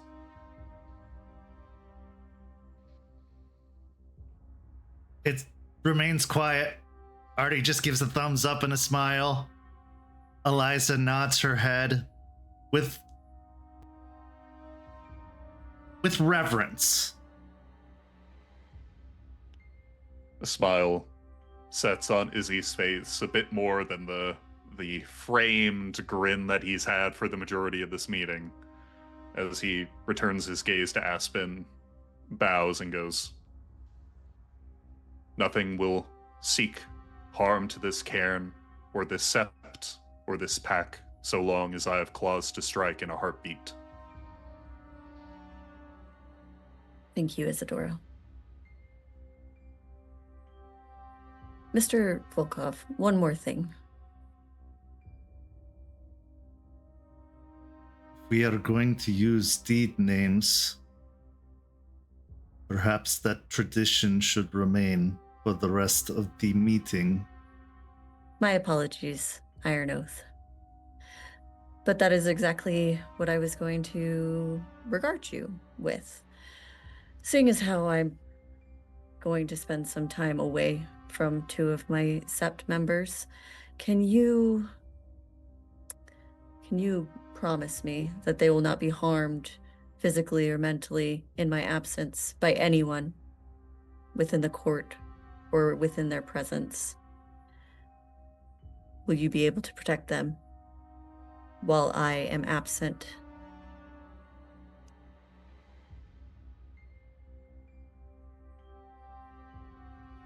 He contemplates this for a moment.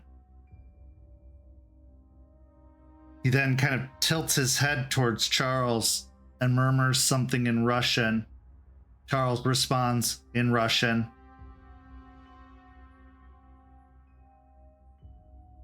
"I can vow to you, Aspen Oathbreaker, that no harm will come to your Sept members while they are in my care, unless they bring it upon themselves."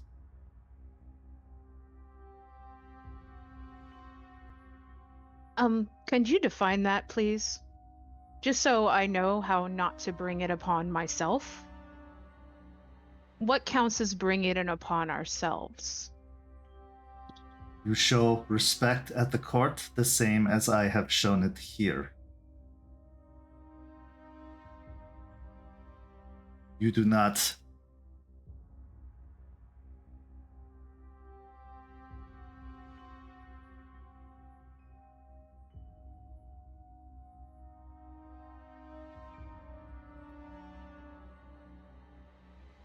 etiquette is expected at the court.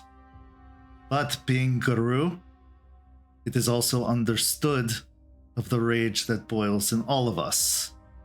If this rage can be controlled and maintained, I see no problems.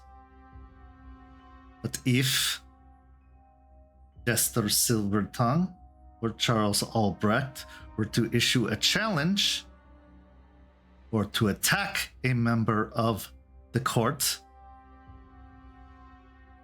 court will respond in kind, as this is breaching the respect of territory and hospitality the court is offering.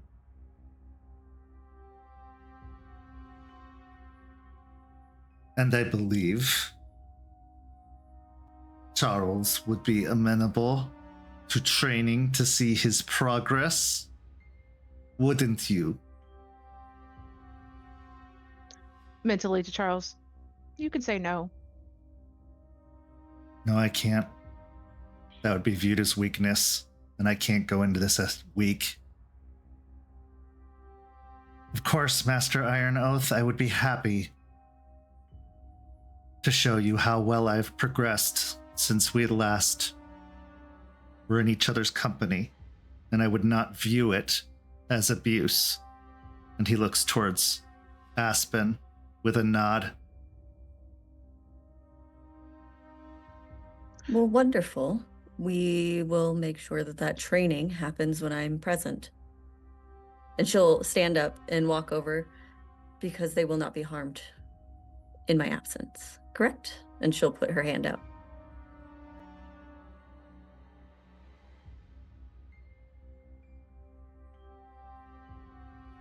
Matters not. They will not be harmed in your absence. But this will last until you arrive in Vermont. Understood. He reaches out and almost like a bear claw gripping around a bird's wing. He shakes your hand. He doesn't put any force behind it other than the natural force of the leathery skin and hardened muscle that makes up his hand. Very good.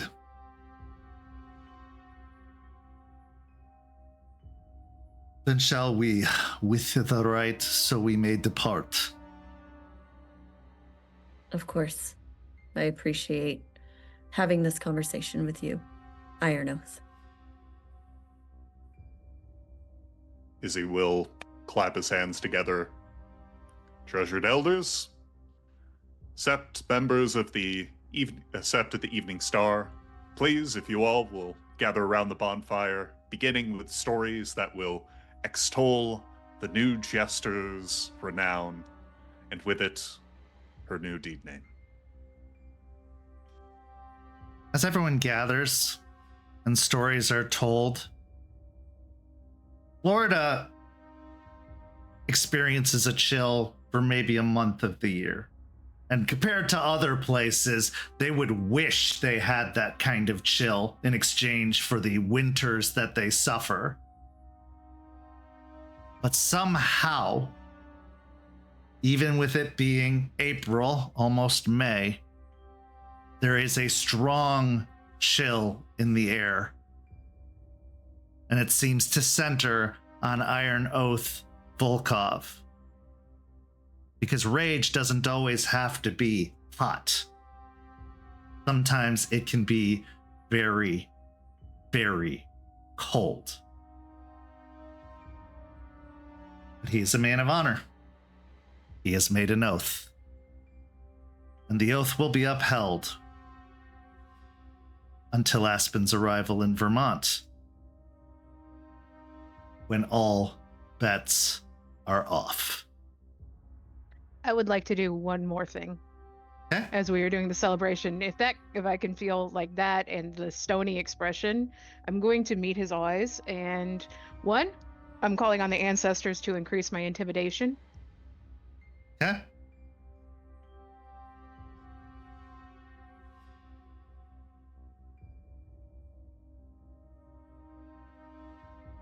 I got one success, so it's an extra die, but I Yeah. am going to try to basically intimidate him. It's a silent, I know what you are. I know you are an abuser, that you seem to want to make Charles pay, and no, I am right here. And I will always have his back.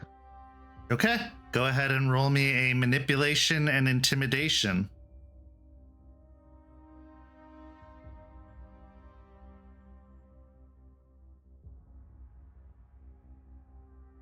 I'll spend a willpower.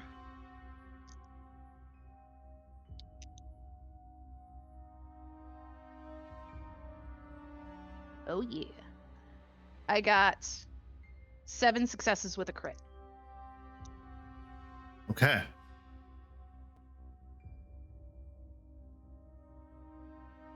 As you stare at Iron Oath Volkov, he stares back.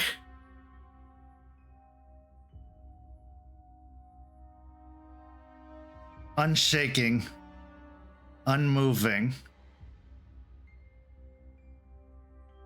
And instead, his hair starts to almost glow and radiate with Luna's light, bathing his body in that same bright glow. It doesn't do anything. It doesn't hurt anyone. It doesn't cause any pain. All it does is radiate the favor of Luna, and if there were any undead present, make them a lot less happy.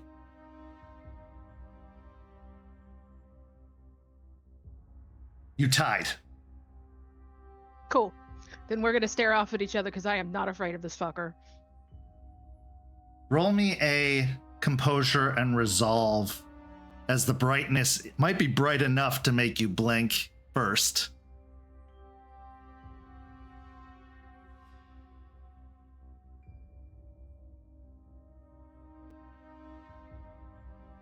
I got another crit, so 4 successes, because it was only just 2 10s. Okay. It's enough to maintain your stare. You can feel your head start to hurt a little bit to the tune of 2 superficial willpower damage, but you do not break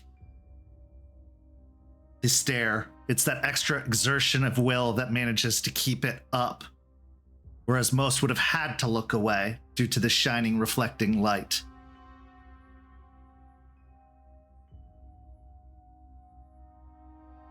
The world of Guru politics is often very violent, very visceral.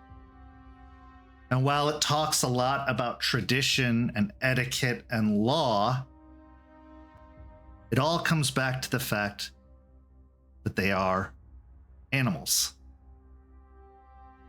Maybe a little bit more dignity, maybe a little bit more discipline, but really animals. The laws of the forest, the laws of the jungle. And there is no greater jungle that holds these laws higher than Vermont. And that is where Jester and Charles are headed, followed by Aspen and Artie. And that is where our story comes to a close this evening, but not without one last scene.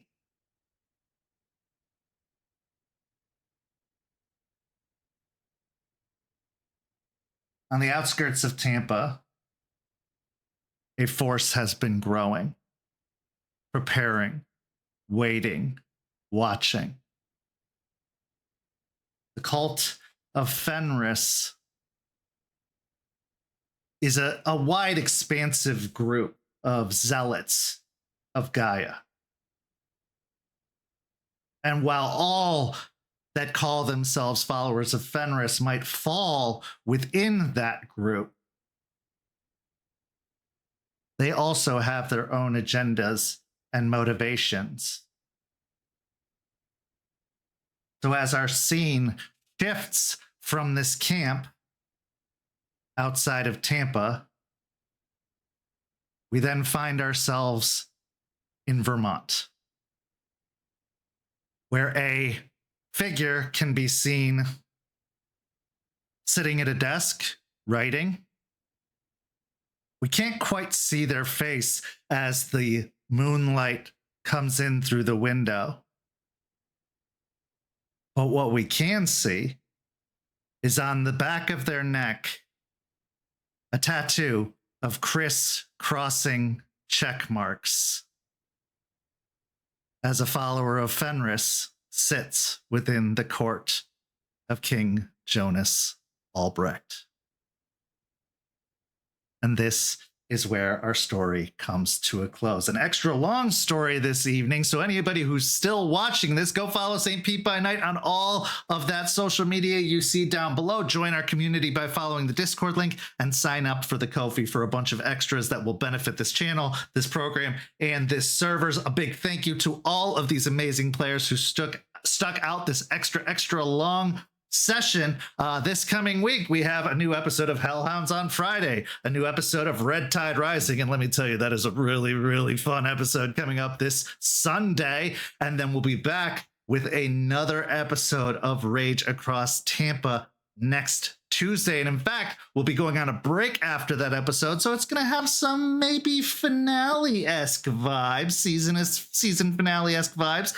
So you're going to want to tune in for that. But for these amazing players, I'm Kent. Thank you so much for watching, and we'll see you next time.